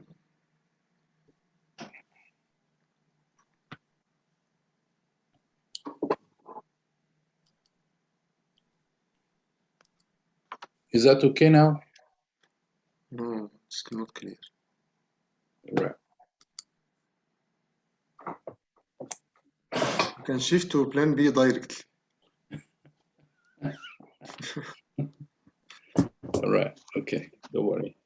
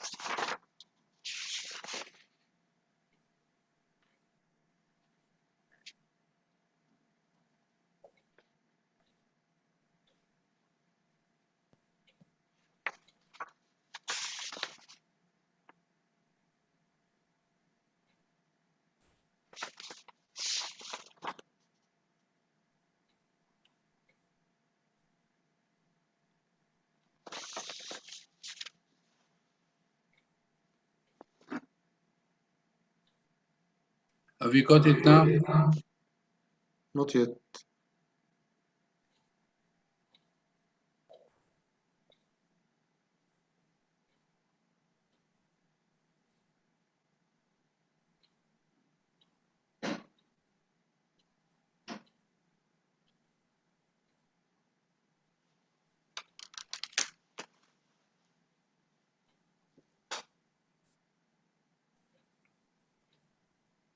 Any luck?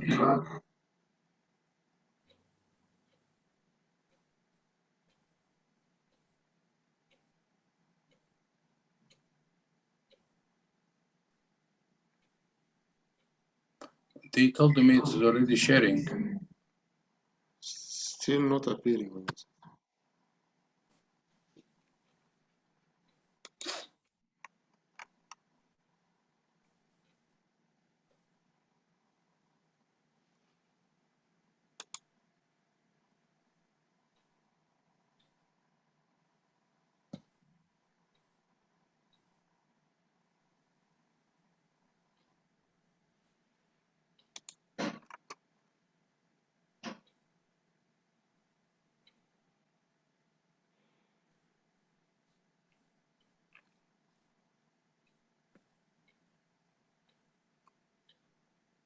Till Dr. Omar will share, we'll ask Dr. Kamal for a small question. Professor Gamal, you are with us? Or? Yes, Dr. Khaled. Yes, regarding cartilage repairing. Yes. Do you recommend such medications that assume that they are cartilage building medications? Actually, the new era now, Dr. Khalid, in regarding the plasma and the platelet. As we know, the platelet have a lot of growth factors, and this is the era worldwide. If we can you open the video, Dr. Gamal? Yes. Yes, Dr. Khalid. Welcome. Now the era is plasma and the platelet injection and early osteoarthritis. In advanced osteoarthritis, I advise all the patients to go to orthopedic. But in early stage, grade 1, grade 2, and even grade 3, we can inject plasma plus platelet. Plasma acts as a lubricant. Plasma act. Okay, Khaled. Plasma act as a lubricant, but the target of platelet have a lot of growth factor.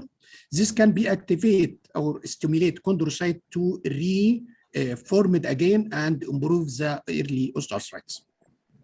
Nice. What is the protocol? How many times? And the frequency? Inject, yes, I do this in the clinic many times. Should be taken 3 injections once monthly for 3 months. And we can repeat again after 1 year. How can we assess the response? Pain only, or? It depends on the pain, but actually, or unfortunately, the patient have severe pain after first injection. The pain take 1 or 2 weeks. Later on, he get improvement. Can we inject concomitant steroids, or no? You not recommend? No, not need. Even the patient before takes the blood and centrifuge should be a precaution from any medication, because this can be affect viability of the platelet. It is better to stop any medication before dose session of draw blood and centrifuge and inject them. Nice. Thank you, Dr. Liman. Okay. It's clear now, Dr. Omar. Yes. Okay, that's great. Thank you. Go ahead. Thank you. Oh no, sorry. We lost it again.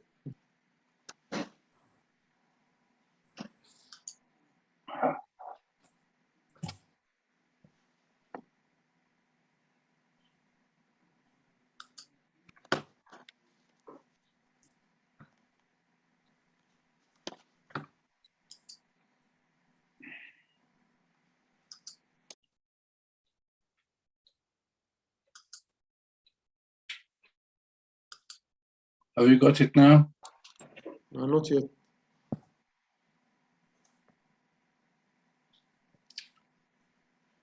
We got it 1 minute before. Yeah, I don't know what's going on.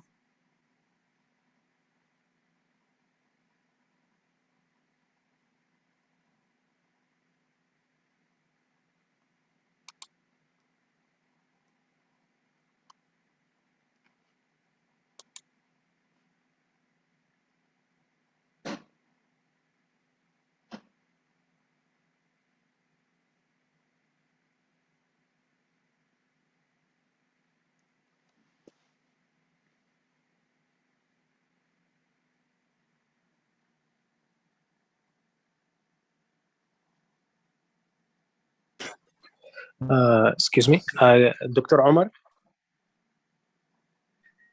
Can you first open the presentation, then go back to Zoom and share the screen? Then you select the presentation from the windows that appears.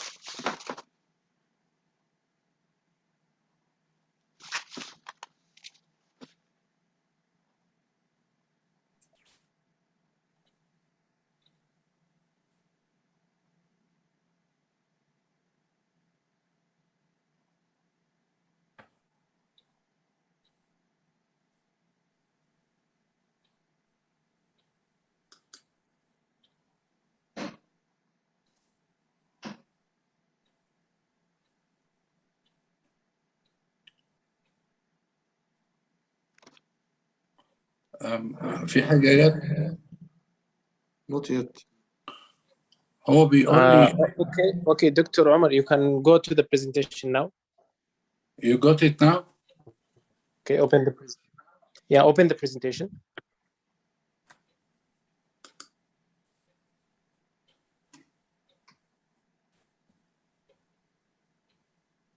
Yes, it's clear now. Okay. Yes, continue like this. Don't go back to the Zoom. Just continue on this screen. That's fine. Thank you. And sorry for that. Okay. Vasculitis. What I'm going to do today is just to give a different presentation of vasculitis, and I will end up by summing what I'm trying to do from this lecture. It is a very, very long topic, and it's all about how to get this long topic into practice. So inflammation usually came from the flame, which is a fire in the blood vessels. Try to imagine any tissue in our body without any blood vessels, whether it's artery, vein, or capillaries.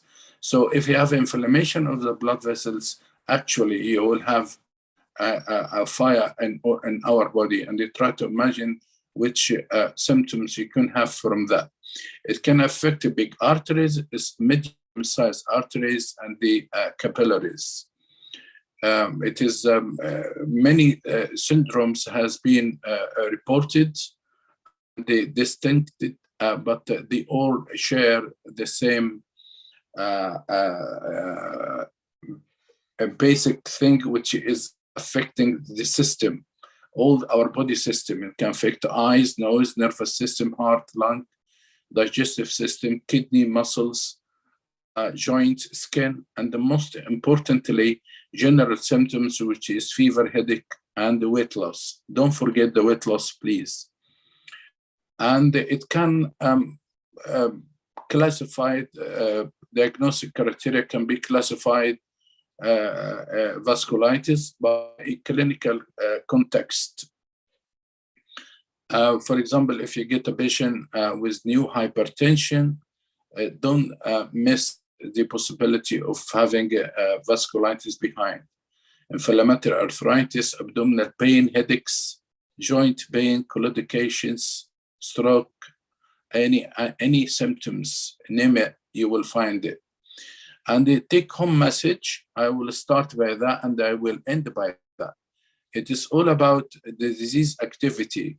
It is a fire in a house. If you don't suppress or put this fire under control as early as possible, you will end up by having irreversible damage. So it is very important to be minded about vasculitis in your practice, especially if you are a rheumatologist.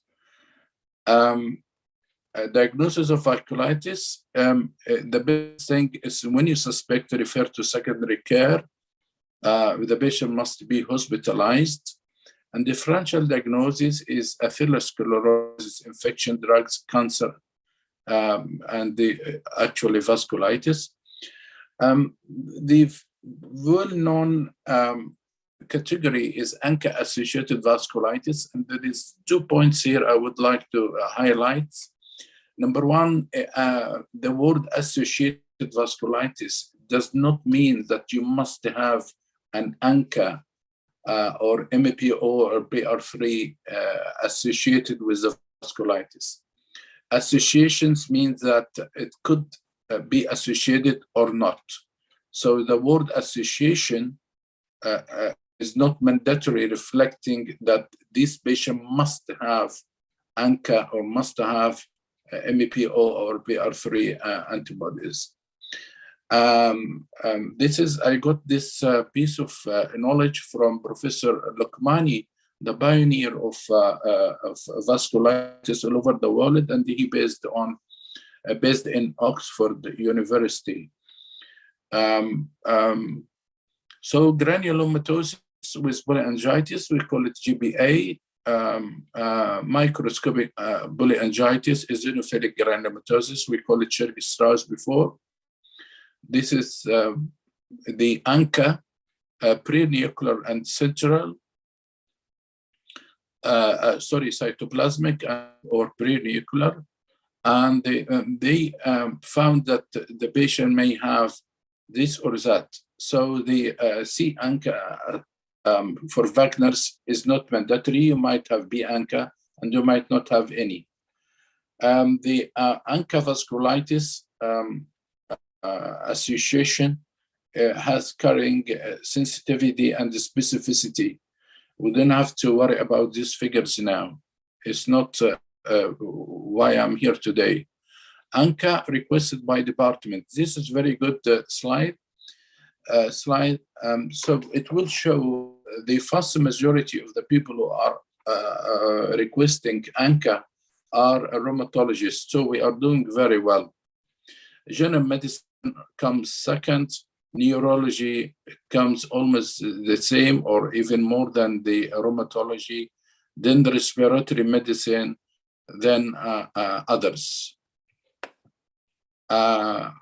And you can see here that the best people are using the serology for ANCA are rheumatologists. As I said, the PR3 and MEPO is not our topic to discuss today. So ANCA can be associated with other diseases. This is an important slide. It can be with the systemic lupus rheumatoid or even myositis, endocarditis, and the HIV. Inflammatory bowel disease like ulcerative colitis, more than Crohn's, can be associated with ANCA. Other immune GIT diseases like sclerosing cholangitis, autoimmune hepatitis.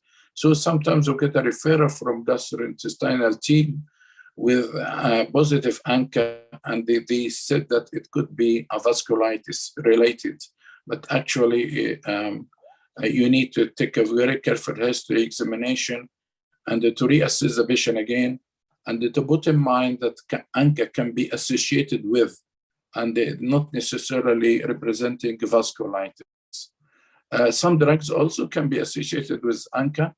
The most important one is hydralazine, the medication for blood pressure in pregnant ladies, and the minocycline for the antibiotics the young ladies using for the acne. Clinical features of Wagner granulomatosis is the upper respiratory tract infection, lower respiratory tract, renal involvement, and also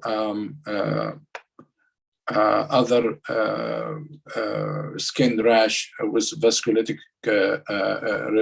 representation. I'm going to go for this now. And this is a classical picture of Wagner's granulomatosis. We seldom see these pictures nowadays because we discover the Wagner's granulomatosis as early as possible, gives them the proper medication which is available now, and avoid this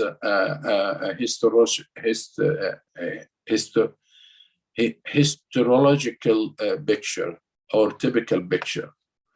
Subglottic stenosis, you can see the arrow here.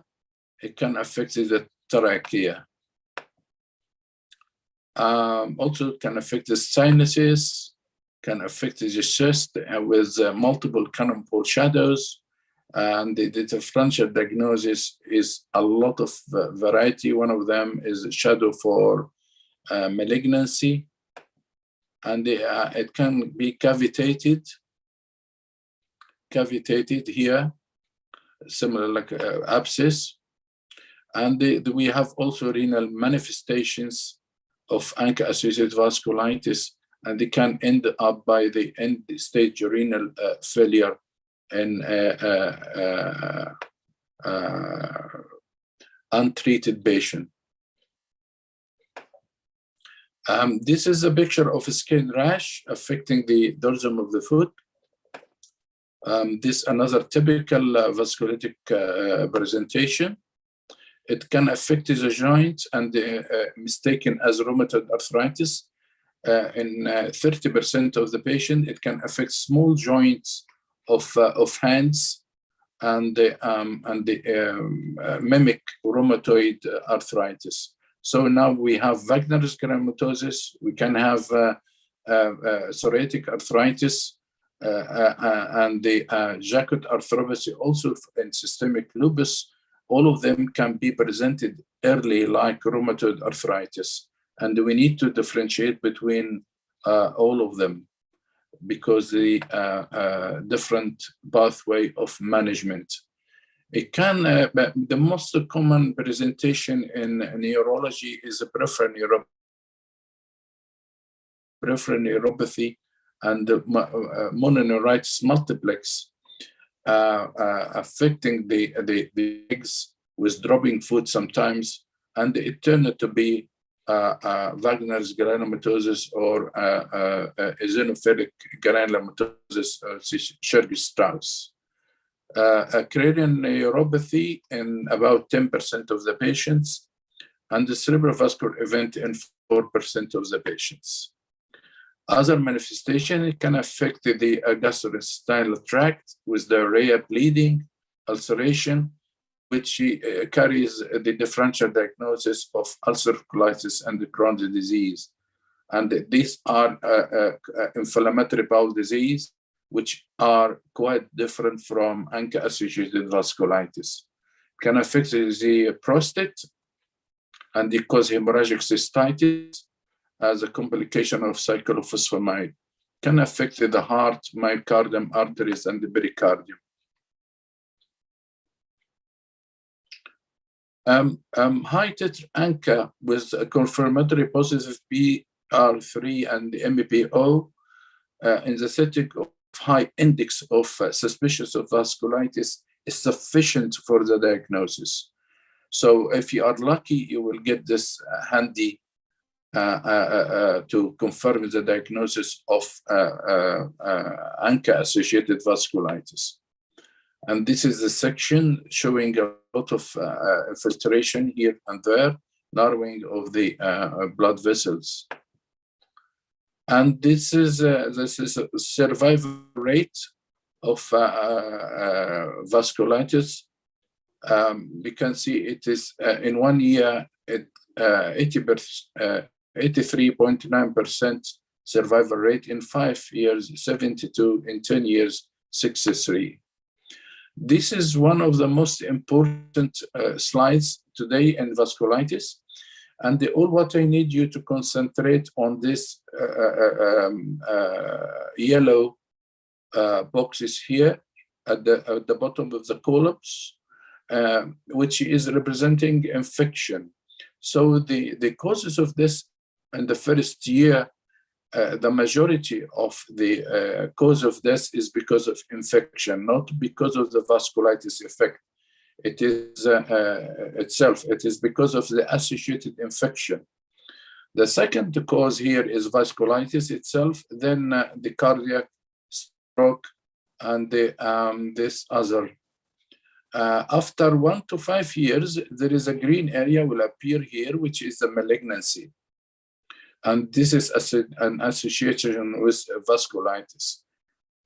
So the picture will change with time, but the first column here is the most important one, that the patient will come to you with very high CRP, ESR, weight loss, fever, night sweats, malaise, skin rash. And when you do the ANCA, you will find it the high test, whether MPO or PR3.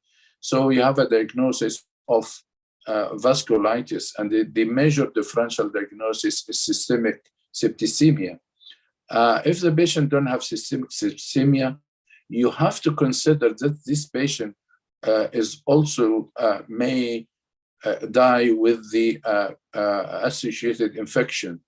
So for the minute you are going to give the high dose steroid or immune suppressant medication, you have to give wide spectrum or broad spectrum antibiotic. So this is one of the most important slides in this lecture today, in this presentation, sorry. The principle of treatment is a rapid diagnosis, assessment of content, the extent of the disease, because the untreated vasculitis carries very high mortality.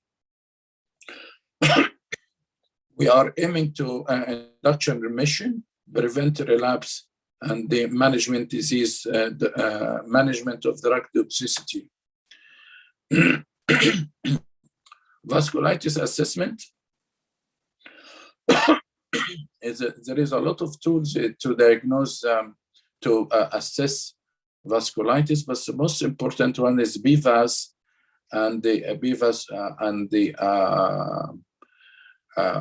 what else? The BVAS and the BVAS 1 and 2. I will come to this one in a second. This is the BVAS. It is Birmingham Vasculitis Activity Score. And this the version 3, version 1 and 2 has been revised by Professor Lokmani. And I will advise in the future for this lovely gathering in Saudi German Hospital is to invite Professor Lokmani for a workshop for this Birmingham Vasculitic Activity Score. I did that in my academic meeting at Robert Johnson Agnes Hunt Orthopedic Hospital, and I invited him. He went through all the bits and pieces here in this score, and he given us like a test, and we give you a score and the a certificate of attendance with the well-recognized CPD for assessment of the vasculitis. It's very good for juniors. It's very good for newly qualified consultant and even expert consultants. I don't want to go too much for BVAS, but here we'll show how important to have a BVAS, because if it is below 10, the survival rate will be much better than if it is above 30. And you can work it out.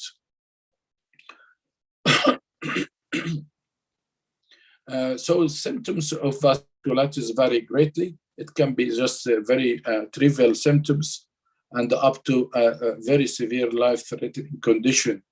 And the gold standard is biopsy, if you would like to be sure about the exact diagnosis. All right.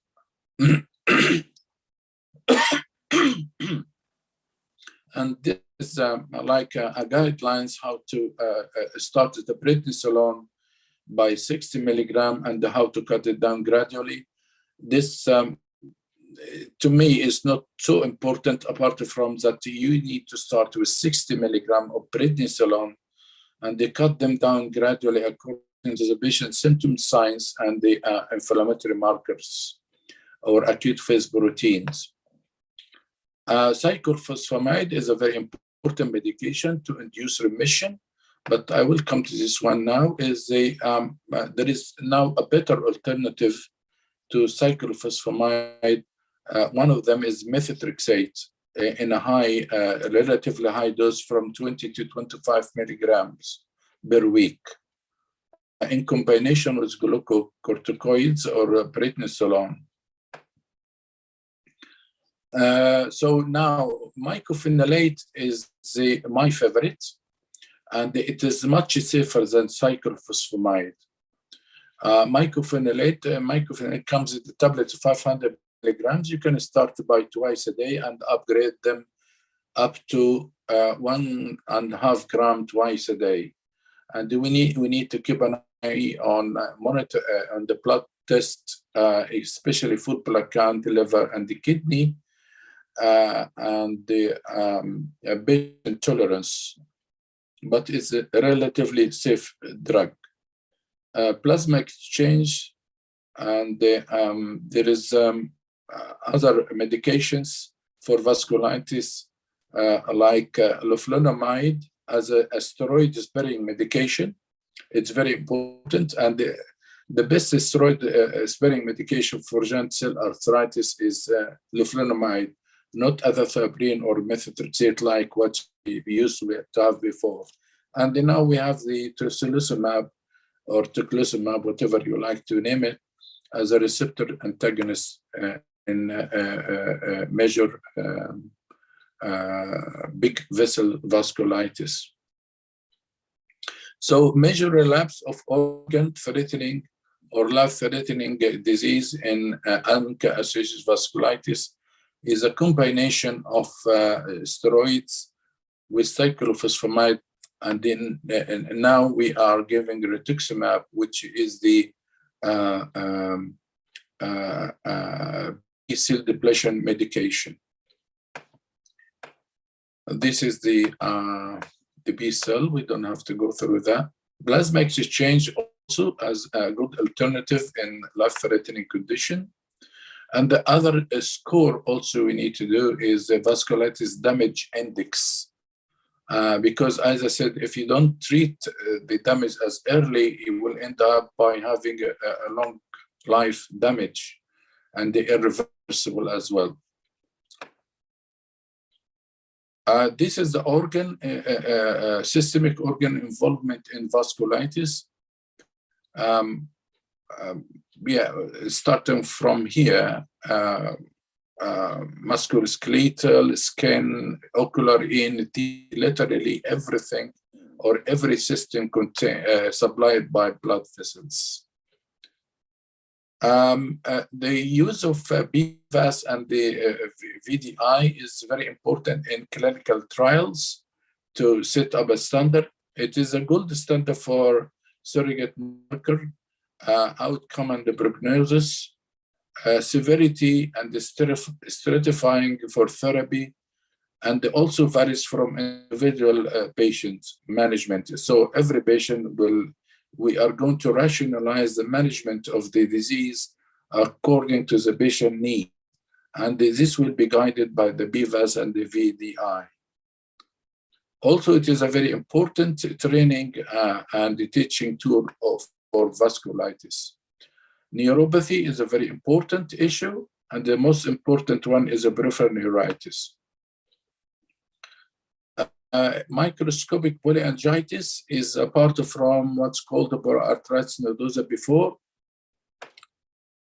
and is the most important thing apart from the skin's gastroconstitutional symptoms, which is a common picture between all vasculitis: weight loss, loss of appetite, loss of weight, unable to sleep, strange trench sweating. This is constitutional symptoms is the most important symptoms among all type of vasculitis.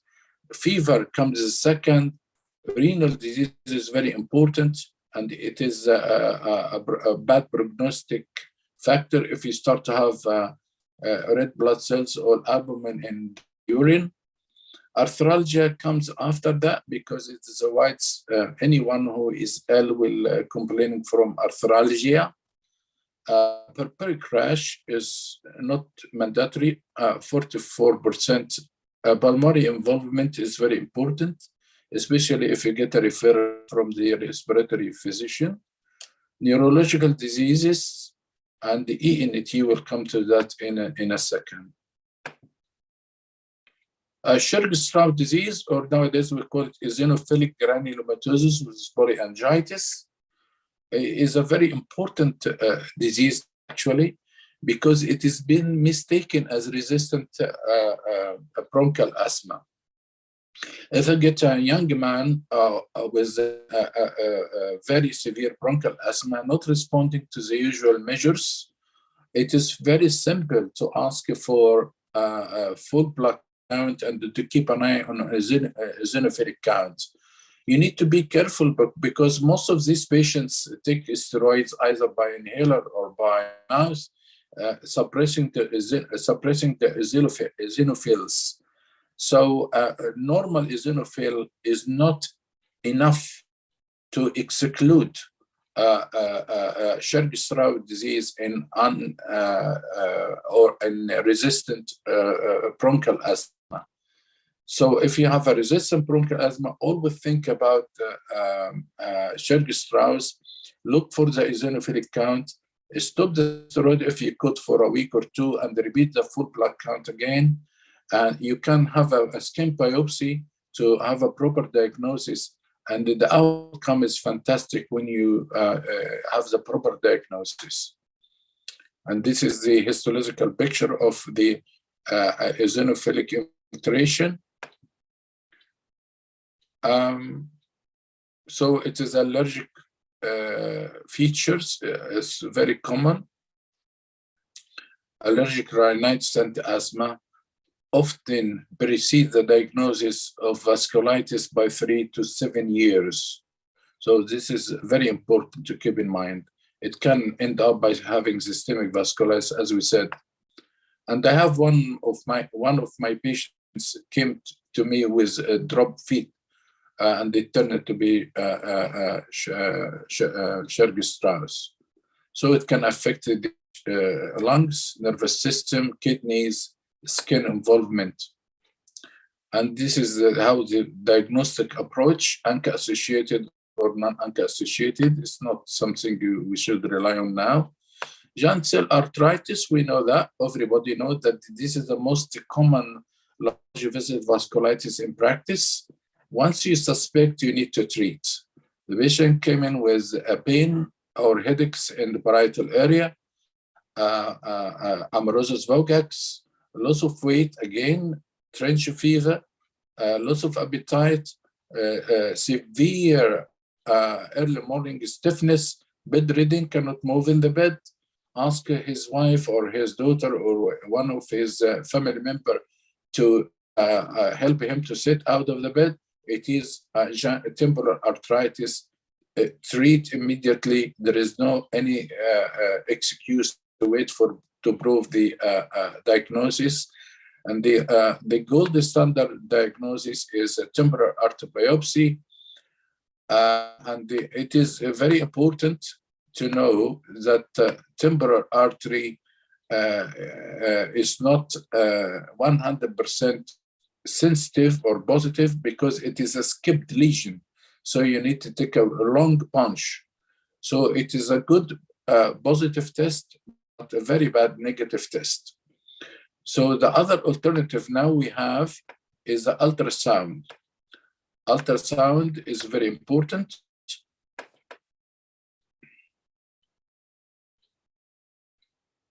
And this is the normal temporal artery in the ultrasound. And this is the one you will get with the giant cell arthritis with the marked blood vessels wall edema.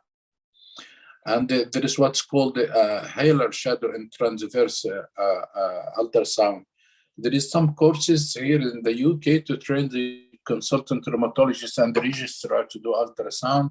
It's very handy, very quick, very carries a very high sensitivity and the specificity. And once you have a suspected giant cell arthritis, have ultrasound or temporal biopsy, review medication, and they review the diagnosis in 6 months' time. Aortic aneurysm can be associated, and we have now what's called the PET CT scan, a combination of this emission, positron emission, and the CT scan, very sensitive, but it's very expensive, and you don't have to do it unless you are struggling with the diagnosis. It has from 77 up to 100 sensitivity, and from 90 to 100 specificity.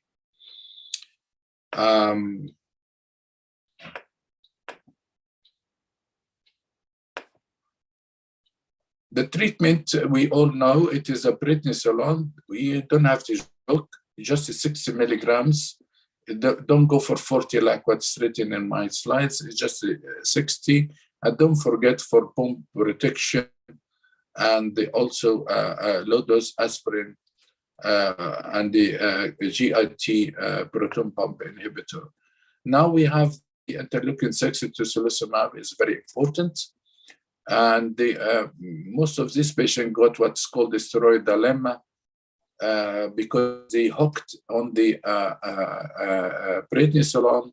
Therefore, we need to give something to do the job of the steroids without the steroid side effect like cyclosporin, adathaprin, methotrexate. But as I said a while ago, leflunomide will be the best among all of them. Behçet disease, it is our Bahgat disease, as we are Arabic language, we have to say Arabic Bahgat disease.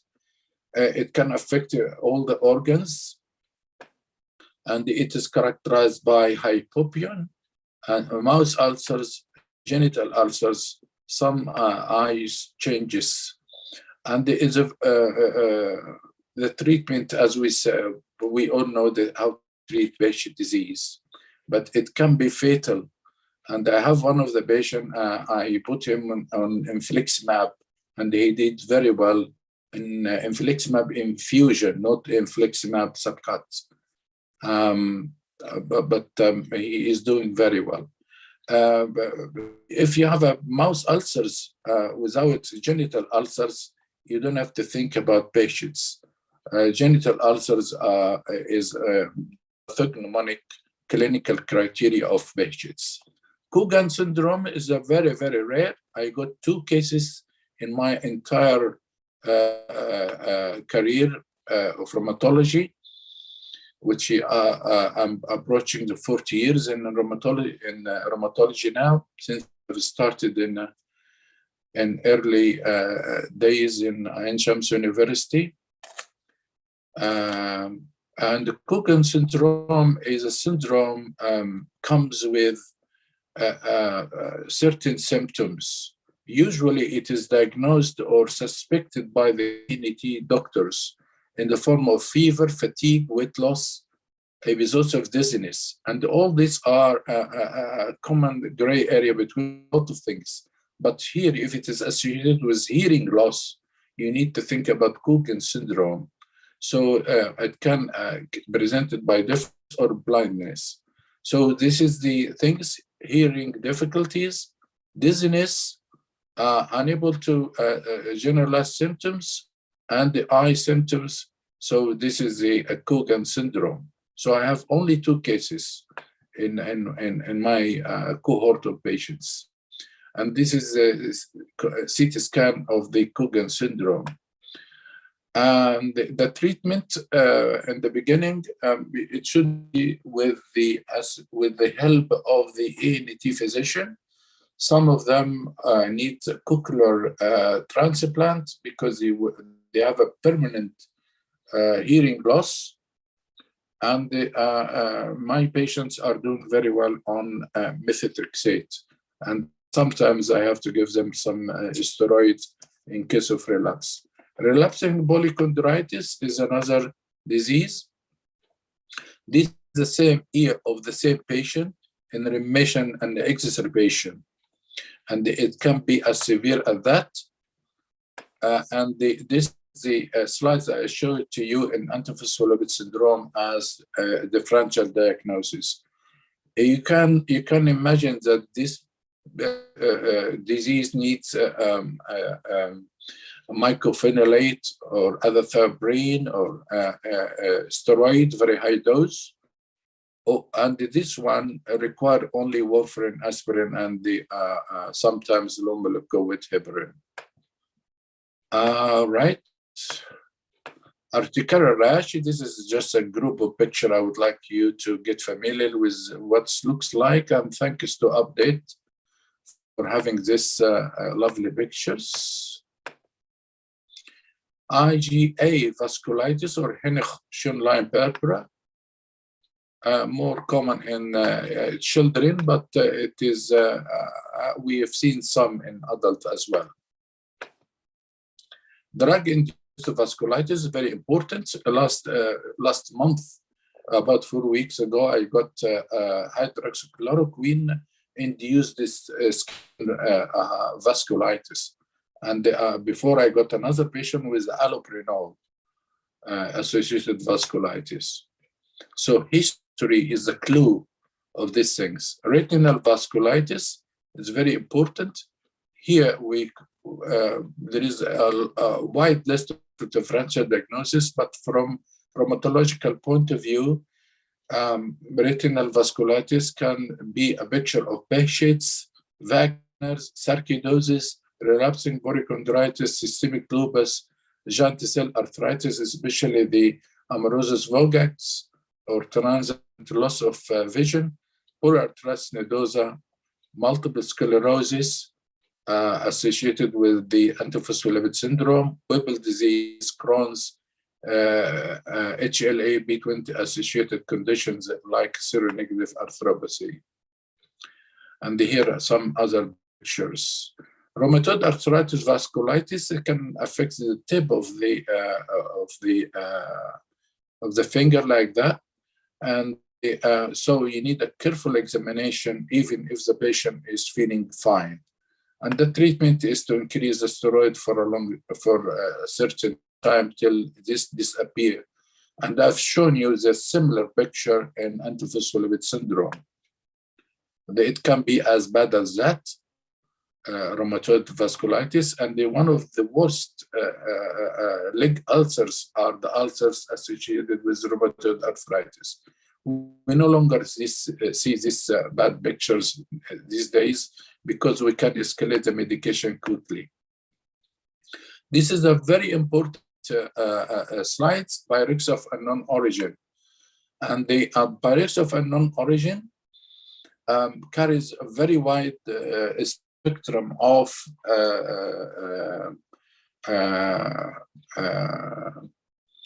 differential diagnosis.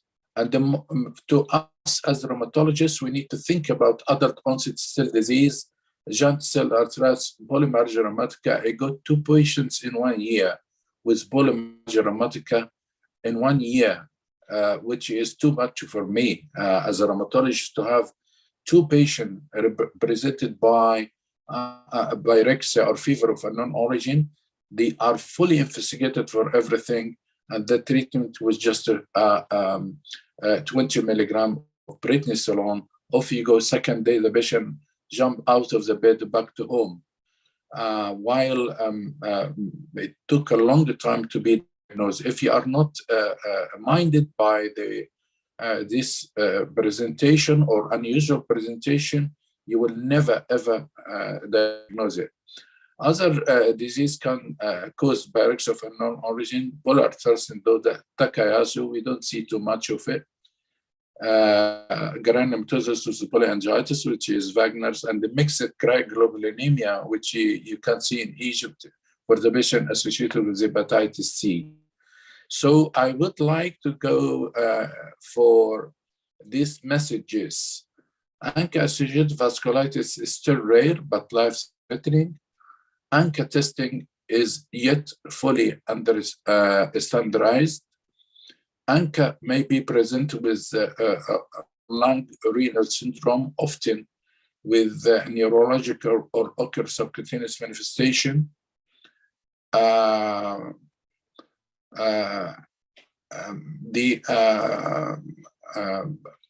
Wagner's granulomatosis may be a special clinical presentation with MEPA. Churg-Strauss appear to be more district disorder. Bronchial asthma is a clue.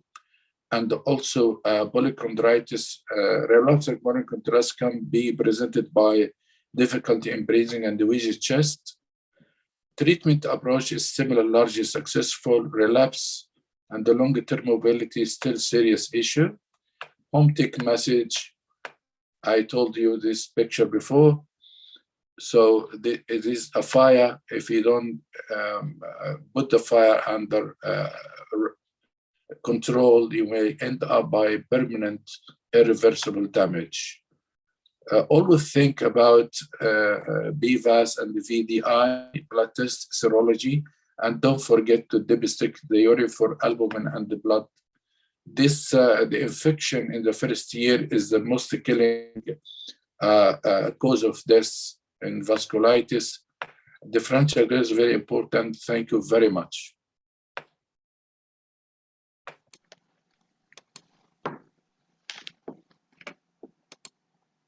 Thank you so much, Professor Omar, for this nice comprehensive. You almost covered all the aspects of this big island of rheumatology.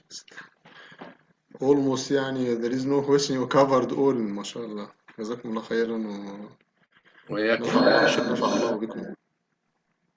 شكرا جزيلا حبيبي، ده شرف ليا ان انا ابقى معاكم النهارده. ده شرف لينا احنا، جزاكم الله خيرا. وما شاء ان الله شاء الله. مسك الختام الحمد لله. We almost, this is the last lecture of the third day of our symposium.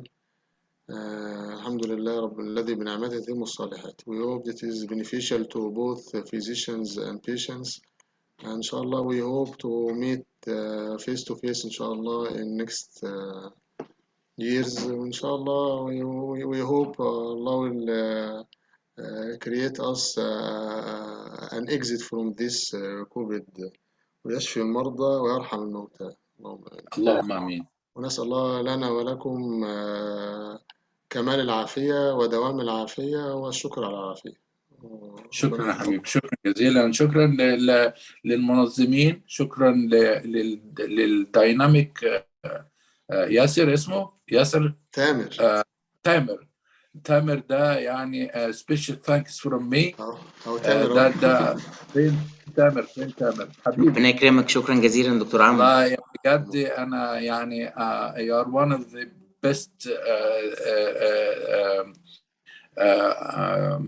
symposium organizer I've ever seen. شكرا جزيلا. Thank you so much. شكرا جزيلا لحضرتك. ونشكر كل السبيكرز والاورجنايزنج كوميتي وشركة ونشكر إدارة مستشفى سعودي الألماني، ونشكرهم في الدعم المتواصل. الحمد لله.